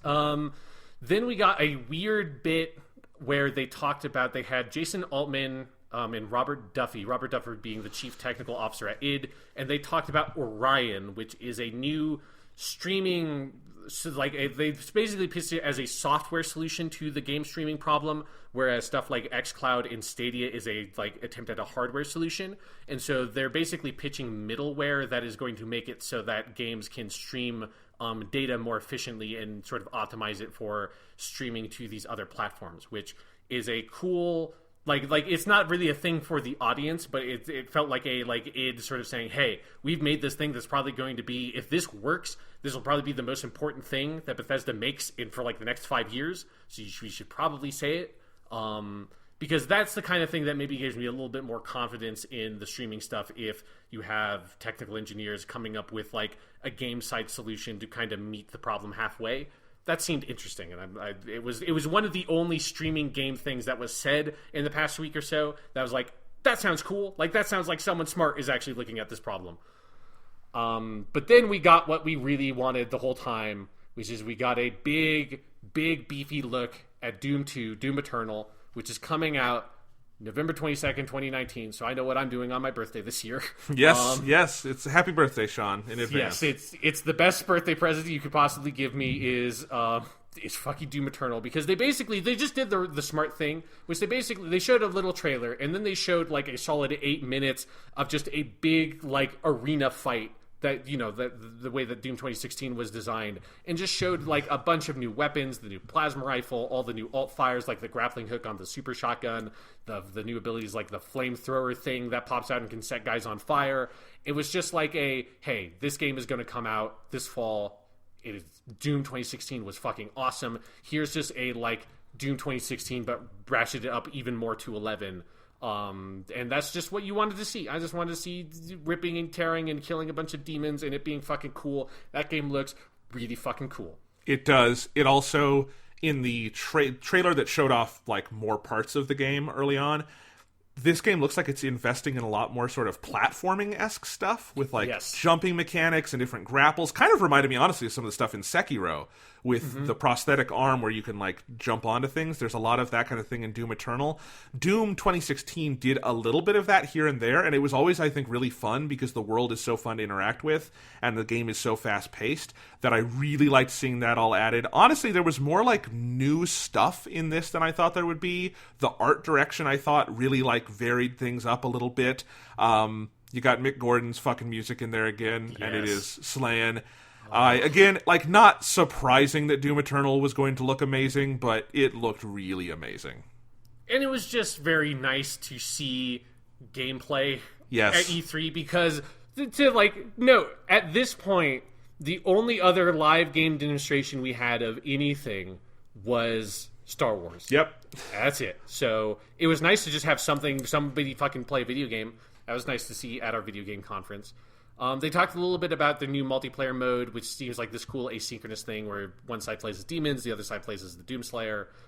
That seems more interesting than what the sort of deathmatch multiplayer was for the original Doom 2016. So, like, that's a better pitch. I'm still not that interested in the multiplayer for that game, but if you're going to do multiplayer, at least like try something new with it. So that seems good.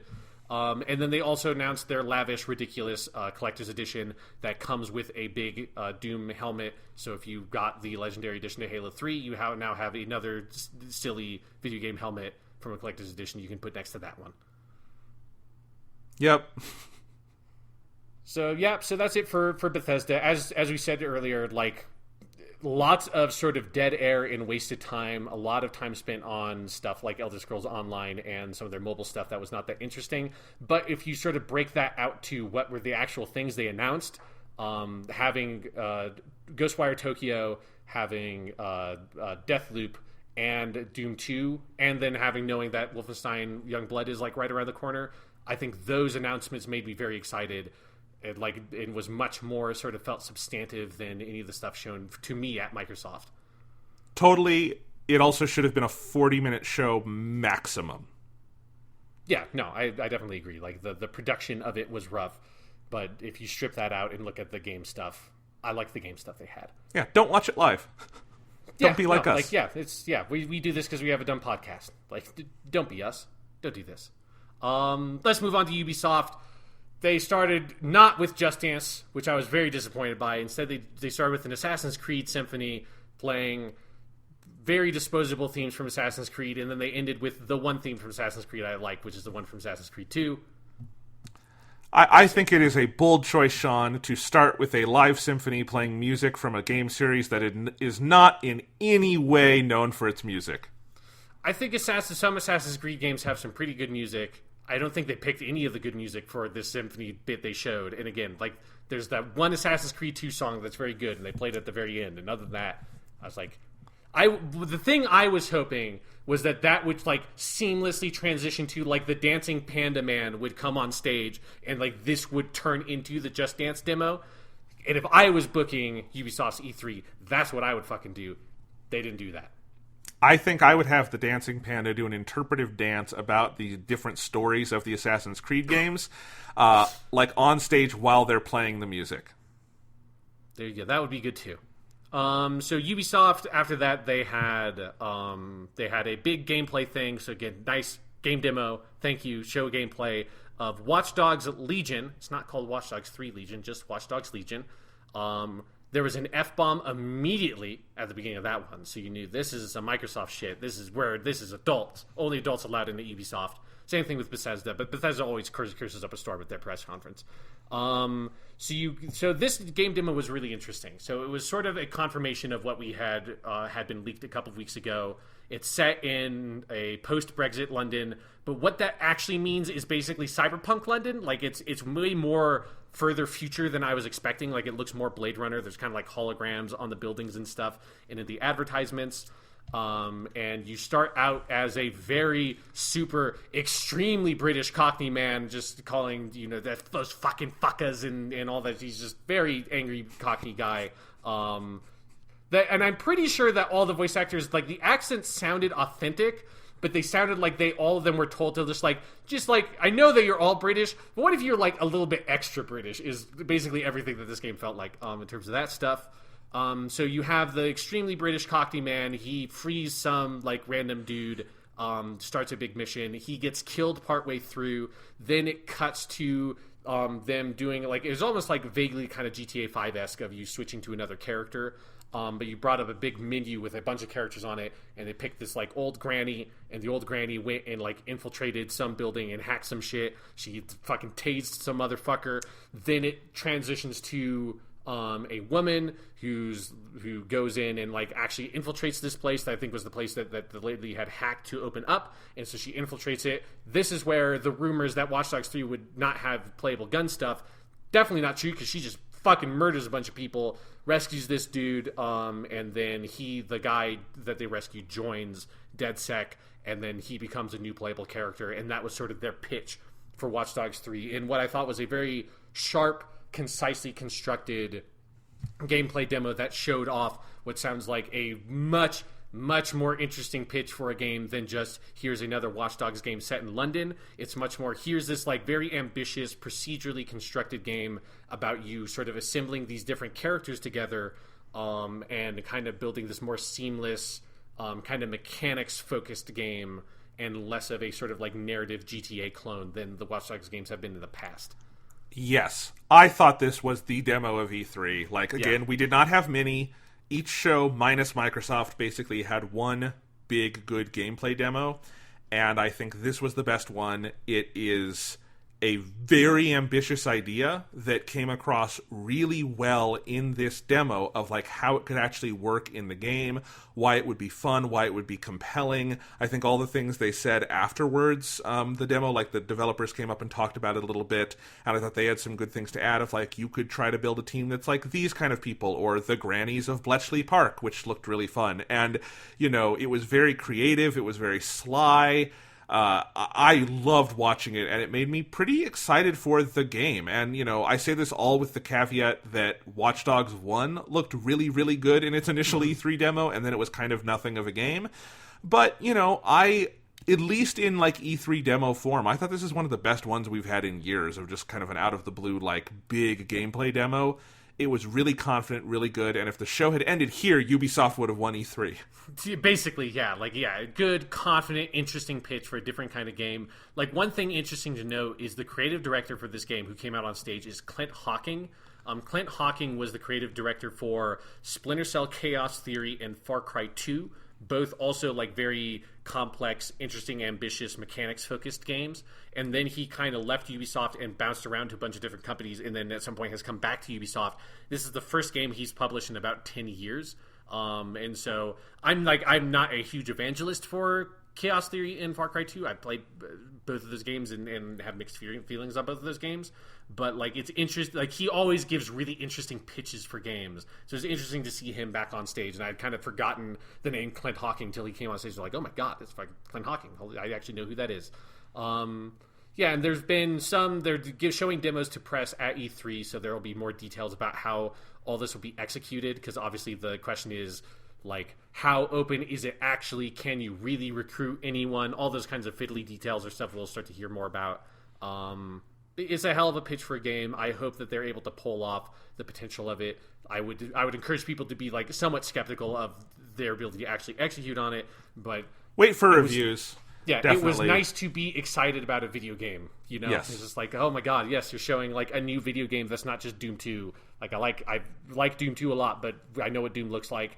I don't know what a weird new Watch Dogs looks like because The only Watch Dogs game I played was like 10 hours of Watch Dogs 1, and that sucked.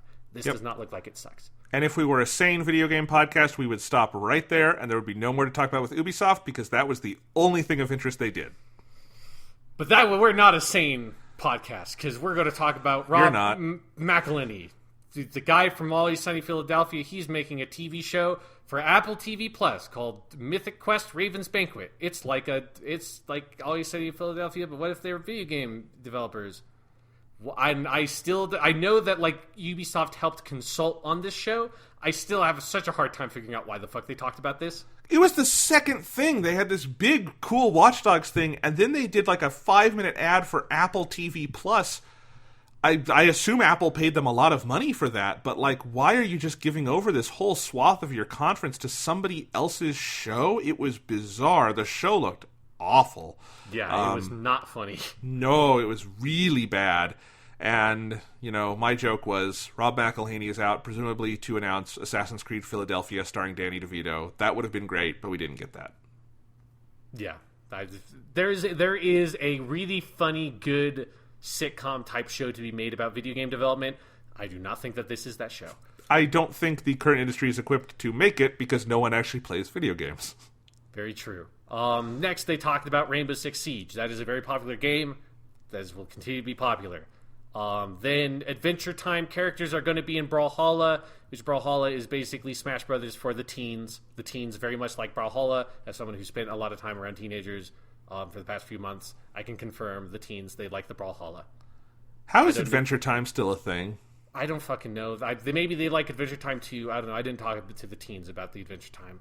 I thought Adventure Time was like a show exclusively for like hipster adults who like to say they're into it because like, oh, it's a kids show, but it's really smart and funny. And I don't think any kids actually watch it. I think it was just like 20-somethings in like fucking scarves.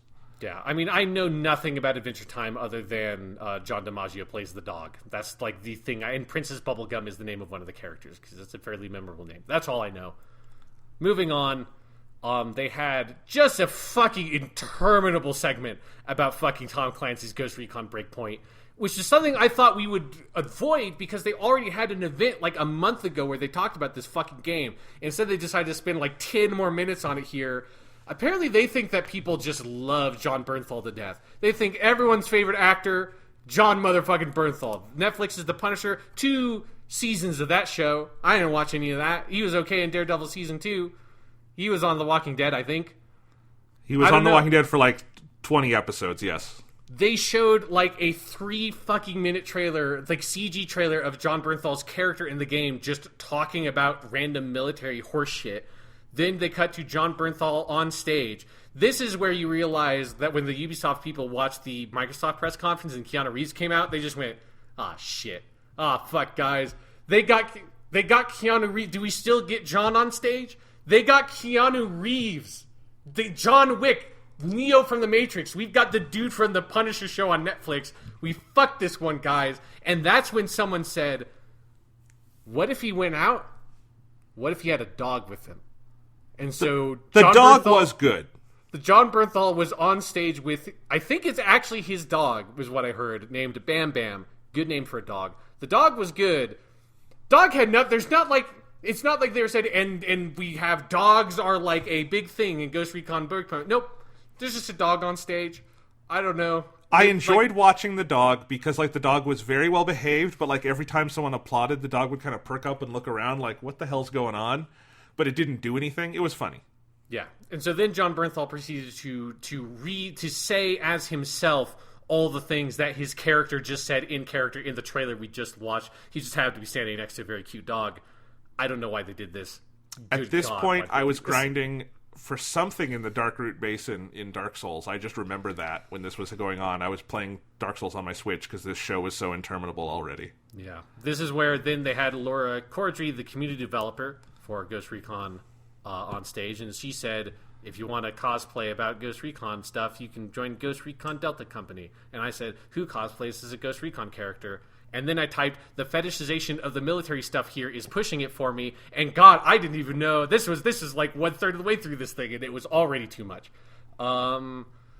God, then what was then another Ghost Recon person came on stage and said that there's going to be a beta for Ghost Recon on September 5th, and this is where I then, just to say fuck it, I actually signed up for their beta, because playing the beta for Ghost Recon Wildlands 1 was what convinced me that game was terrible, so why not play the beta for the sequel?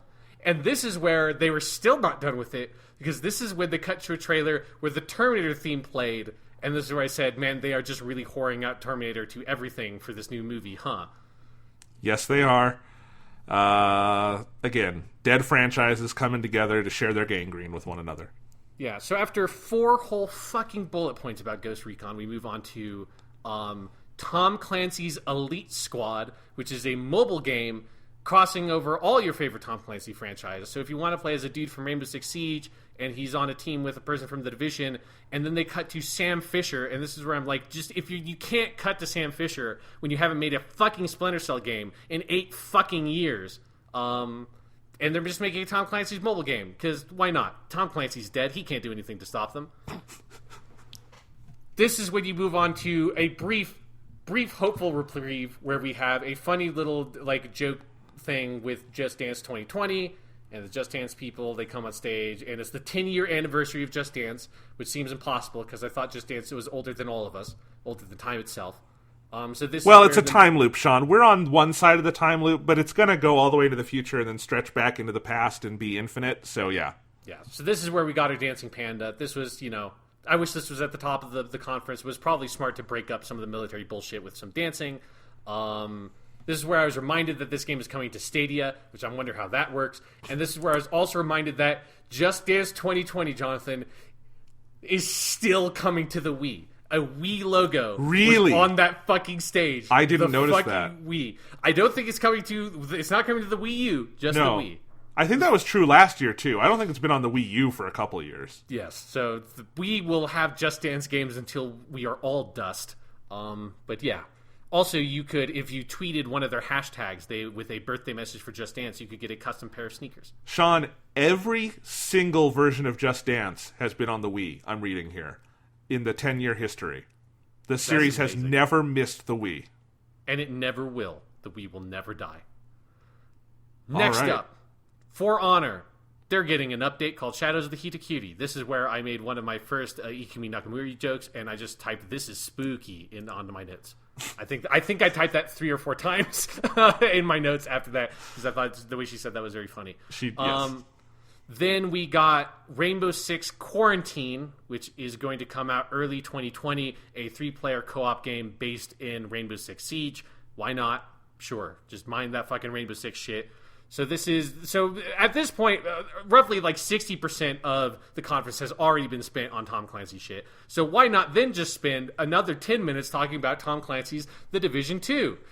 So then they go through not just what their next update is for Tom Clancy's The Division 2, and not for the update after that, or the update after that. They go through the next 4 fucking updates for Tom Clancy's The Division 2, for the love of fucking God. Holy shit, so much Division 2. Which, that was my main comment when I looked over my E3 2018 notes, was there were like 5 demos of the Division 2, and they just haven't stopped. So, they also, they're set up for one of their updates, their last update that they showed a trailer for, is literally the same plot that they had just shown for that Ghost Recon game about one of the members of the Division going rogue, and then you have to hunt him down and kill him, which is literally what that Ghost Recon thing was. So, this is where then they talked about that they are making a Division movie. I think they already said this, but they said now it's coming to Netflix. So they're partnering with Netflix to make the Division movie. It's directed by the dude that did Deadpool 2. It stars Jake Gyllenhaal, and I spelled Gyllenhaal correctly the first time I typed it, and I was very proud of that. And also Jessica Chastain. I was about to try to do it, but I don't want to. David Leitch, I am sad he's being wasted on this, because you say Deadpool, he was the co-director of John Wick 1, don't you ever forget. Oh, that's true, yes. He's doing the Hobbs and Shaw movie coming up, and then he's going to have his talents utterly wasted on a bad video game movie. Oh well. Yeah, that, Division movie. Someone had to talk about some video game movie. Might as well be Ubisoft. This is where they talked about the streaming thing, I think.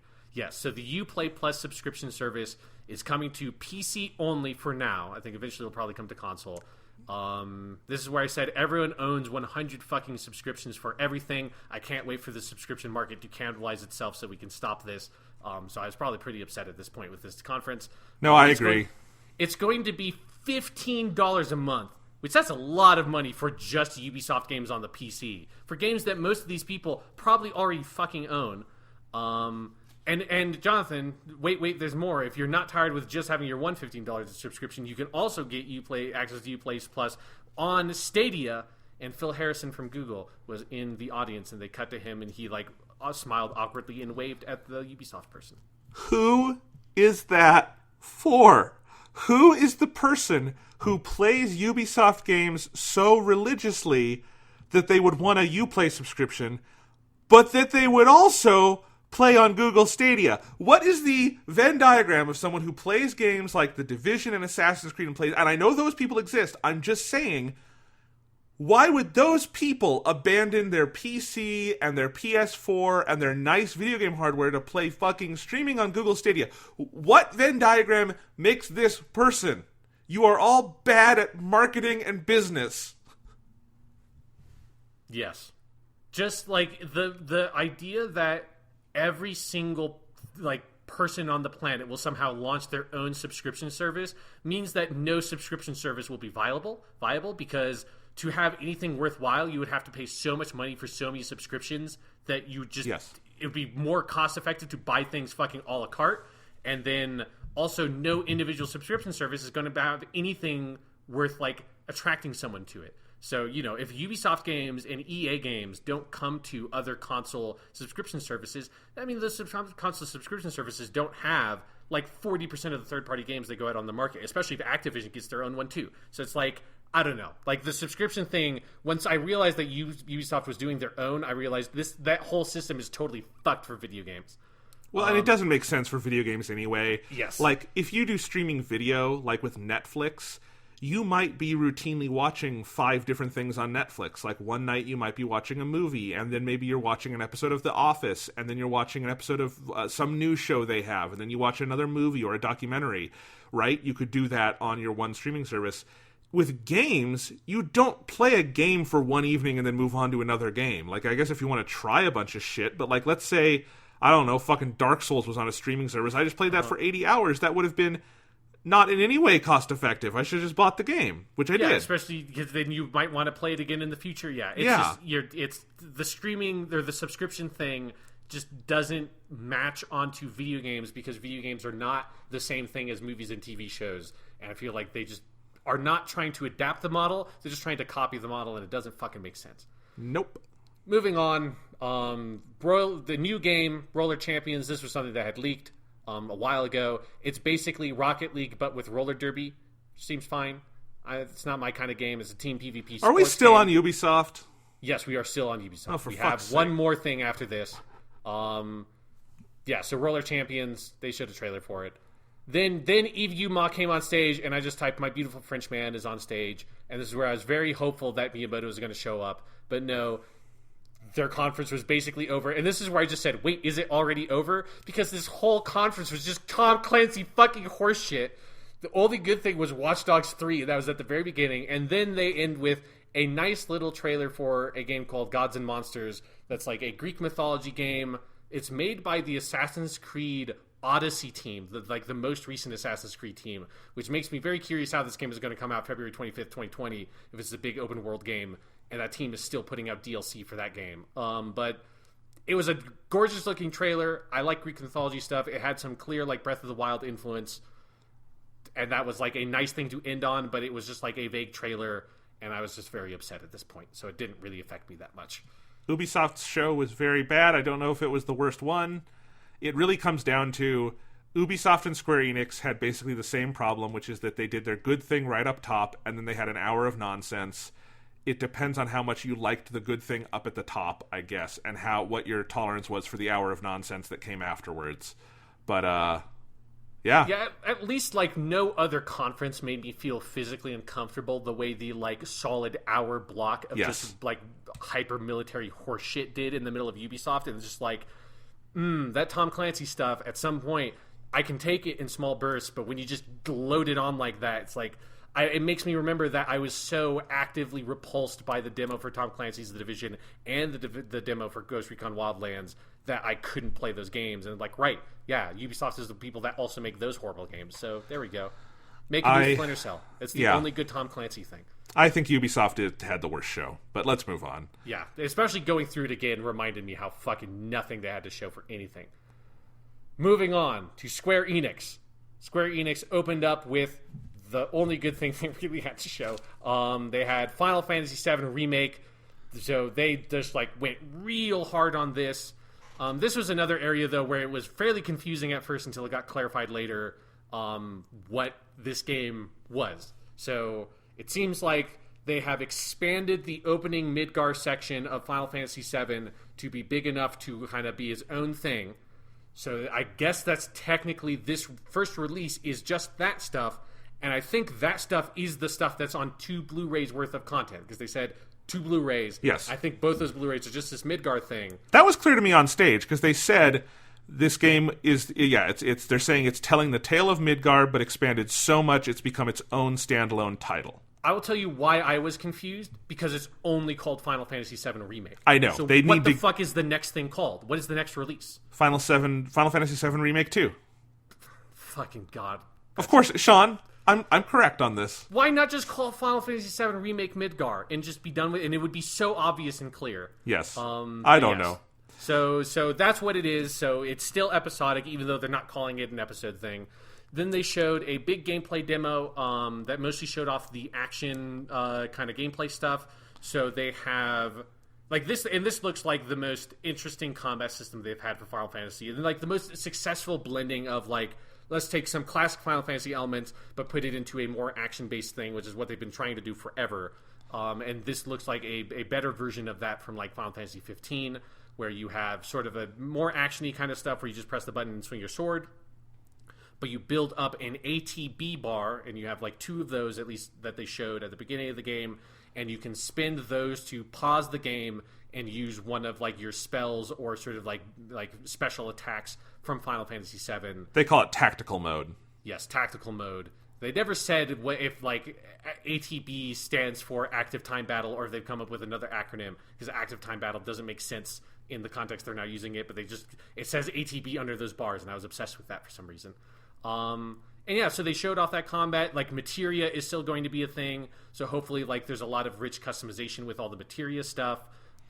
You'll be able to control multiple members in your party within one fight with just like the press of a button. You'll switch to someone else, and so all the party members build up ATB bars on their own. And that was the thing that for me clicked, that like once you're outside of like the early stuff that they showed, I can very much see if you have multiple ATB bars for each character and you're switching between characters, that eventually, by like when you're higher level in this game, presumably you're just like switching between characters really fast, almost like Mass Effect 1 style, where everything is on a cooldown. You're just like, eventually you're not really just like, for Mass Effect 1, you're not really shooting a gun anymore, or you're not really swinging a sword anymore. You're just like popping around and using all these abilities really quickly. That's what I think the pitch for that combat is ultimately going to be. It looked really good. Like, yeah. I think it looks like a cross between Final Fantasy VII's combat, Final Fantasy 15, Final Fantasy 13, I think there's some elements in there, and then Mass Effect. And you put all those in a blender, it seems like that's kind of what you get here.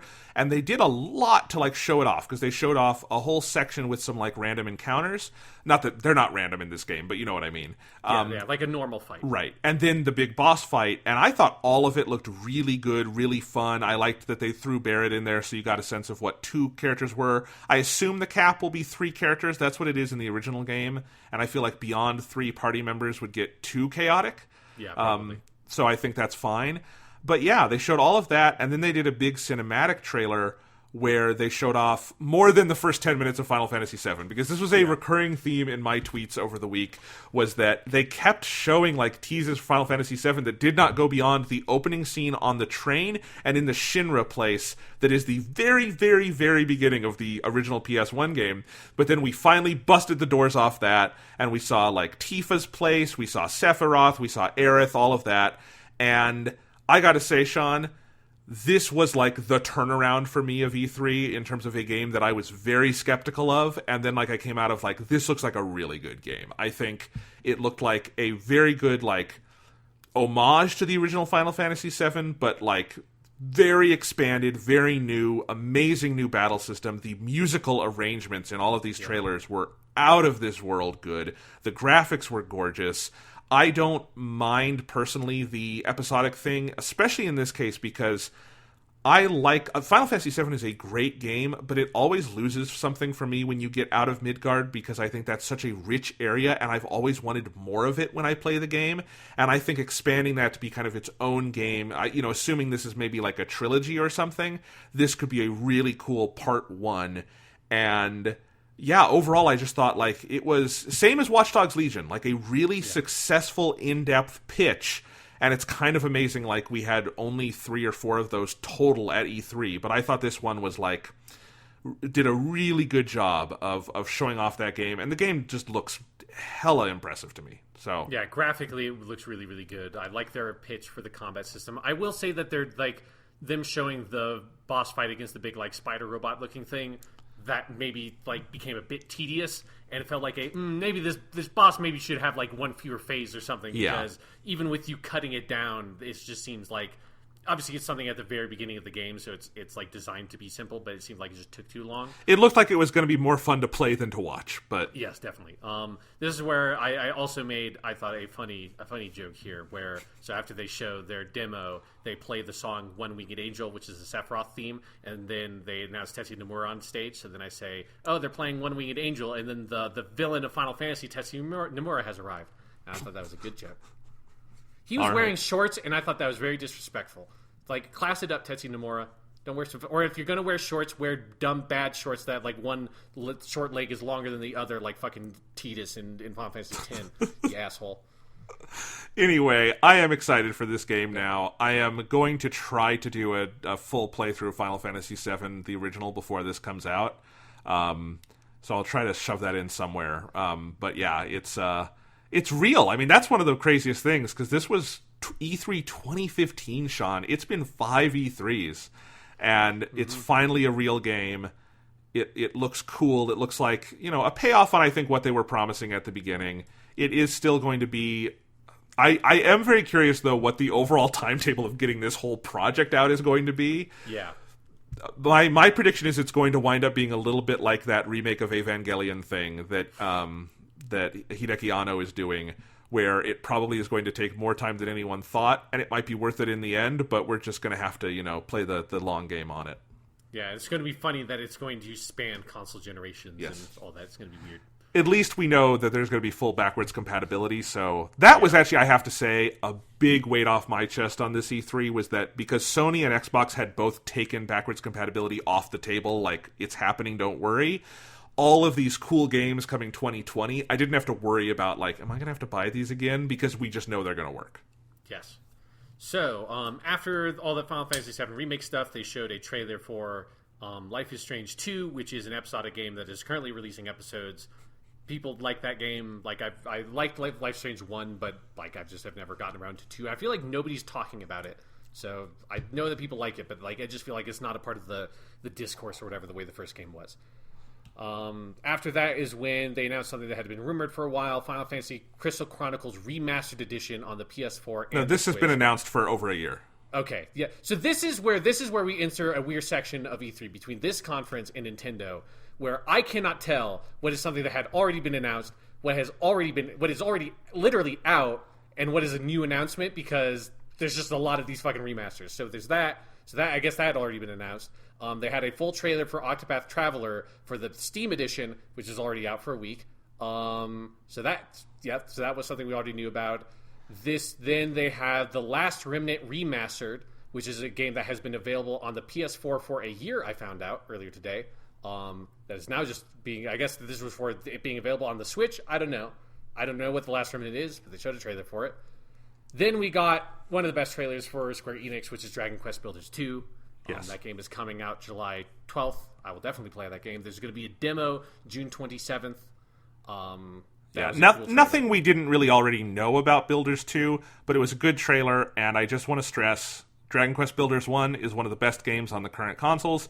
Dragon Quest Builders 2 looks even better. I am very excited.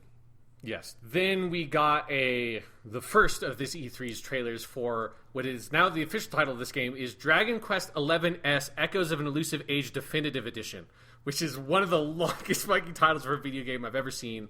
So this is the Switch version that has all the stuff in it. But what's funny, this one didn't have a release date.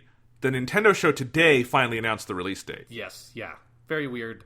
I don't know why they tacked Definitive Edition onto the title of that game, because I feel like before it was just Dragon Quest XI-S. No, the Definitive Edition has been there for months. That's Hasn't how. Really, yes. Maybe they changed the logo or something, because that logo just looked ridiculous. It's not. The Japanese version does not have Definitive Edition. That's probably what's confusing it. That's probably what it is, because I think the only time I've seen that trailer was in a Japanese Nintendo Direct. So that's for the localization, they've always added Definitive Edition. Next up was a series of trailers for games from something called the Square Enix Collective, which is something I didn't know that Square Enix did, which is that they pick up and publish what would otherwise be indie games, and they then showed a cycle of trailers for games I had literally never heard of before that have been coming out for like 5 years. And then they announced a top-down racing game called Circuit Superstars coming 2020 for the PS4, Xbox One, Switch, and PC, and I will continue to not know what that game is the next time anyone ever talks about it. Then they showed a long trailer for Battalion 1944 Eastern Front, which is a first-person shooter that I guess Square Enix has been publishing. It's a game that's already been out for like a year. It's available on Steam. Another game that already exists that they showed stuff for. Then we got our second live-action commercial that takes place in a coffee shop, which was for Square Enix Music, which is Square Enix Music is on streaming services, which is something I think they did last week. So they showed us a trailer for something they already did. Again, then we got a trailer for Kingdom Hearts 3 DLC called Remind, with a colon between re and mind. Is there a reason there's no voice acting in this and it's all captions? That was my question that I typed of anime dudes are speaking to each other with on-screen text. And it was like, and I typed, do they know that there's voice acting in this game? Because it's not even just like, oh, there was the Japanese voice acting, but they haven't done the English voice acting yet or something like that. Just no voice acting for some reason. Just people talking with big text on screen. There was a funny exchange where one guy said, Zigbar, who are you? And the guy responded, the question is, who are you? Luxord.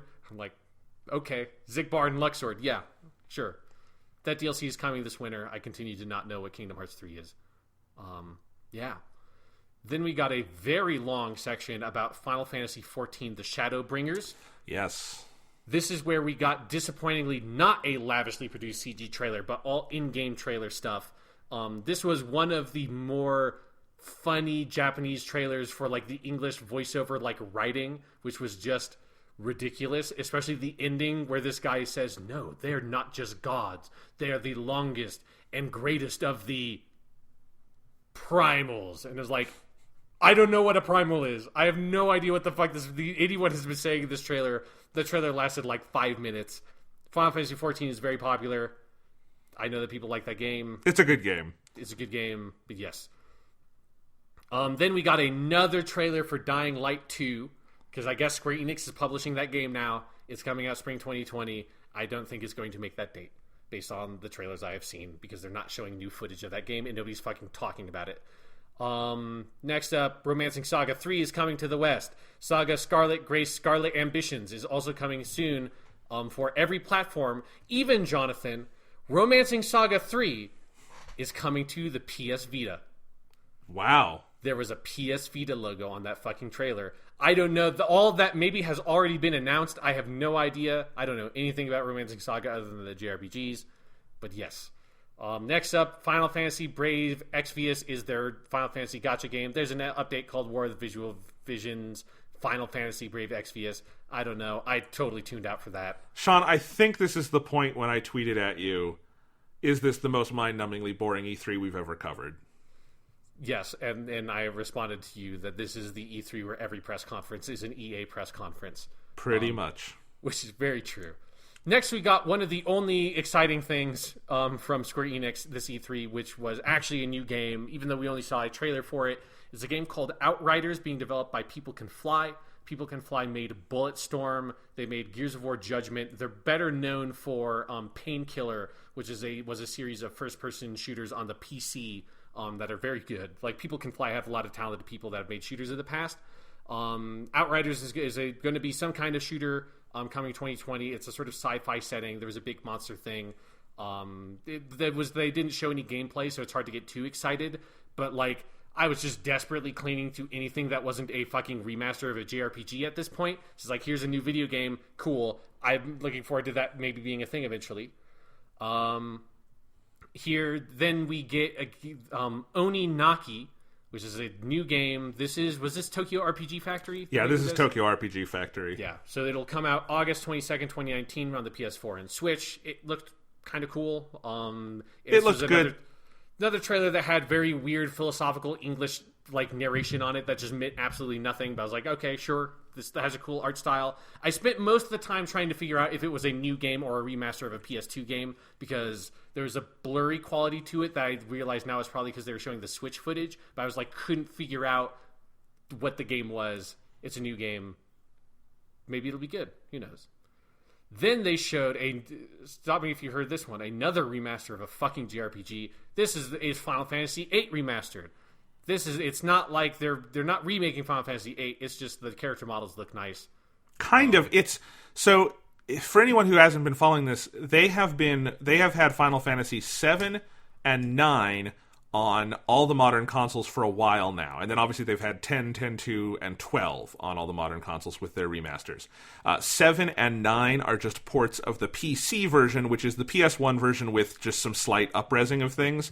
But they're not called remastered. This is the exact same thing. It's the PC port of Final Fantasy VIII now on consoles. It's not really remastered. It's just that they've taken all the PS1 assets and they're running on higher specs so they look a little nicer. It's very misleading for them to call it remastered, but it's basically if you have the Final Fantasy 7 or 9 ports, it's that, but for 8. There you go. It's coming 2019 to PS4, Xbox One, and the Switch. This is where I typed, it's time for people to rediscover the idiocy that is the Squall died theory. If you don't know what that is, we've talked about it on the podcast before. Yes. Look it up. I'm just not a big Final Fantasy guy. I don't like this era of Final Fantasy very much. I do not like Final Fantasy VIII. I know the game has its fans, but I would continue to not like that game even when it's been remastered.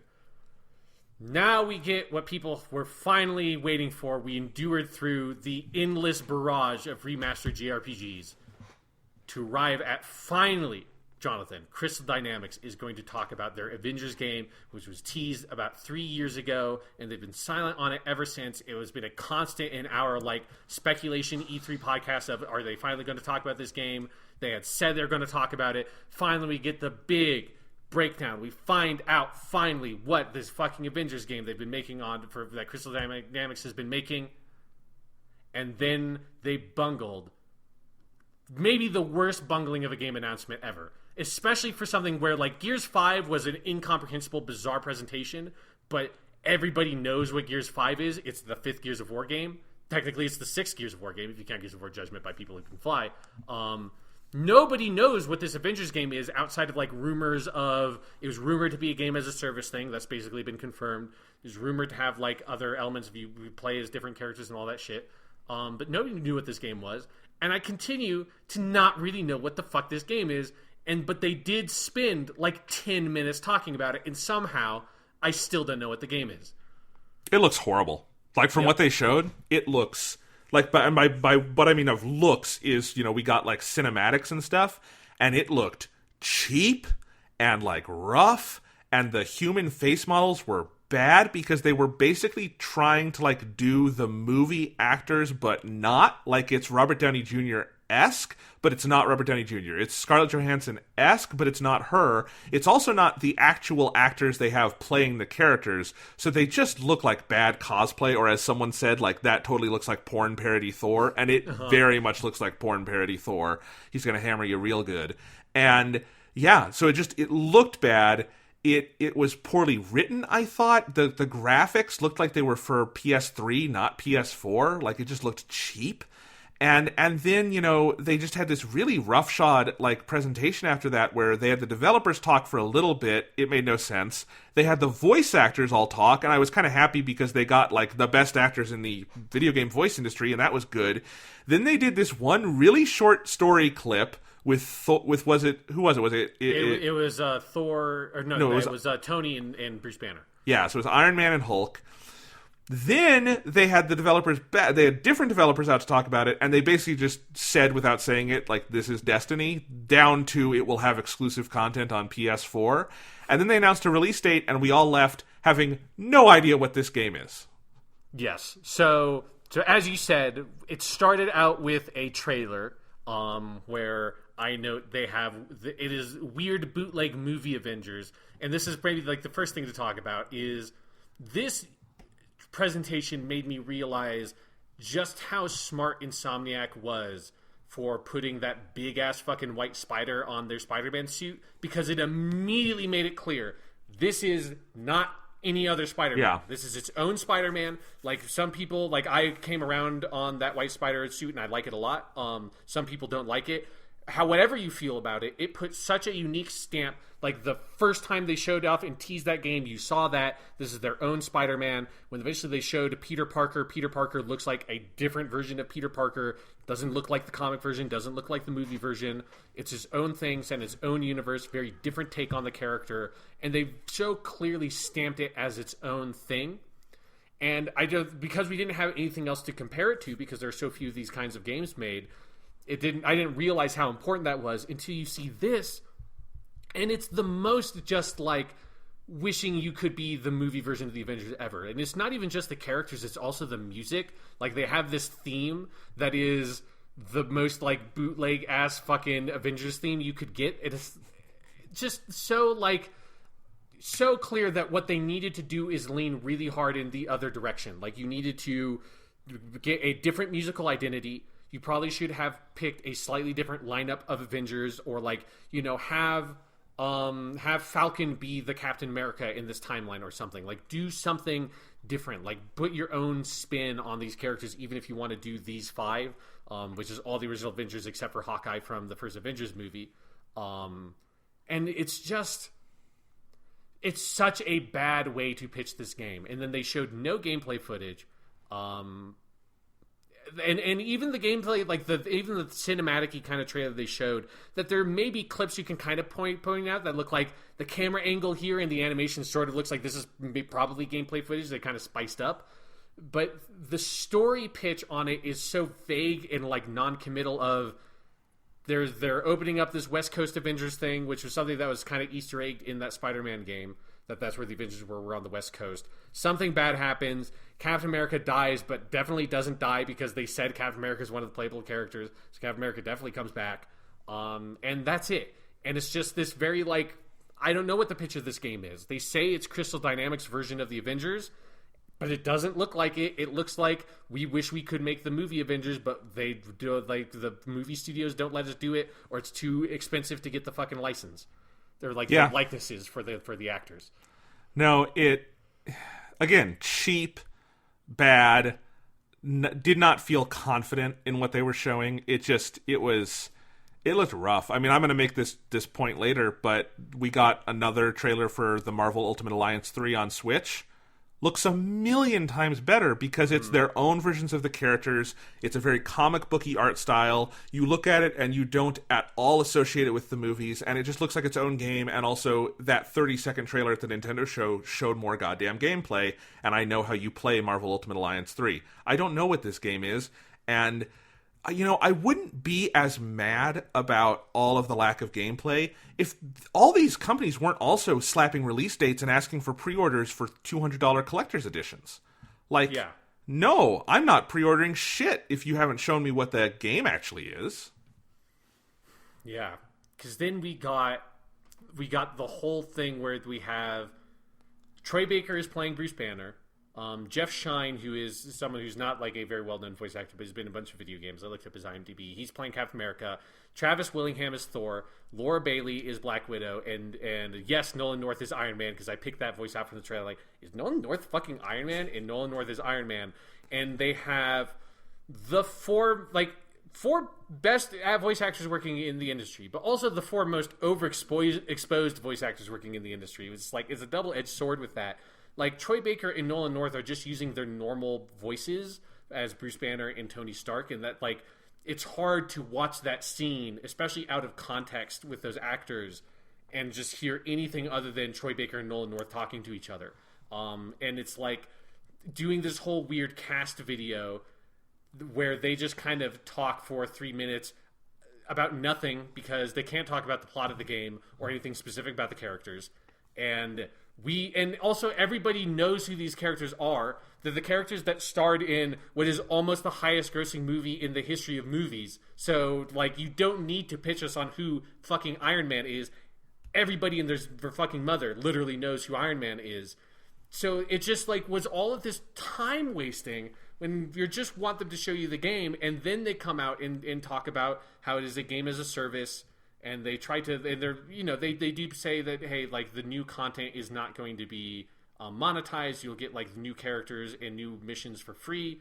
No random loot boxes, which just immediately says, like, okay, there'll just be a bunch of microtransactions for cosmetics. This is almost certainly how they're going to monetize it. And then that was it. And then it's coming out May 15th, 2020.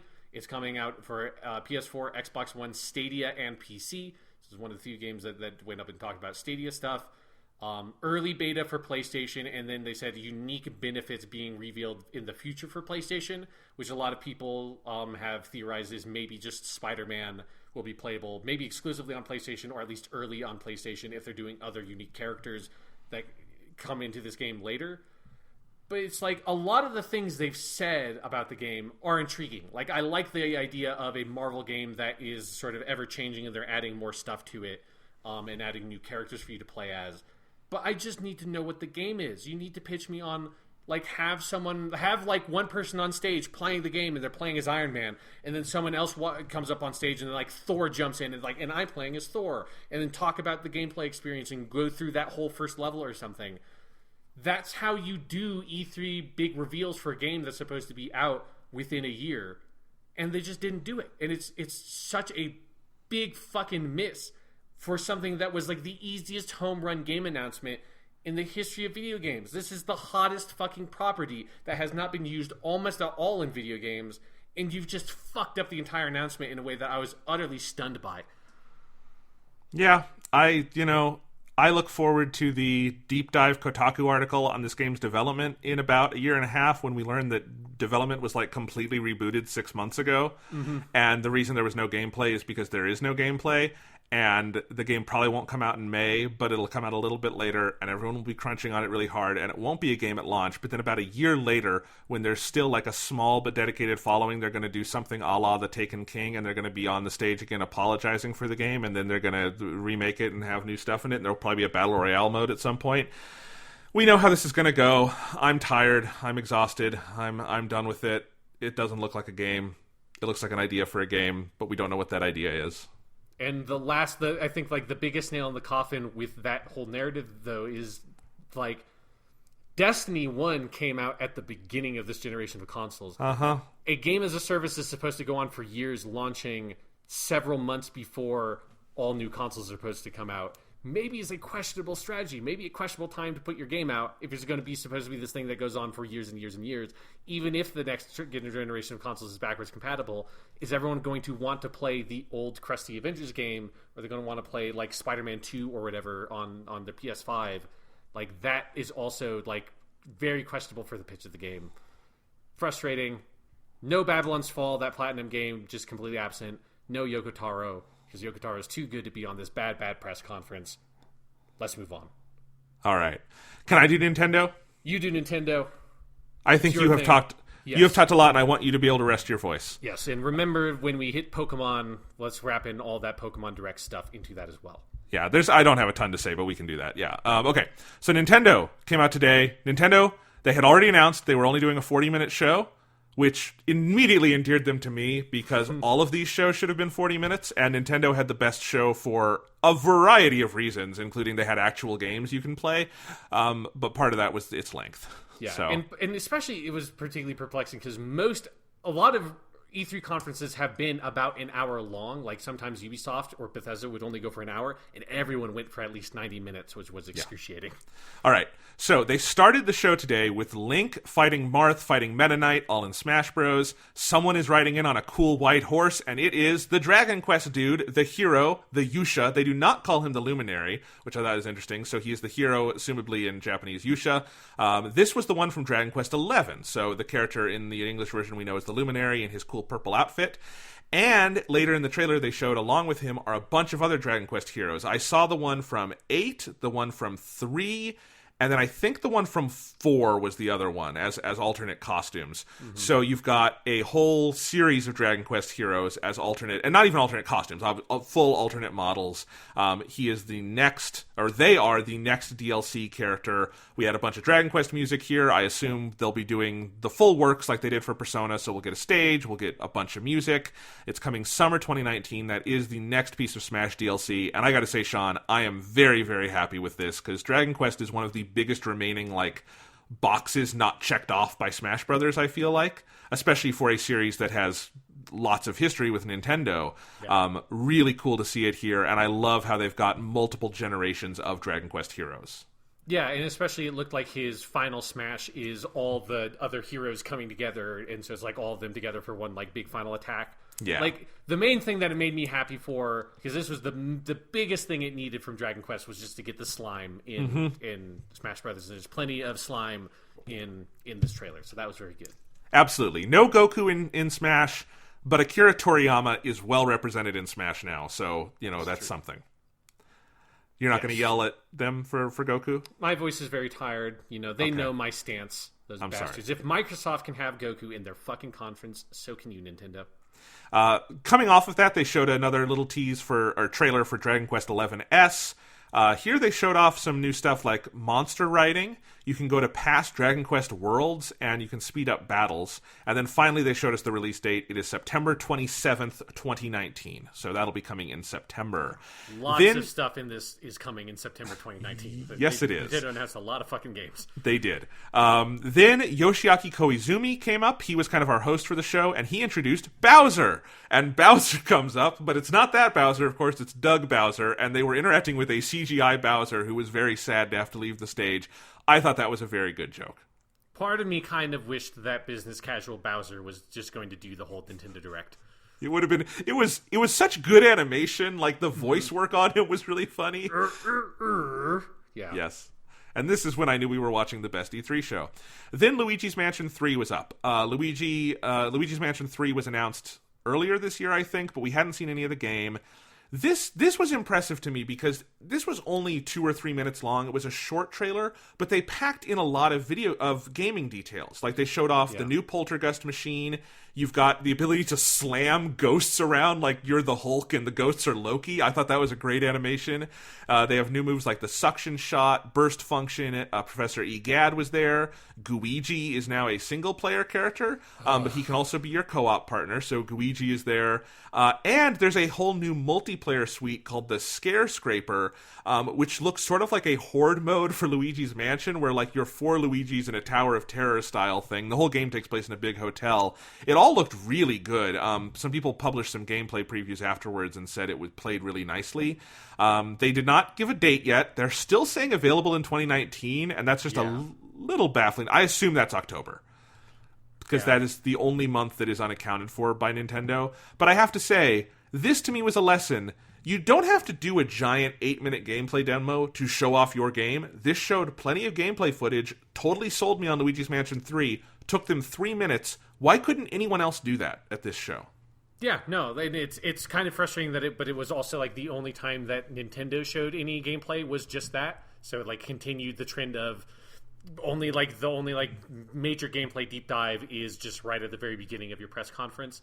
But yes, I'm glad that they focused on the gameplay stuff. The game looks good. There was gameplay in other trailers. There was gameplay in other trailers, but they weren't gameplay demonstrations. No. You know what I mean? They were it was gameplay, but it was all cut together in a trailer, and that's not very meaningful to me. I will say I'm very disturbed by Guigi. I don't like Guigi, and there's something about Guigi being the player 2 character for the player 2 character that is Luigi that feels as you make player 2s for player 2s, it's the DNA breaks down. It's you've made too many copies of a copy and eventually it's just not even a person anymore.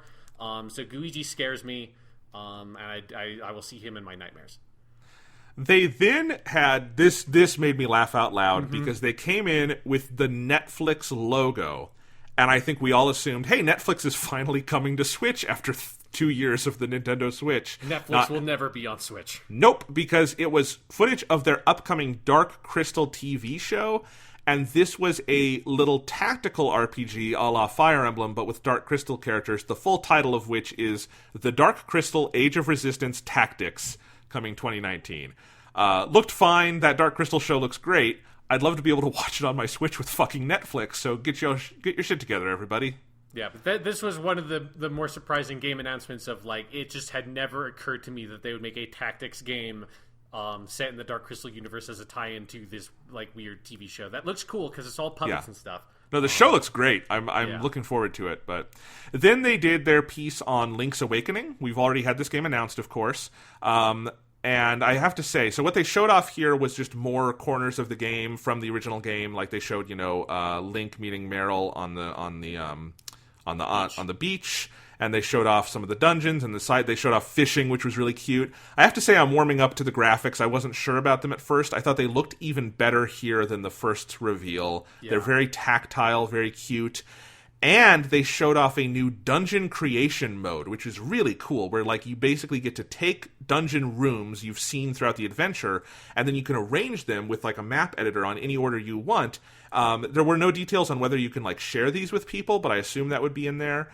And I assume at my own risk with Nintendo and online stuff. Yeah. But it definitely looked like a cool new feature, and it is coming September 20th, 2019. Yes, so that's another September game from Nintendo. I thought it was a good showing. I just wish with that dungeon builder thing, because the way they showed it was like you can make your own dungeon and then explore it whenever you want. I'm like, why do I want to build a dungeon that I made? I made the dungeon. I don't like. There's nothing for me to explore. I literally built it. So like that was a weird pitch of that feature. I did like that the guy you go to build your dungeon is Dompe from the Gravedigger from Ocarina of Time, so that was a nice little bit. And I do feel better about the art style. I still am not a huge fan of the way the Link model in the game looks. Like everything, all the environments and other stuff I like. There's something about that Link that just looks off to me, and it's like it looks like an off-brand Link. It looks like a toy Link you'd buy that like they didn't actually have the license for Link, and like that's the one thing about the game visually that I'm still not sold on. That's fair. I liked it, but I get it. And I also got to say the musical arrangements in this trailer were out of this world good. Oh my god, the music's so good in that game. Yes. All right, then we got a preview for Trials of Mana. It's an action RPG getting global release on Nintendo Switch in early 2020. And with that, they showed off the Collection of Mana, which has been long rumored, but it is the 3 Secret of Mana games, which in the US were called Final Fantasy Adventure, Secret of Mana, and then a game we never got here, Trials of Mana, different than the action RPG one, that is getting its first ever English localization. And that's a full collection with all 3 games, and it's out today on Switch. By the time we're recording this, it is already out. I looked it up. It's $39.99, which is a bit pricey, but those are beloved games, and one of these, again, has never been officially localized. Yeah, one thing I can't seem to get a clear read on is whether or not this Trials of Mana is a big remake of that. I don't know either. 3. Like that's one of those, like, there's a number of these kind of like weird JRPG remakes and remaster things that I just don't know what they are, and I wish they could be a little bit more clear on a lot of that kind of stuff. Well, because the Mana fans know, but we're not like big into the Mana world, so like... Yeah, so I just want to know what the game is. Please tell me what the game is. Yes. Then we got something that had been rumored, but I think we all thought was impossible. The Witcher 3 is coming to Nintendo Switch. They're calling it the Complete Edition, and in fact, I was just, while you were talking, Sean, looking at art where they're boasting that it's all 16 DLCs that we got when the game came out on PS4, plus the 2 big DLC packs that you've talked about before, all on Switch. It is coming later this year. I even saw, for the European edition at least, it's the same as what we got on Switch, where it's coming with like the soundtrack and the map and the little art book, all of that stuff. And they're boasting that, again, for Europe at least, the entire game is on one physical cart. You're not going to have to download extra stuff, which happens a lot for Switch. So, yeah, I am fascinated by this because... I am extremely excited for the Digital Foundry video of this game. Because I don't know if you saw, Sean, Digital Foundry did a pre-analysis just when this was a rumor, being like, how could this work? And they couldn't really even figure it out. So I don't really want to play Witcher 3 on Switch because it's so gorgeous on PS4. I don't need it. I kind of want to get it on Switch just to know what it's like, you know? Yeah, I mean, the footage that they did show looked very blurry and like low resolution, and I like... because the thing with Witcher 3 is, they made very good very good Switch ports of Doom and Wolfenstein 2, but those are games that both ran 60 frames per second on modern consoles and are like linear first-person shooters. Like Witcher 3 is a game that struggled heavily on modern consoles. There's some areas in that game that can run less than 20 frames per second fairly consistently. At least they fixed some of that in the patches, but like still, that game is rough. And it's a big open world RPG. So yeah, I'm very curious to see like what running around like the heart of Novigrad or the swamps in particular would make that game tank. I'm very curious, like the technicals of how that game is going to be on Switch. It's very interesting. I think it's cool. It's good that it's coming. Might as well do it if you can. Yeah, I am fascinated the same way you are. We have not had a high profile disaster Switch port. There's been some like little ones. Like I know there was like the most recent WWE game on Switch didn't work, but like who gives a shit? But like the high profile those games ones sell millions of copies. They are like quietly extremely successful. Sorry. Just wanted because it's something that is very easy to forget that those games are very popular and make a lot of fucking money. No, that is totally fair. I'm not saying they should rip people off, but yeah. So I don't know. I don't think CD Projekt Red would okay this if they didn't think they could do it. Yeah. But I am fascinated by what it will be like.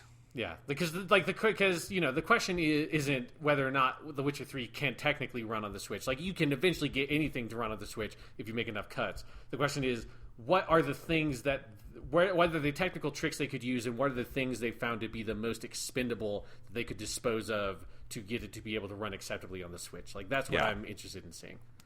So we got a little reminder trailer for Fire Emblem Three Houses, just a really beautiful cinematic trailer. This was quick. It was just to remind us it's coming out July 26th. I did notice Mitsuru from Persona 3 is one of the main voices in this trailer. Lovely visuals, even better music. Goddamn, this looks like a fucking great video game, and I cannot wait for July 26th. Yep, very good trailer. I actually, I went back and watched some of this on the Japanese Nintendo Direct, and there's something about the writing in the English trailer just kind of put me off a little bit. In the Japanese version, I thought like it was smoother. There's something about this like transitioned much better than this was one of those trailers. There's a couple of them after this that's just like here's like a bunch of lines of dialogue from other characters just sort of all over each other, kind of saying stuff that's hard to put together. I thought there's something about the Japanese version that did that trick better than this trailer did, but still very cool trailer. All right, so Koizumi came out again to remind us that Switch is the only home console you can play on the go, and he said, quote, "In fact, it might even be fun in a place like this." It then cut to a live-action ad where a boy and a girl were in a haunted mansion to play Resident Evil on Switch, which is an interesting idea for a date. I'd probably not go with the boy into the haunted mansion, but, if you really trusted him. So 2 more games coming to Switch, Resident Evil 5 and Resident Evil 6, both being ported. That just leaves Resident Evil 2 and 3 as the only numbered Resident Evil games not on Switch. Yes. So those are coming 2019. This is one of those ones where it was weird because most of the footage was of the Resident Evil 1 remake, which has been on Switch for like a couple of months. So like this is one of those where I was like, isn't this already there? Is it all they have this? And then the actual announcement was because they showed a lot of footage from a Resident Evil game that everybody likes, and then the actual announcement was, but we're actually putting the 2 Resident Evil games that most people don't like on the Switch. It's like, okay, weird. All right. Then they showed off the trailer for No More Heroes 3 coming 2020. I will confess I know nothing about No More Heroes, but people like those games and we're excited about this. Yeah. Those games have always seemed... they never looked good for me on the outside, but they do have their fans. All right. Then they showed off a new Contra game. It's called Contra Rogue Core. It's like a 3D isometric Contra game. It's coming September 24th. It'll have local wireless co-op and online multiplayer. Didn't look bad. Yeah, I mean, I don't know. I mean, it's a game made by Konami, so I don't know what the fuck that even means in 2019. But yeah. We also learned that we already knew this was coming, the Contra Anniversary Collection. It's a big anniversary collection with all the Contra games, and they announced it had not been dated yet, and it is available right now on the eShop, so Shadow Drop. Then they showed off more of Daemon X Machina. Still looks slick as hell. I wrote that I almost kind of want an anime show in this style more than I want the actual game, but... I've got a couple of Gundam shows that we'll get to eventually, that this is the kind of double of Gundam in a lot of ways, yeah. But it looks like a good trailer. This was finally getting a date. It's September 13th. So September is super busy for Switch, just in terms of full $60 games. The 13th is Daemon X Machina, the 20th is Link's Awakening, and the 27th is Dragon Quest. So stacked month there. Then they showed off a remake of Panzer Dragoon. I don't really know much about that game, but I thought I can't tell if this is even a remake or not. They said it was a remake. Did they say it? Yeah, I don't think they said anything about that. Well, they didn't say it in the show. Treehouse? Yeah, in the treehouse. Okay. But I don't really know. What is Panzer Dragoon from? Because I thought this trailer looked gorgeous, but I don't know much about that series. They're old, like, Sega games that are... I mean, it's what you saw in the trailer. Like, you fly around and kind of lock on... Like, they're very old-school kinds of games. They were mostly on, like, the Sega Saturn and the Dreamcast. So the original, if this is a remake of the original Panzer Dragoon, that is a 1995 game released only on the Sega Saturn. Like most of the Panzer Dragoon games that people like are Saga and Orta, and I think it's Panzer Dragoon Saga which was a Saturn game, is like very hard to get. There were not very many of those games made, so that's why it's kind of infamous. Yeah, Nintendo for Europe tweeted, "Soar through the skies on your armored blue dragon when Panzer Dragoon Remake for Nintendo Switch arrives this winter in a new, remade version of the original Panzer Dragoon game. True to the original with improved graphics and controls." That's interesting, because I just feel like I've never heard anybody talk about the original. Like, I feel like the people really like Panzer Dragoon Saga. Like, the people who played it love it, but there's only like a couple thousand manufactured, and people really like Panzer Dragoon Orta. I've never heard anybody talk about the original Panzer Dragoon game, to the point that I didn't realize there was a game that was just called Panzer Dragoon, which is why I didn't know that there was a remake. Yeah. So, but I will say I perked up at it. I thought it looked good. It looked good. I think like that style of game is a very hard pitch to a modern audience because it's like a very old school. Like there was... Do you remember the game called Crimson Dragon, which was an Xbox One launch game? It was one of the games they showed off at their E3. So that was in the style of Panzer Dragoon from the same creative director, and they made it a Kinect game. And when that came out, people were like, "Oh, well, okay, you made it a Kinect game." I mean, you could play it with a controller also. Oh, okay. Like, they put in Kinect features, and like that release, I think, made a lot of people realize maybe like these kinds of games, kind of like side-scrolling beat-em-ups. It's very hard to make a game like that in that style today. So I'm curious to see what it is, but I wouldn't get my hopes up a whole lot for it. Not saying my hopes are up. I just liked the trailer. Okay. All right. Then we had Shinya Takahashi up to talk Pokemon. So this is where they briefly recapped the Pokemon Direct. And if you didn't see that, it was cool. It was honestly what they should have shown for the first Pokemon Sword and Shield Direct, because it was all really cool stuff. Like, they showed off this big new area called the Wild Area, which is where you can... It's a hub area of the Galar region that connects to a lot of other areas, and it's got different climates and regions, and you can go around there and catch Pokemon who are, like, out in the field. It's not random encounters, and you can control the camera and everything. That all looked really gorgeous. There's Pokemon that get really fucking big through a thing they're calling the Dynamax system, and that just looked fucking awesome. They showed off the new gyms, which are just full giant, like, stadiums, like football stadiums. All of the Galar region stuff looked gorgeous. There's these new cooperative raid battles you do to catch Dynamax Pokemon. And they showed off the new legendaries, who are these like big wild dogs that have either a sword or a shield on them. I thought that the Pokemon Direct was fantastic, and I think if they had shown off Sword and Shield for the first time with all that footage, I think people would have been less lukewarm on it, because I think it looks really cool. Yeah, it was definitely much more interesting. I like the style of the game more. I like them showing like kind of Pokemon Go style wild Pokemon in the environment. You have a more third-person camera. Like, I still think like there's something about that third-person camera that looks very much like we usually don't have this kind of third-person camera in our games, and it looks very like stiff and kind of unnatural. And I hope that maybe they can like make that look a little bit better. The one thing that I don't like is I just can't get behind the big Pokemon. I think. Why not? Because they're not like... Because it's not the Pokemon Evolve. It's just, here's like a Pikachu, but now it's the same Pikachu just 50 feet tall. I think it looks really dumb. Like, it just... Oh, it looks cool. It doesn't... Like, it may... Like, the raid battle version of it kind of makes sense to me. in terms of like, here's a new activity, and so we've created this for the activity. But when they showed the footage for this E3 trailer, and it was like, oh, awesome! Like, here's this big gym, here's this gym leader like coming out. It's like, this is going to be like, this is what they showed like in the first episode of the Pokemon anime, is like these two people having a big Pokemon battle in this huge like fucking football stadium sized thing.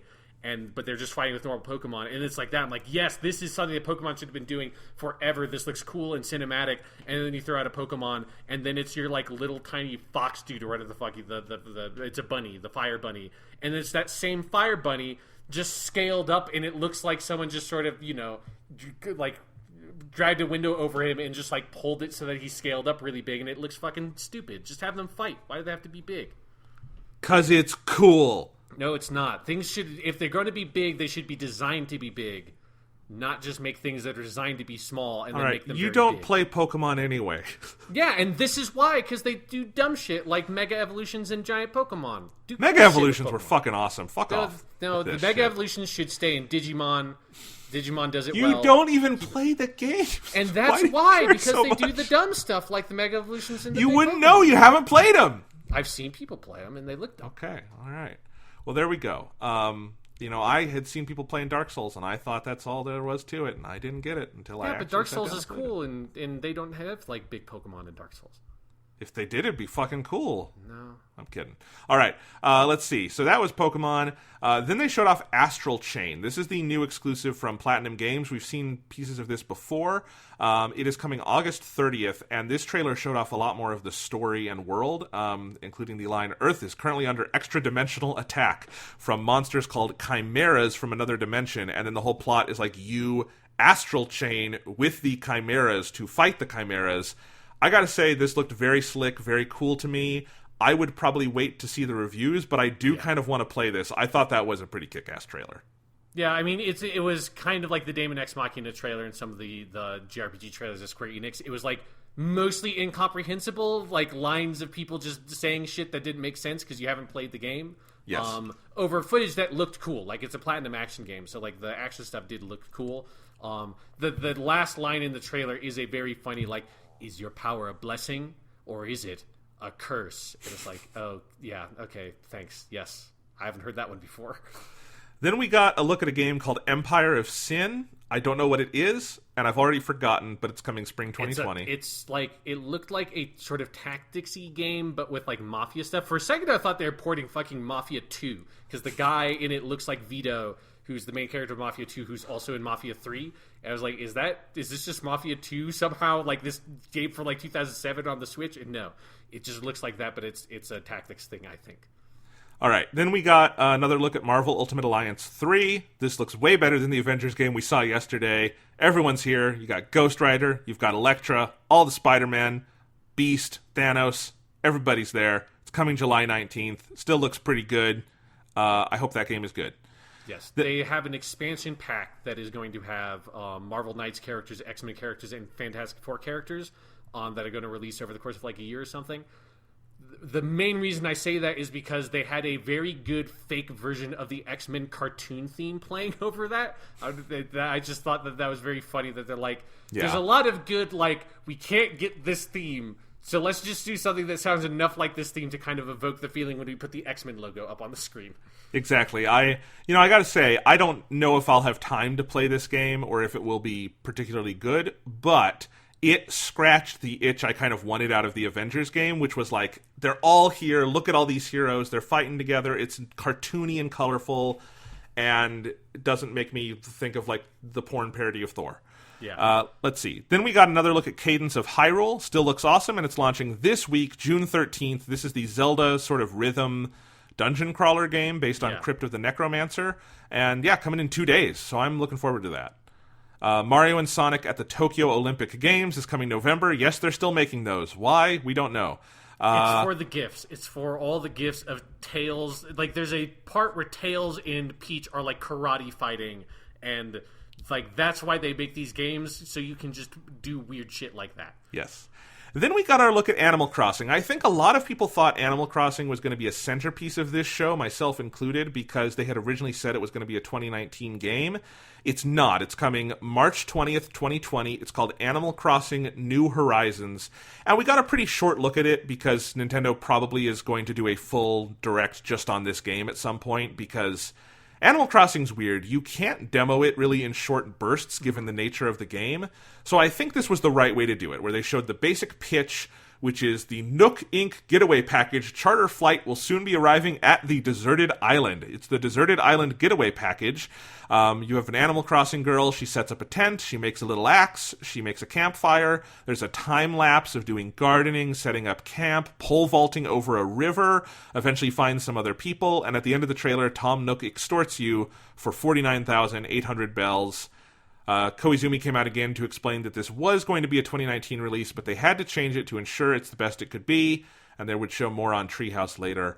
I really liked the pitch for this, doing an island. There's speculation you might go to multiple islands in this game. Looked fun, looked like Animal Crossing, and we'll be getting it in March, and I'm looking forward to it.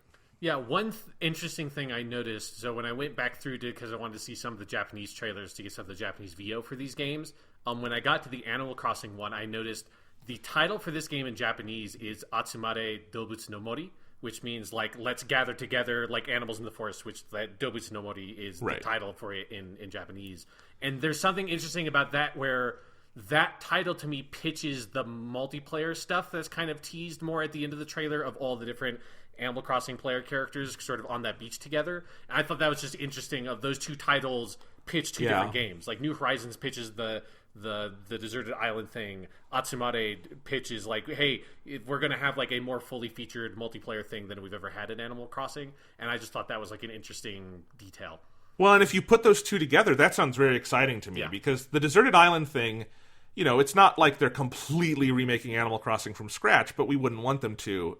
But it does seem like a cool new setting for the game that is not what we've had before. And then if you have a more beefy multiplayer component like that, that could go together really well. Yeah. All right. They then did a big highlight reel with Spyro 3, Hollow Knight DLC, Ni no Kuni is getting port to Switch and to current consoles. Yeah, it's a remaster of the first Ni no Kuni. Minecraft Dungeons, Doom Eternal, Wolfenstein Youngblood. I'm not going to go through all these, but yeah, they showed off a bunch of those. One of the interesting ones in there was because I don't think this has been announced, a port of Alien Isolation. Yep. Yeah, like that was one that kind of caught my eye that I was just sort of surprised by. Yeah, me too. So, then we get into the end of the show, and they did kind of a triple fake-out on us, because they started with more Smash Brothers, and we're like, that's kind of weird, and it was Donkey Kong, Diddy Kong, and King K. Rool hanging out in the DK cabin in a recreation of the trailer that introduced King K. Rool, but now K. Rool isn't outside, he's in there napping with them. Then they wake up and look out the window, and we see the silhouette of what we think is Banjo-Kazooie. But no, it's Duck Hunt pranking us, but then... Yup, it's the real deal. Banjo-Kazooie are here. Their stage looks very cool. They look fun to play as. It's a really fun, goofy trailer. And they will be the third DLC pack, is Banjo-Kazooie for fall 2019 in Smash Brothers. This had been leaked for a couple days, but it had also obviously been rumored for years, because I do not personally have a lot of attachment to Banjo-Kazooie. I just don't know those games very well. But they were huge on the Nintendo 64, so there's a whole generation of fans who have always wanted Banjo-Kazooie in Smash, and that's pretty great. You get Dragon Quest in Smash and Banjo-Kazooie announced on the same day. That's pretty cool. Yeah, and one thing that's interesting is, one of the reasons why it took this long is that Rare and the Banjo property is owned by Microsoft, and so that's like was always one of the barriers, and so it seems like with that overcome, I wonder if that means we will also get Minecraft Steve, if they're going to finally do that also, because why not, Why not? It's been heavily rumored. I also wonder if we'll get Banjo-Kazooie ports for Switch at some point. That makes sense.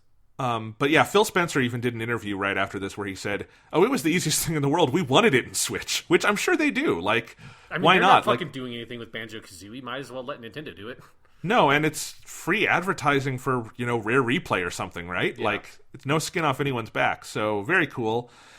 But then Koizumi came back out, said, we've got lots we want to show you, but we're going to show you one more thing. and I was already thinking, okay, I thought Banjo-Kazooie was going to kind of be the end of the show because they did it as like a fake out. But then they start up a cinematic trailer.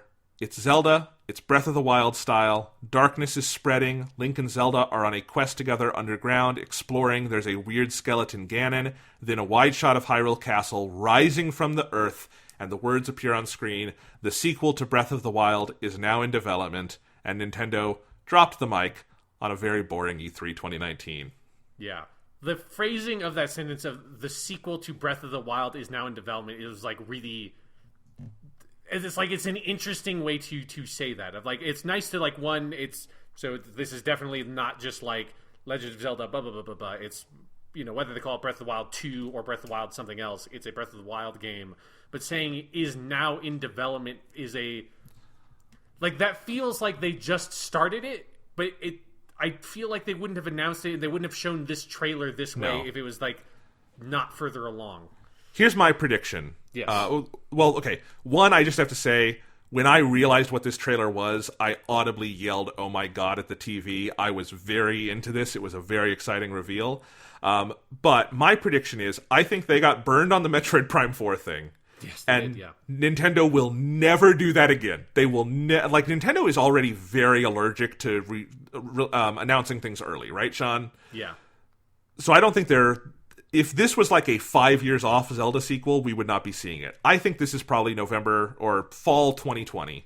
I think this is going to be their big like fall release. And actually, it's a really amazing flex on the rest of the industry to, while the new consoles are coming out, have Zelda Breath of the Wild 2, which will probably be the best game released in that time window, be coming out at the same time. But that's my guess, and that this was the tee-up.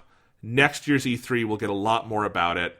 But I'm guessing, because I don't know what other game would be their big holiday 2021. Mm-hmm. So I think that's what this is probably going to be, and it's Majora's Mask style, where it will be like all the assets, the engine, and the gameplay systems. They have all of that from Breath of the Wild, but it will be either a new or heavily altered world for the sequel. Yeah, so that's what I'm thinking. Yeah, I mean, I basically agree with your assessment there. I mean, it's very clear that they're using the foundation to Breath of the Wild like very heavily to sort of jumpstart a sequel, so instead of doing the thing that they usually do with Legend of Zelda, which is kind of remake the game every single time. This is why like Ocarina of Time, Wind Waker, and Twilight Princess are all very different games. Wind Waker is a very different game from game design point of view, but all the models and stuff like that are, and the combat and all that is just pulled straight from Ocarina. So yeah, I think that's a good guess. I did really like the trailer. To me, showed me some stuff that I had always wished that game had, which is more of that kind of... I know this is funny to say because I feel like most people think this game has like this quality of mystery to it, but to me, I never felt that. And having like dungeons and like underground cave areas, like that is one way to kind of evoke some more of that stuff. So I hope that that's like stuff that's in the game. One thing I am very curious about is how much of the map are they going to reuse? Because that like big wide shot of Hyrule like could either mean like we're leaving Hyrule because the castle is going up, or we are reusing this map, and obviously would change things and add things onto it. But if they are reusing the map, as someone who played Crackdown 2, which is an open world game where they took the map from the first game and just rejiggered a bunch of it, that was such a profoundly unsatisfying thing to have done in a video game. I'm very curious to see what they can do if, like, your whole big pitch for Breath of the Wild is we really want to get across this feeling of discovery and exploration. You have to have a different map to do that, or you need to do something very exciting and different to try to capture that feeling. Yeah. So I'm curious to see what their pitch is for how do you do that while still reusing a lot of the assets and elements from the first game. I totally agree with that, because I think if it's just the same map rejiggered, no one's going to be satisfied with that. But I also don't think Nintendo would be satisfied with that. Yeah. Just knowing, because they've never really done that, you know? Like, because even Majora's Mask uses a lot of assets, but it's in Termina. It has all the weird like time stuff. Like, it's a very different game. So I am excited to see what it is. My big thing from the trailer is I hope what that trailer indicates is that Zelda is either playable or a really big figure in the game. A lot of people have already been writing those think pieces, and I think those people are going to get burned hard. I'm not saying I need it, it's just I liked that she was there and they were adventuring together, and I hope we get that, because I like this version of Zelda a lot, and that would be cool. I do really want to see story set after the events of that game, because that was one of the biggest disappointments to me. Was I really didn't like the ending of Breath of the Wild, and I particularly didn't like the way that it just did and now reload your save from right before the boss fight. Like, I wanted to see the impact that the events of the game had on that world.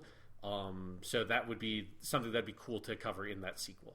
Yeah, absolutely. And heck of an announcement for Nintendo to end the show on. Yeah. When everyone else had such like boring conferences, no real surprises, everything leaked. That really did feel like the mic drop moment of E3. Yeah, and it was just like that was a solid announcement, a solid trailer. Like, it was nice that Nintendo just didn't have any flops. They didn't have they didn't fall on their face. You know, they didn't have the thing last year's E3 where they spent like 30 fucking minutes on Smash Brothers and just said a bunch of shit that nobody gave a shit about. And Ike's voice changes if you use this, like none of that.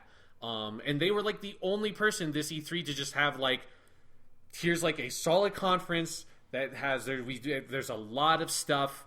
I would have liked to have seen more like real gameplay kind of stuff like we got for Luigi's Mansion 3 for maybe one or two other games. But at least they had that Pokemon Direct that kind of handled that for that game. So like they just had, I don't think it was for me an absolutely stunning, like there was nothing, especially as someone who was not the world's biggest fan of Breath of the Wild, like there's nothing that's like here that's like, oh my God, like I need to rush out and get a Switch. But it makes me very confident that like Nintendo is in a very strong place. They're in like a big upswing with their development. They've got a lot of people interested in porting games to their platform and remastering stuff and putting it out there. They've just got a lot going on, which is good for them this E3, especially because nobody else has anything fucking going on until next year. No, I mean, I don't think it was the best Nintendo Direct. I don't know if I even liked it as much as the Direct earlier this year, where we got the Link's Awakening reveal. Yeah, but I agree. But by the standards of this E3, easily the best show. Yeah, this is the easiest 2-1 E3 conversation in the history of fucking E3s, other than maybe the Sony one from 2013 where Sony just took fucking Microsoft out back and spanked them with the PS4 reveal. Like, other than that, like, since that one, this is the clearest, strongest victory at an E3 I've ever seen from any of the, like, the major players. Yeah, because the pitch was really simple. It was, you have your Switch, you like your Switch, here is a shit ton of cool games from all kind of walks of gamedom coming to the Switch. Some from us, some from our partners. No fluff. Yeah. Yeah. All right. We are 5 minutes away from hitting 4 hours. And you once swore that we would never have another 4-hour podcast. I believe because of earlier E3 podcasts. Yeah. Well, we're not. I'm going to cut us off by the time we hit there. But is there anything else you want to do before we wrap up this E3 podcast? When I was looking at my E3 2018 notes, I saw that on that one, when we did those daily podcasts, we did a bunch of top 10 things, and I started to put together one, and I realized they're literally, one of them was top 10 gameplay demos, and I realized there haven't been 10 gameplay demos this E3. Nope. So we're not doing any of those. Nintendo won. Bethesda had some good stuff to show, but their conference was very dull. Ubisoft is like military horse shit mostly, with a Watch Dogs 3 looks good, and I'm excited about the Gods and Monsters thing and see more of that. And like, honestly, this E3 was like everybody had like one game they showed that they did some gameplay for, and those games generally looked good, and everything else was bad except for Nintendo that had some more interesting stuff. And that's like this whole E3, very monotonous, very boring. I'm excited for next year's E3 when we have competition, and then after that, I think E3 might be done. Yeah, we shall see. It was an exhausting couple of days of watching very boring press conferences. A couple of games I'm looking forward to, but also like, other than the confirmation that we're getting a Breath of the Wild sequel, nothing coming out of this show that I'm like rabidly excited for that I didn't know about heading into the show. Mm-hmm. Right? Yeah, so I agree. And I mean, there are a couple of games that, like, it reminded me that it's like, oh shit, yeah, I do want to play that Youngblood game, like, and that's out soon. Like, there are a couple of things I was like, oh yeah, no, I do want to play that Obsidian game. But, like, nothing they showed for those games that are coming out soon was like actually that exciting, because most of the trailers also were not good. I think there's a lot of like very monotonous, repetitive, poorly cut together trailers, which is what made the Bethesda show nice, is that the 2 trailers they showed for their new games were both really cool, well cut together trailers that are just fun to watch. Yeah. All right. Well, that was it. That was E3. It had Keanu Reeves. That was nice. We got a dancing panda. We got a good Nintendo show. Bye, E3. Yeah, go check out our Gundam podcast, Weekly Seat Gundam. Gundam is very good. It helps. Watching Gundam episodes helped to get me through this very, very boring E3. And remember, Keanu Reeves said that we're all breathtaking, and that's something to hold on to in these very dark times.